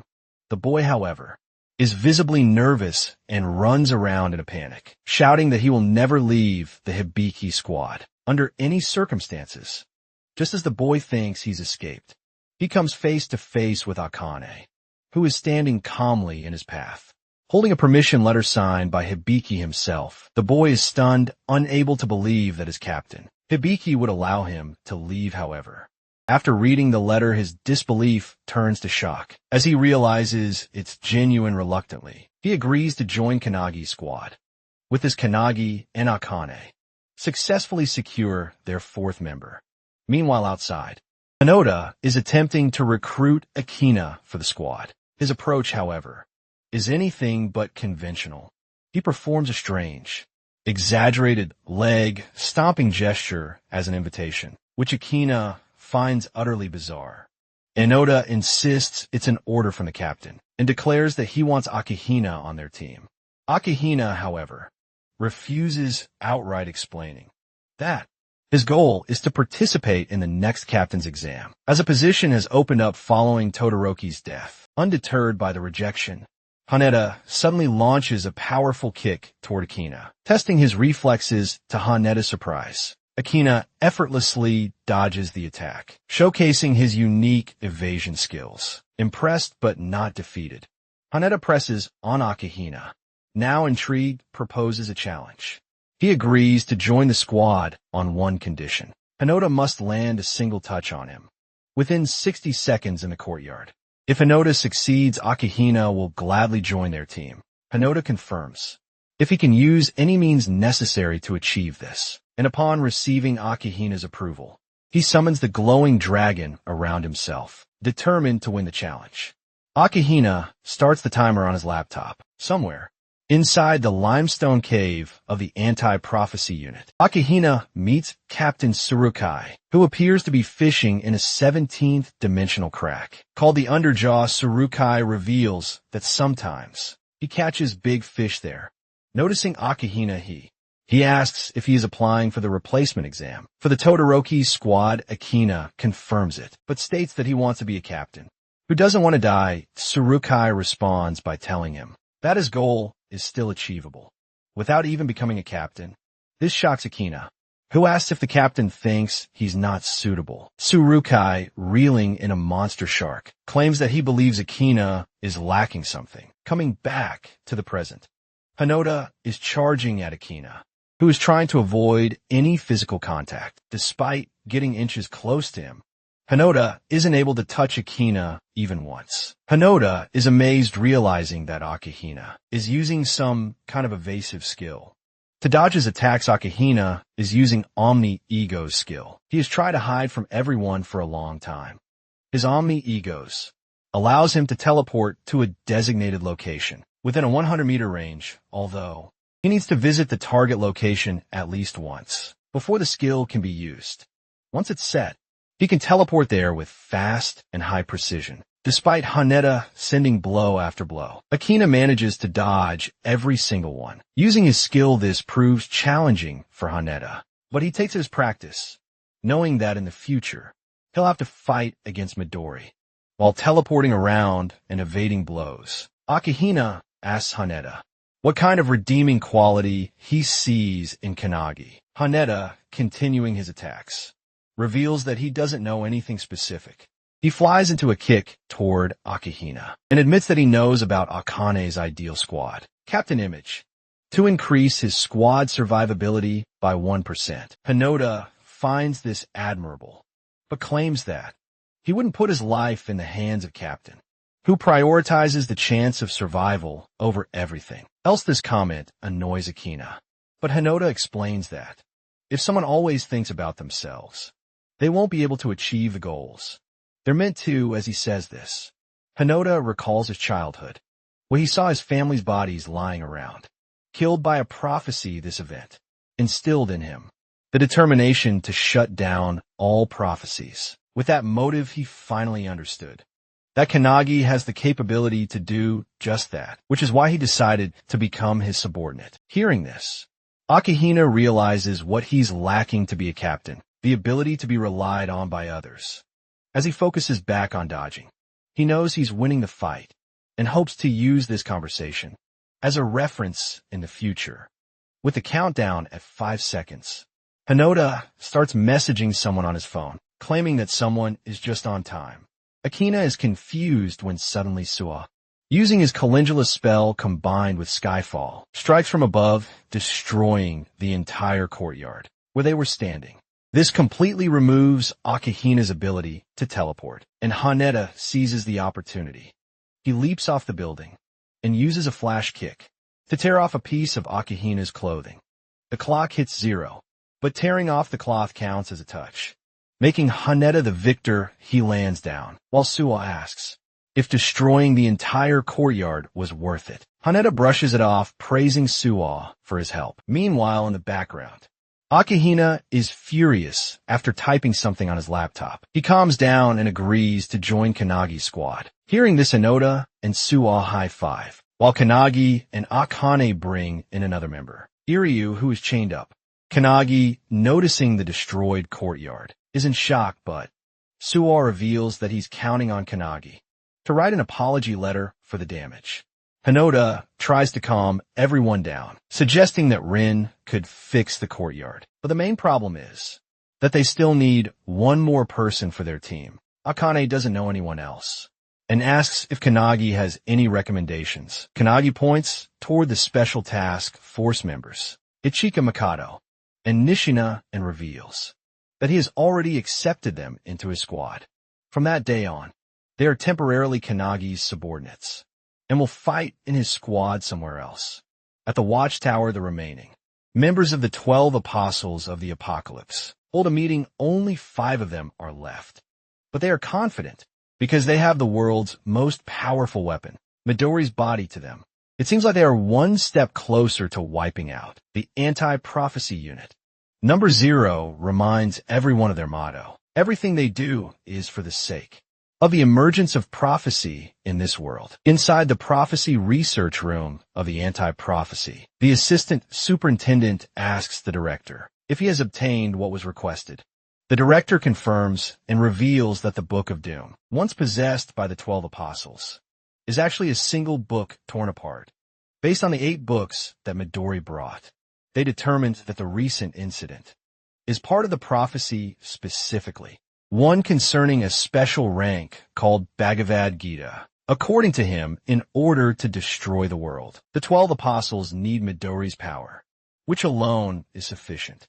Meanwhile, over the sea, Midori and Hajime, a member of the 12 Apostles, are flying toward an unknown destination. Out of nowhere, Midori asks Hajime if he has ever read the Gita, which Hajime denies. Midori explains that it is one of the Hindu scriptures, emphasizing that humans should fulfill their duties with a selfless heart. According to Midori, whoever wrote a prophecy, like the one currently unfolding, likely harbored a deep hatred for humanity. As they fly over New York's Times Square, family notices them, and a child, excitedly, recognizes Midori as the world's strongest awakener. The crowd quickly follows suit, cheering and clamoring for pictures. They also notice Hajime referring to him as a samurai. As the gathering swells with excitement at the sight of their heroes, Midori gives Hajime the order to begin their mission. Without hesitation, Midori starts channeling an energy ball in his hand, while the crowd continues to cheer, unaware of what is about to unfold. As a father captures a picture of his child, with Midori in the background, Midori suddenly unleashes the energy ball into the air, engulfing the sky completely. The ball transforms into a massive tornado, and from within it, the real Midori desperately yells at Number Zero to stop. However, it is already too late. Number Zero has already cast the spell Turbulence upon them at the cafeteria of Anti-Prophecy. Kanagi is busy lecturing when Sue rushes toward him, urgently showing him something on his mobile. It is breaking news. New York is burning like hell due to Midori's attack. The report claims that an Awakener has attacked and destroyed the city meanwhile. At the Everlasting Hut, the American branch superintendent, Vice is screaming at Ao to do something, furious that Midori has just erased an entire city. Teo tries to calm him down, but the tragedy has taken countless lives. In the heart of the world's economy, New York, she reveals that it is not Midori who caused the destruction, but rather the leader of the 12 apostles, who is controlling his body. She further explains that they have already identified him as Warren Hastings, an Englishman. Io theorizes that he might be collaborating with invaders from another dimension. Vice is shocked by this revelation, while Io discloses that the 12 apostles are using artifacts beyond the supervision of Anti-Prophecy. According to her, someone or something is backing them. Despite her reasoning, Vice counters that the responsibility still lies with Io, since the man who leveled an entire city came from their special task force. He warns her that the White House is even considering using nuclear weapons against Midori. However, Vice knows that even nuclear weapons will have no effect on Midori, and asks Ao what she plans to do. Back at the cafeteria, Kanagi asks Sue if he has completed Lesson 15. Along with the others, Sue confirms, and to his shock, Kanagi appoints him as the vice captain of the Kanagi squad. He then orders Sue to instruct everyone to continue their lessons until deployment orders are given. He notes that Irene and Akina always argue, so they must focus on teamwork to achieve perfection. Sue wonders what Kanagi himself will be doing with his free time, to which Kanagi reveals that he will be sleeping, and this time it will be a deep sleep. He commands Suwa not to allow anyone to wake him, and since it is Kanagi's command, Suwa accepts the order, placing his trust in him. Back at the Everlasting Hut, Ao reveals she is planning to face Midori head-on with their strongest elite unit.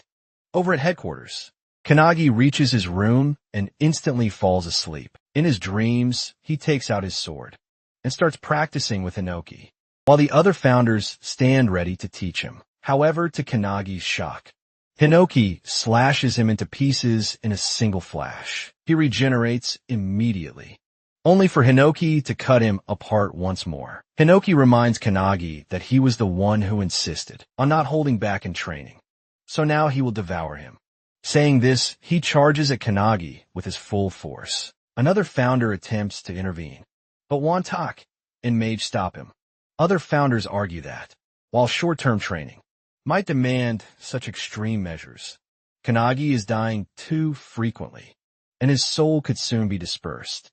Still, they all understand that Midori is the strongest awakener of this era, and the current Kanagi has no chance against him. It might be a desperate training method, but is their only path to victory. The founder from before warns that there may be a limit to how much Kanagi can endure, but the alchemist reassures her, saying there is no need to worry. Kanagi is not a delicate man. Mage, witnessing Kanagi being sliced apart again and again, still believes that he will overcome this. Kanagi apologizes to Hinoki, feeling an immense pressure just by standing in front of him. It feels as if he's been thrown into a blizzard, atop a frozen mountain, regaining his breath. Kanagi stands against Hinoki once more, only to be slashed in half instantly. To his surprise, however, he manages to cut a single strand of hair from Hinoki's head. Before, he couldn't even reach a single hair. But now he has succeeded. Despite being killed countless times, Kanagi remains determined to grow stronger. He rises again and again. Meanwhile, in Mumbai, the gateway of India, Aradeep of Anti-Prophecy's Indian branch becomes excited upon seeing Midori. He reminds Midori that without him, the special rank prophecy boss would have turned Mumbai into charcoal. With a smile, he asks if, after they once protected the city together, Midori is now here to destroy it. Midori dismisses his words as futile, explaining that while it is his body, it's being controlled by number zero. Makingaradipno. Zero scoffs at the idea that Midori could regain control. To toy with him further, he projects Midori's entrapped thoughts directly from his mind. Midori's voice apologizing and urging Aradeep to run. However, Aradeep refuses to flee. This is his hometown, and he is prepared to fight until his last breath. At the everlasting hut, Ao explains the century-old war between humankind and beings from another dimension to the superintendent's assistants. During the founder's era, the tower appeared first, followed by the crack and the prophecies. Throughout the long history of war, there have always been humans who collaborated with these beings to destroy the world, as she explains. One of the assistants watching the news of India's fall grows alarmed, realizing the enemy now seems to be heading toward Europe. Io expected this, but remarks it would have been preferable if they had gone straight to Japan. When the assistant asks why, she reveals that since number zero only recently took control of Midori's body, he shouldn't be able to fully harness its power yet. Ao then turns to Tenjin, her assistant, and informs him that he will also be deployed to the battlefield. Engen responds with a joke about how they only use him for manual labor. During peacetime, however, the real shock comes when Io announces that she will personally join the fight. As well, meanwhile, the Kanagi squad is in the final stages of preparation. They are the only true hope of defeating Midori. But until they are fully ready, Io orders the other squads to stall him. Hibiki and the other squad captains, visibly tense, ask how long the preparation will take. Io reveals that according to Kanagi, he needs 2 days. He then announces their destination, the Pacific Ocean, where they will attempt to stop Midori. There, the entire Japanese branch of Anti-Prophecy gathers, preparing for battle as Midori charges toward them. He casts his powerful turbulent spell directly at the group, however, is stopped dead in its tracks by Ao's own defensive spell. Midori, visibly surprised, narrows his eyes while Io smirks and mocks him not to underestimate them. A while back, as the captains were heading to the ocean, Hisagi and her squad members ran to their captain, pleading to be taken along to face the leader of the 12 apostles. The captain refuses, but Hisagi, tearing up, insists that even if they can't make a significant impact, they can at least serve as shields to protect the captains. The captain, along with the others, turns to face them and asks if they understand why the captains have chosen such an unreasonable battle. He explains that, even though they know they won't return, as the power levels are vastly different, they still hold on to the hope that their subordinates will survive and carry on. The captains place their trust in their subordinates, believing they will take on the responsibility of protecting the world. Saying this, the captains leave their subordinates behind. While some break into tears, others steel their resolve, determined to protect the Kanagi squad until their preparation is complete. Even though their eyes are filled with sorrow, they know they must act instead of merely crying, and they must act quickly. The squad captains, along with the superintendents and assistants, teleport to the ocean, where they now stand face to face with Midori. As Io effortlessly blocks Midori's spell, the other captains watch in amazement at her immense power. Midori, too, is taken aback by this unknown ability. Number zero, reading through Midori's memories, recognizes Ao as the superintendent of Anti-Prophecy, a mother figure to Midori, who has always kept her true strength hidden. Ao, standing before him, declares that this is the first time in 100 years she has used her abilities on the battlefield. None of the captains have ever seen her unleash her full power before, but now before their very eyes, She activates her 8-Eater Mirror. This spell has 2 stages. The first allows Io to completely nullify any ability, as long as she understands its effects, granting her a 100% defense rate. The nature of this ability is a direct countermeasure, combining perfectly with a mage's advanced analytical skills, wasting no time. Midori follows up with his blazing turbulent spell, unleashing a barrage of powerful tornadoes toward Ao. Seeing them, the captains realize this is the same skill that burned all of India to the ground. Fortunately, Ao knows this ability and effortlessly deflects it. The second stage of her skill allows her to copy an ability once she has reflected it, as she sends her own tornadoes. They collide with Midori's and completely destroy them. Midori, now focusing on the battle, understands how her skill works, grows annoyed as he senses someone trying to attack him. From the side, one of the captains launches his infinite fist attack, bombarding Midori with a barrage of punches. Each time a punch lands, Midori feels his body growing numb, however, despite delivering countless blows. The captain is shocked to see Midori remains unfazed. Suddenly, the captain grabs Midori in midair and signals the others to attack. While he restrains him, Hibiki instantly activates her sound visualization. Release Phoenix while the other captains follow up with their own powerful abilities, striking Midori all at once. However, Midori counters them with his Wall of Cutting Pearl spell, generating a massive blast of tornadoes that crashes into all the captains. As the smoke clears, Midori emerges unscathed, mocking Io for bringing weaklings to fight him. But just as he speaks, he senses a powerful aura above him. Looking up, he sees the superintendent's assistant, summoning a massive sun-sized energy ball, preparing to unleash it upon him.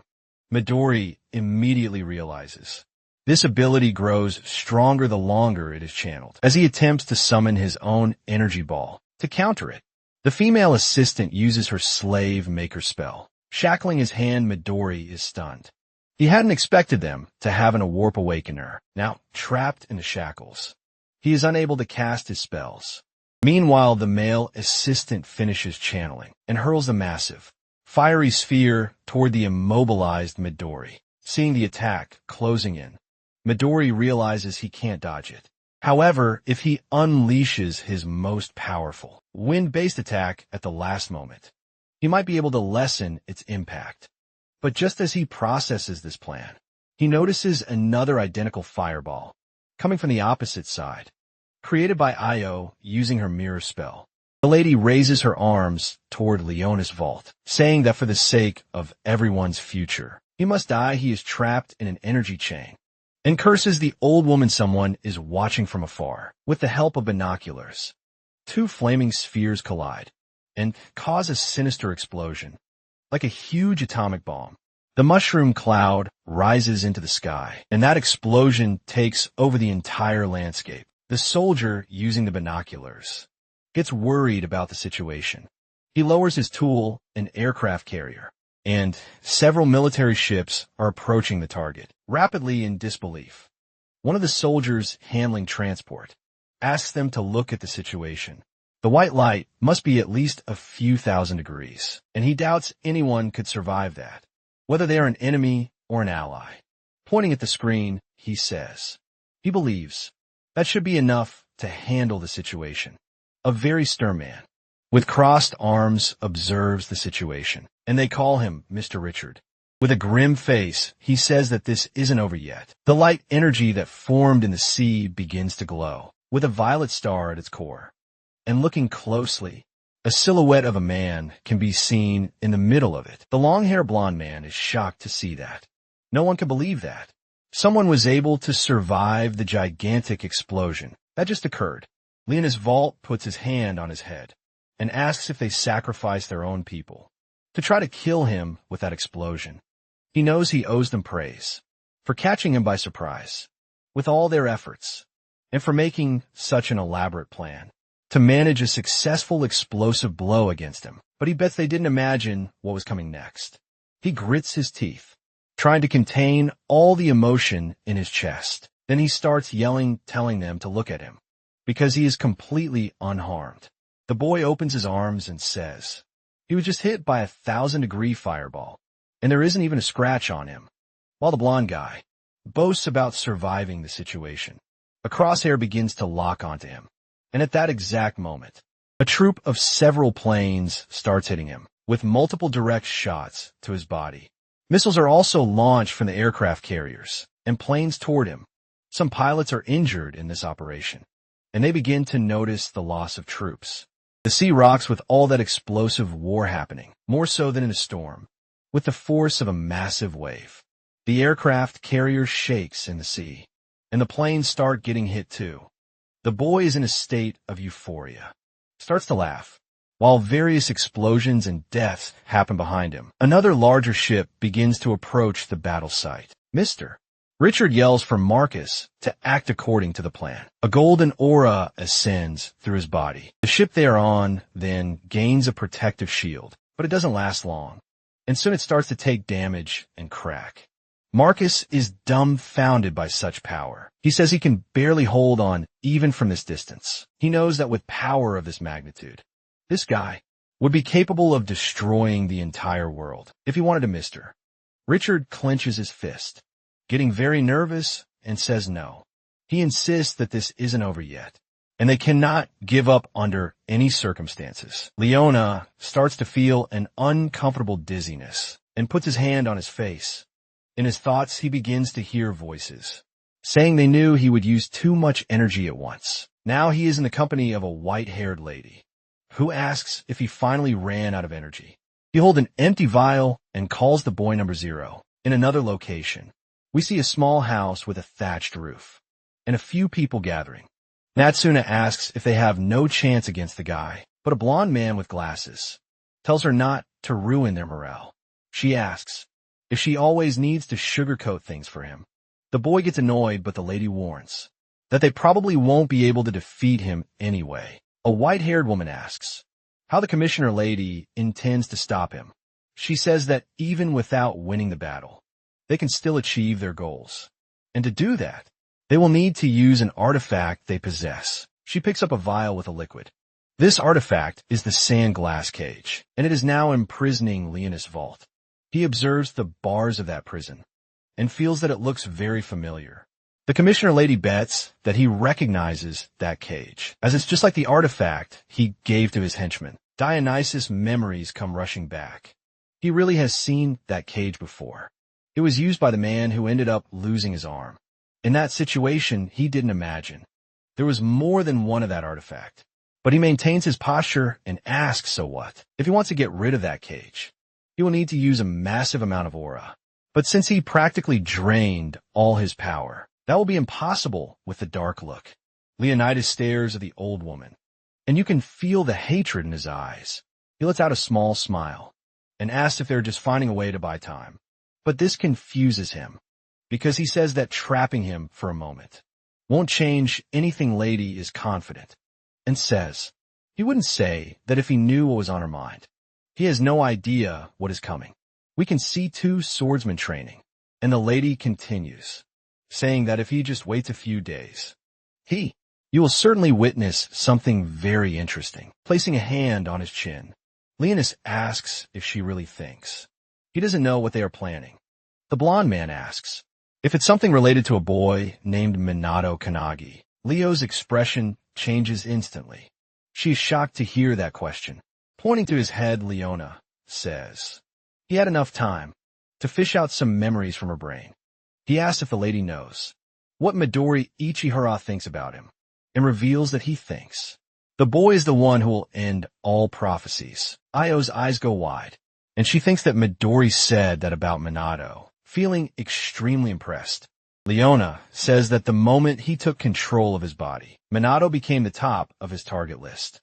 He clenches his fist and repeats with hatred the phrase he just said about the boy being the end of all prophecies. With an outraged expression, he questions if they should allow this, and that Minato must be stopped at all costs. Yoneo has a very unfriendly face and curses the blonde man in her thoughts, but he says he still has something else to say, and she is surprised again. accumulating a violet energy inside the cage. Leona says that she is the one who doesn't know the half of it.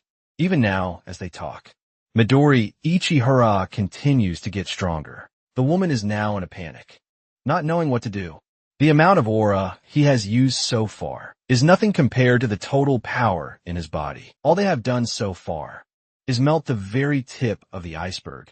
The more Leonis fights, the stronger Midori's body gets, and the more aura he can command at once. A yellow energy begins to come out of the lady's body, the Yada mirror. She feels the force of a blow hitting her straight on, without her being able to dodge. Leonis's hand goes through her body, causing a huge wound. A cage in the background explodes into 1,000 pieces. Io had no chance to defend herself, and the blow was a direct hit to a vital point. And now that he has dealt with his opponent, Leonis wonders which way Japan is.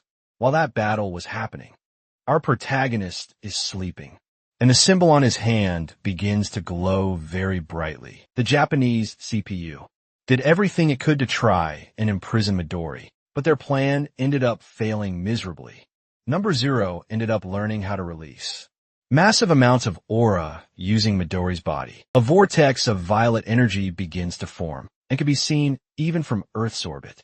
Leonis's power has grown significantly stronger. Meanwhile, in Japan, Shinji and Ichika are training, and he says he could feel a gigantic wave of dark aura approaching. Scratching her head, the girl with long black hair thinks the plan has failed.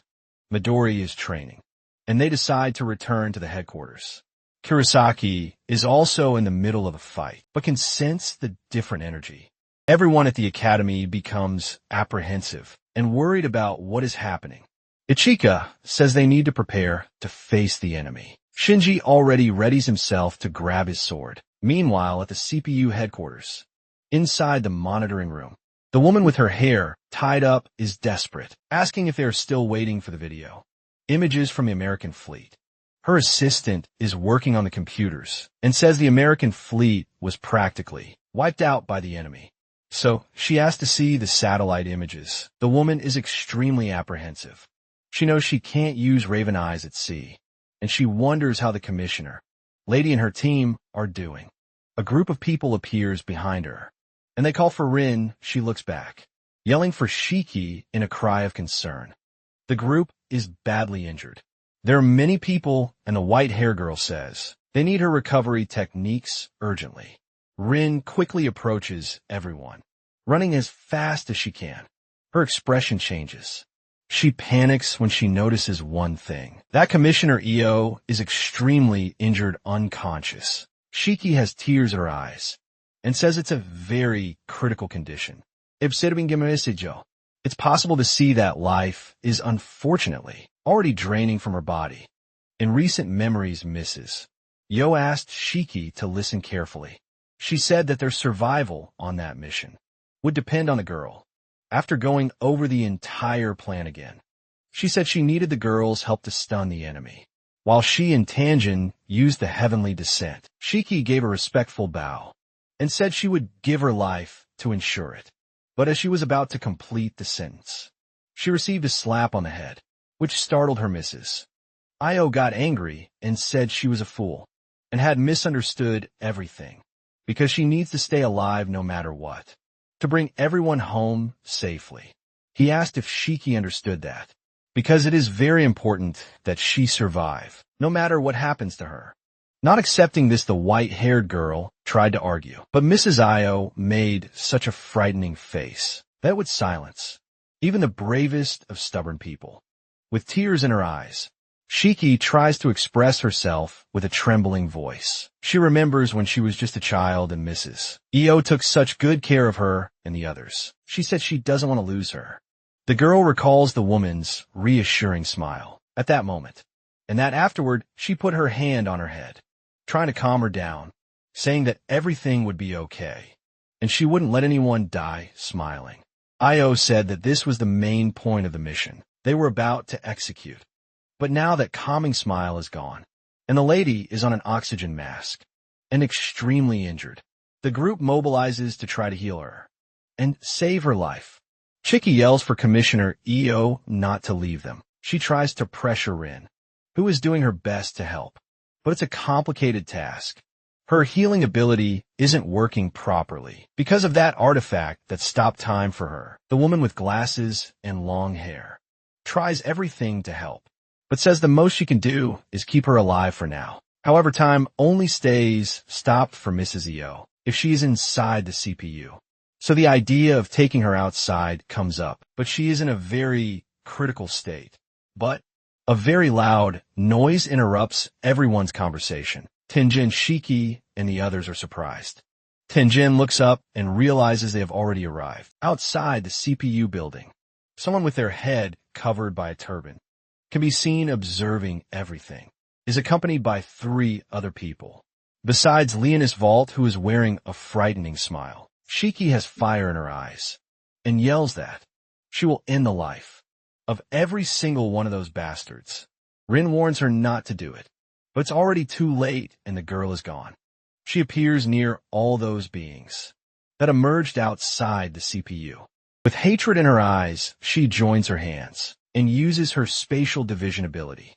Shiki Kitamura's ability instantly connects different parts of space, allowing her to teleport between different places with extreme precision but in large open areas. This ability becomes very unpredictable and results in damage that can be catastrophic. Space and time begin to distort. The image of everything becomes confusing. Tenjin is furious with the girl's recklessness and says that the commissioner lady is still there. Leonis Vault concentrates observing the girl, who just arrived at the battle. Then he calls for Hajime, who already prepares his next attack, holding his sword. He uses the artifact relic of the abyss, firmly gripping his sword in its sheath. Drawing his blade, he cuts space and uses the Kalika strike ability, causing a beam of light with his slash. This catches Shiki by surprise, and her eyes go wide. A part of the location is shattered like crystal, scattering various shards through the air. The girl's arm is severely injured by this blow. The girl in red lets out a little laugh and says that Hajime is truly relentless, making the villains almost feel sorry for the good guys, but while still holding his sword in a battle stance. Hajime tells them to stay alert. The swordsman looks out of the corner of his eye, suspicious. He realizes the good guys haven't been defeated yet, and he manages to locate Shiki. She is badly injured, but her friends have arrived to help her, and Shinji holds her in his arms, asking if she is okay. The white-haired girl doesn't let the injury shake her and asks about the Kanagi unit. Leonis notices that more enemies have arrived for him, and he says he is getting really tired of swatting these little flies. Around him, Special Agent Ichika Hinoki holds her sword and already prepares to draw it from its sheath. All the enemies watch attentively at what she is preparing. An energy starts to come from the girl's body. She apologizes and says that her captain happens to be a sleepyhead and begins to approach. So until it's time for him to wake up, they will gladly be their opponents. Pulpita-eyed blonde man makes a disgusted face at the girl's statement. Leonis Vault is looking down on all the movement of the determined good guys, finding it very strange. He can understand why Makoto Suwa's younger brother and Special Agent Ichika Hinoki are fighting him. His eyes scan over all his opponents, analyzing them one by one. He stares at Kaname and Isuke and wonders why they are willing to fight him. There's nothing recorded about them in Midori's memories, so he believes they aren't a threat. So he questions why they would be risking their lives to this extent to save someone who is so far from their level. Kaname meets his gaze and gives a very suspicious little smile. This causes a peculiar unease in Leonis. He then begins to notice the boy's aura, shining strongly. The blonde man gets in front of all his fighting partners and stretching his hand toward the two. He uses his turbulence ability, and in the blink of an eye, they disappear. Shiki, who is injured on the ground, yells to everyone about what just happened, but the teammates also disappeared. Along with the disciples, he wonders if this is some kind of teleportation ability, and who is responsible for it. Kaname is overjoyed and strikes a pose asking how he is, but suddenly, Isuke reappears and says he sent them somewhere else. He is holding a first aid kit and says he did this teleportation with his ability. Shiki is surprised by the young man's technique and asks how he managed to do that. Asuki and Kanami start arguing because he says he helped too. It was a combo of abilities. Shiki just wants them to explain. Basically, it was a combination of My Sweet Home and extended self abilities. Kanami's ability increases the range of the ability of someone he is touching. Normally, Isuke's ability only applies to himself, but with Kanami's help, it was possible to teleport everyone who was near him. At that moment, the purple-haired boy may not have the same range as Shiki, but he can teleport any object he chooses. Hajime was teleported near Ichika. He already prepares for the confrontation. Isuke managed to teleport everyone, so that the fights would be fair. The only ones left were the three of them, but the rest of the team prepares for the next fights. The white-haired girl is surprised by this strategy. Isuke adds that he made a point of sending Zero to a special place just for him. We see the blonde man floating in a mysterious place, surrounded by what looks like a red liquid. He is extremely confused and can't tell where he is, or even which way is up or down. But something special catches his attention. A group of sea monsters appears in his field of vision. Shape-shifting sharks, octopuses, and even sinister fish are there. They begin to approach number 0 rapidly, forming an aquatic ambush. A man in a uniform holds his sword and looks at a kind of lake. He believes Leonis must be in the limestone cavern, inside the CPU facilities now. Specifically in the 17th rift known as Shimo Agito. The rift is a passage to another dimension that grows approximately 4 inches every year, and there is no way to stop this growth. Not even Midori figured out a way to stop this prophecy, so they'll see how number 0 fares while he's trapped there. Meanwhile, on Mount Nagano on Matuk, Hajime and Ichika are face to face. The white-haired swordsman looks up and wonders what this place is, questioning if someone teleported him there. Ichika can't hold back her laughter and starts to chuckle as she approaches the young man. He says that apparently the divide and conquer operation worked. Hajime asks what they did to his boss, and she explains that they sent him to a place he will never be able to leave, while holding the sheath of his sword. The young man says that if that's the case, that should have sent everyone else to that place too. Ichika waves her hand and tells him not to be a fool, as one of them could have an escape artifact and ruin the whole plan. They needed to be sure there was no chance of him returning, since nothing can happen to the commissioner lady. The boss might even have an artifact, but anyway, she preferred the idea of dealing with as many of his minions as possible. Hajime starts to concentrate energy in his body and asks if the girl thinks she is a match for him. Smiling, the woman says it will be like taking candy from a baby, because only their boss is a real threat. The rest would be nothing if they didn't have the artifacts. That remark from Ichika makes the young man extremely irritated. He furrows his brow, and with agility, he uses his Kalika strike attack, cutting the space between them with several beams of light. Some beams seem to have hit Ichika's body, but her eyes glow red. Cherry blossoms appear in her gaze, and then she uses the Dawn Solitude ability. The woman's eyes shine with a neon light. Dawn Solitude is one of Ichika's natural techniques. She was born knowing on the surface. This ability seems quite simple and was considered useless for many years, but there is much more to it than meets the eye. The ability can block all internal and external influences, allowing Ichika to maximize her mind and body potential. She continues her movements, her eyes still glowing like a pink beacon. In short, the ability gives her 100% concentration in any circumstance, no matter where she is or who she is fighting. The girl can summon her full strength to deliver a lethal blow. She approaches her opponent and everything goes dark. Only the pink glow coming from Ichika's eyes can be seen. A single cut is made on Hajime toward his chest, but this single cut is enough to throw him back, forcefully unbalancing and destabilizing the young man. She finishes her attack.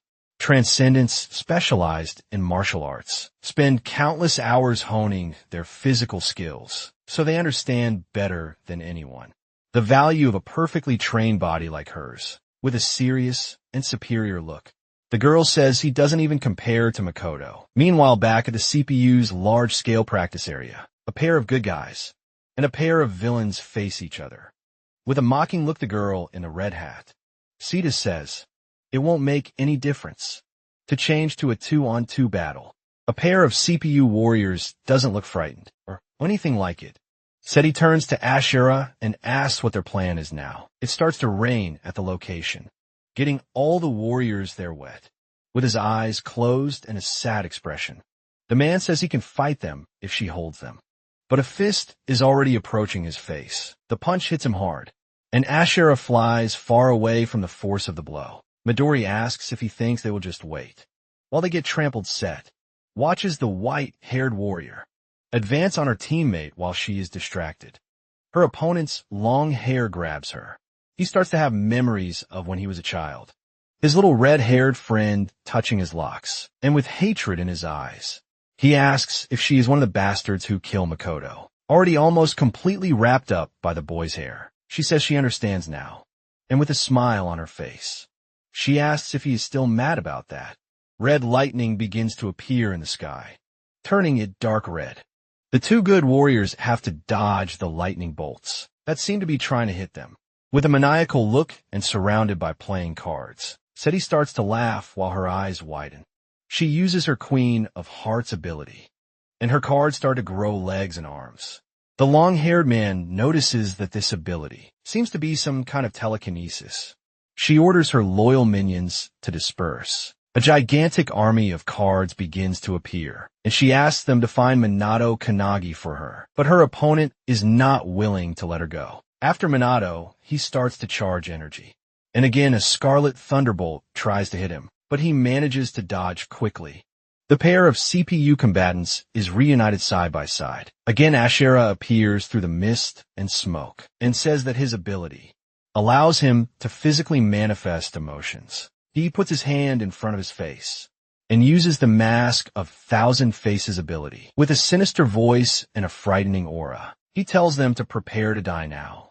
His eyes are black, his face is unrecognizable. That is the face of anger ability. Dozens of lightning bolts begin to fall on the battlefield, causing a deafening noise all around. Meanwhile, in Takarazawa, Saitama Prefecture, loud noises can be heard. Kisaragi is using her Even Menace ability in a challenging battle. Her partner is fleeing from the unrestrained blows of the man with the bandaged head. One of his arms much larger than the other. He throws several punches toward the blonde man, who tries to defend himself. The villain's punches end up hitting the rocks and mountains around, causing a loud noise and a lot of destruction. And the big-armed man doesn't give up, persistently going after his enemy. But a familiar voice interrupts that distressing chase. Seeing Shinji, who appears using the soaring Tengu ability. A smoke screen forms, and the enemy starts to try to clear a path through it with his giant hand, and he quickly succeeds, getting rid of that sand whirlwind. There are 3 CPU warriors down below, and they observe the enemy. Kurosaki looks worried. She imagined this battle would be difficult, but the enemy manages to be even stronger than she imagined. He stares at them with empty, dreadful eyes. That bandaged man is named Dry, one of the 12 disciples of the Apocalypse. He deduces that since they survive his attack, they must be very strong warriors. But to him, the 3 of them are just a minor annoyance at best, so he prefers to save energy and finish this quickly. The blonde man gives a small smile and says he seems pretty confident for someone who's about to lose his life. Shinji starts to prepare an attack and says he will teach this idiot a lesson he will never forget. Kurosaki notices that Shinji is starting to lose his patience and fears he will act without thinking. Of course, she can understand why. She starts to remember the day of his brother's funeral and that it was the 12 disciples who were responsible for Captain Makoto's death. Dry observes more carefully and says he noticed the red-haired boy might be related to the weakling, Makoto Suwa, with a provocative voice. He asks if he is that boy's younger brother. Shinji just widens his eyes, feeling a chill run through his entire body while showing his disgusting tongue. He asks what it feels like to have a pathetic brother who couldn't defeat a loser like Dose. That infuriates the redhead, who really starts to lose his composure. Without thinking and consumed by mortal hatred, he charges toward the enemy. Holding his sword, Dry's gigantic hand begins to transform into a strange, flesh-like cannon. He is preparing his La Travita ability, and from the tip of his anomalous arm, a purple energy ball begins to charge. The three good guys are caught by surprise by that move. They all look surprised in the direction of the ability. Meanwhile, at the CPU headquarters, a tense situation is happening. The women are still trying to heal Mrs. Ao with everything they have. They start to be able to feel a pulse. Bryn takes the lady's hands and can feel her heart beating. She is relieved, unable to contain her emotions. A tear of relief, and happiness starts to run down her face. The other woman yells for the Ushimi unit to give an update on their situation. The girls reply that they have almost finished healing the captain's wounds. So 4 other powerful warriors are ready to join the Kanagi unit. But the young man with the cap and sunglasses asks them to wait a bit. They will need to deal with one little thing first. And several cards appear in the location. Looking for Minato, Tangent orders everyone to take their positions and says they need to keep Minato safe until he wakes up. So while one team fights to heal Mrs. Yo, the other part of the warriors prepares to deal with the cards. But the man with the goatee notices an extremely large energy that has managed to hit an entire area. Asuka and Kaname can also feel a tremor that closely resembles an earthquake.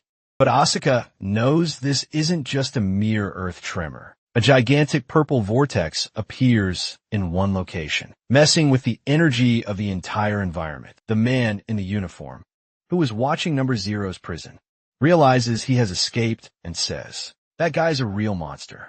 Kaname panics and starts yelling, saying that he was trapped in a rift forever. Isaac knows they don't have much time and asks the boy to help him send that bastard somewhere even farther away. Kaname seems a little reluctant, but the purple-haired boy insists, because they need to save the captain. But before he can try to convince his friend to help him further, something catches his attention and he looks up. His eyes are wide, and he can't believe what he is seeing. A beam of blue light is coming from inside the CPU building, and now helping the girls heal Mrs. Io. Kanagi Minato is there, passing energy to her with tears in her eyes, still overcome with emotion. Rin watches the boy who just woke up. He's focused his eyes fixed on Mrs. Io, determined to heal her. While helping with Mrs. Io's recovery, Minato asks how long he was out, and Rin replies that it was for a few hours. She fixes her gaze on the boy, curious to know how he managed to wake up so quickly while they are with Io. Number Zero is escaping from his prison, and she asks if he is capable of defeating him. The protagonist looks at the girl and says yes, he will defeat him for her. But first there is one thing he needs to do, and his hair starts to change color. Now with white hair, he continues to pass energy to Mrs. Ivio. He asks her for forgiveness and says he didn't want to leave her waiting for so long, believing that Minato must be strong enough to do it. Now with the woman's help, he uses his sacred medical tome ability. An energy so strong it almost liquefies begins to flow from his body toward the lady. Sacred medical tome is an ability of warranting the sovereign apothecary. It allows the user to instantly activate the supreme healing ability inside the imaginary medical tome in Warranting's mind. The wound that was previously very severe on the woman's chest now begins to close little by little, and finally it closes completely, leaving her intact. The women who were trying to heal Mrs. Ao earlier are impressed with the demonstration of the technique. The girl with glasses is dumbfounded because she realizes the wound didn't just close completely, but it also healed entirely. Even the woman's organs are intact. She really wants to know what the mechanism of that ability is. And it doesn't take long for the woman to slowly begin to regain consciousness. Rin's eyes fill with tears again, She starts to call the lady by her name. Mrs. Io moves her eyes toward the protagonist, showing she is well and conscious. Her vision is a bit blurry, but she can identify that it is Minato who is there. Smiling at her, she smiles back, saying that he finally came. With the little strength she has, the lady raises her arm toward him, and suddenly she no longer sees Minato, but rather Warren, the woman who healed her. The protagonist holds the lady's hand, with both of his hands very gently. Smiling calmly, the boy says she should be more careful. Io says she tried her best, but wasn't much help and apologizes. But he says that on the contrary, she was spectacular. Warren asks her to rest now that her wounds are healed, and as soon as she wakes up later, they can all have a meal together like in the old days. Then the memories of the two of them, when they were very young, surface, having fun and eating together. That memory makes Io emotional and her eyes well up. She agrees with her old friend's plan. Warren observes the situation from screen and addresses the other souls who are there. So, everyone is ready to continue the protagonist actions. Meanwhile, a shower of cards with legs and arms begins inside the CPU building. One of the young men there grabs his sword and uses the metal, reinforcement, and thousandth blow abilities. With this, he uses his body's momentum to use the sword, like a baseball bat, knocking the cards away as well as cutting them. Some little cards are chopped into several pieces, being defeated. The blonde woman uses her martial arts skills and a lethal chain blast ability. The two join forces to defeat those minions. The girl is giving it her all, but only managed to knock out one card.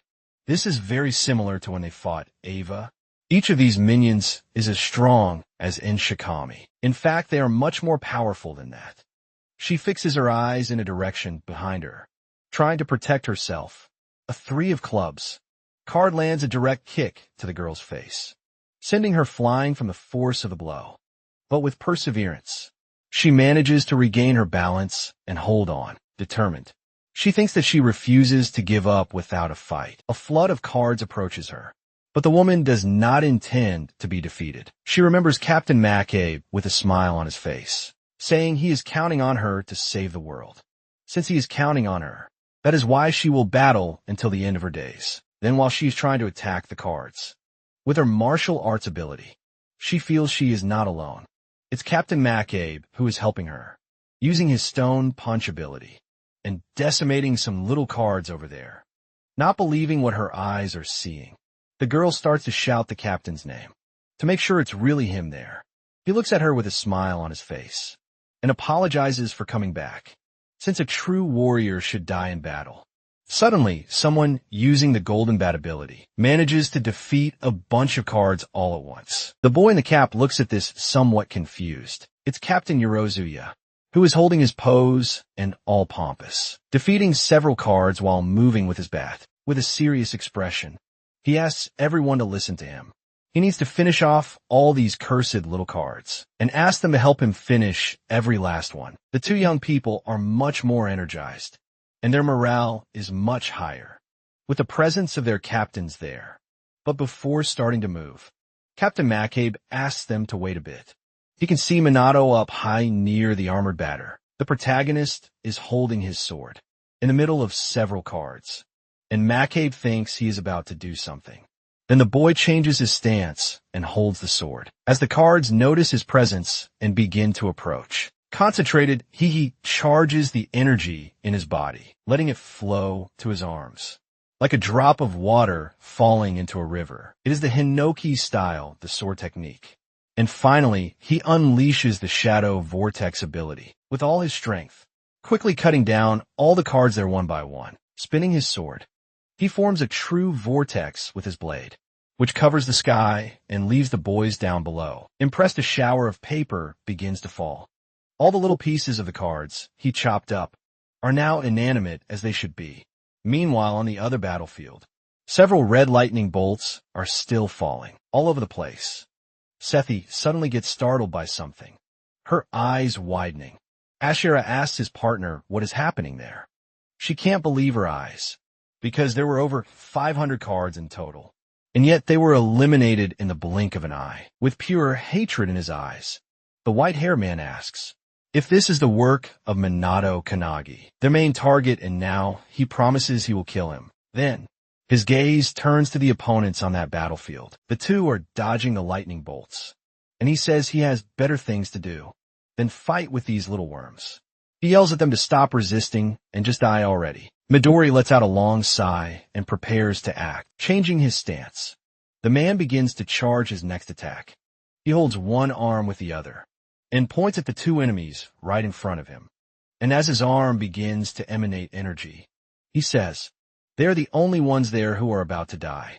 The veins on Azura's face begin to pop, such as his rage while staring at him.